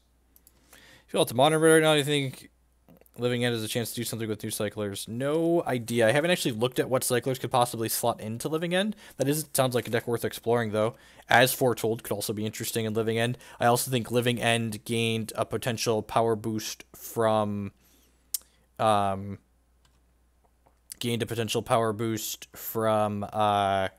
it called? The new split card rules. So you can play cards like Wear, Tear, and Turn Burn in Living End, which is interesting in my opinion.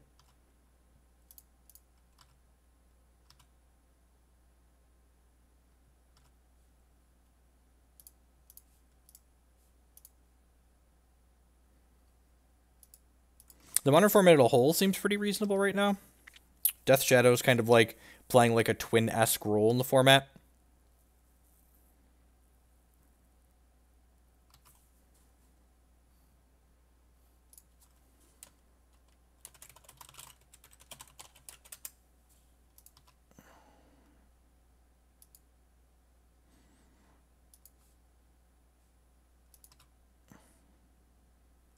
Go to 7.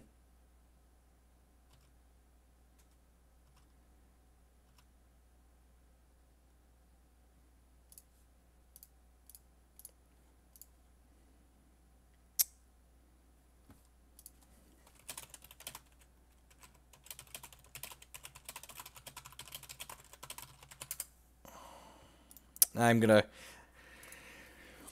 My opponent is 0-0, and I am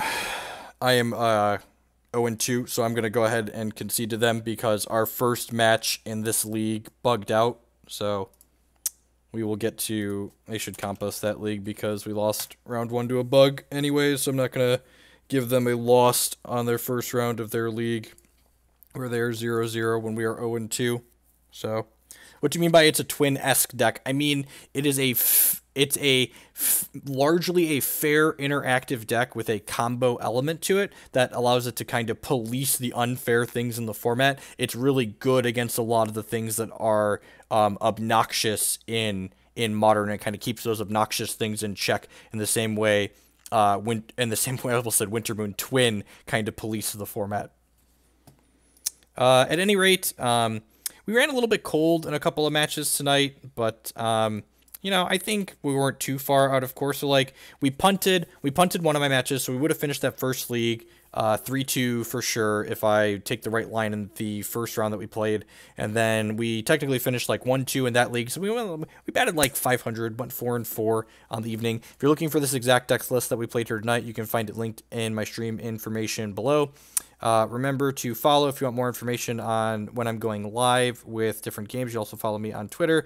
Check out the sponsors. Thanks and welcome to the new subs. If you are a new sub, make sure you check out the subs Discord where we talk about Magic and Hex and lots of gaming stuff. No set schedule on when I'll be back with Magic, but probably some other night this week in the late evening like this, depending on how early I'm able to get the rest of my work done. Thanks for hanging out, folks. I'm going to find someone to kick you all over to now.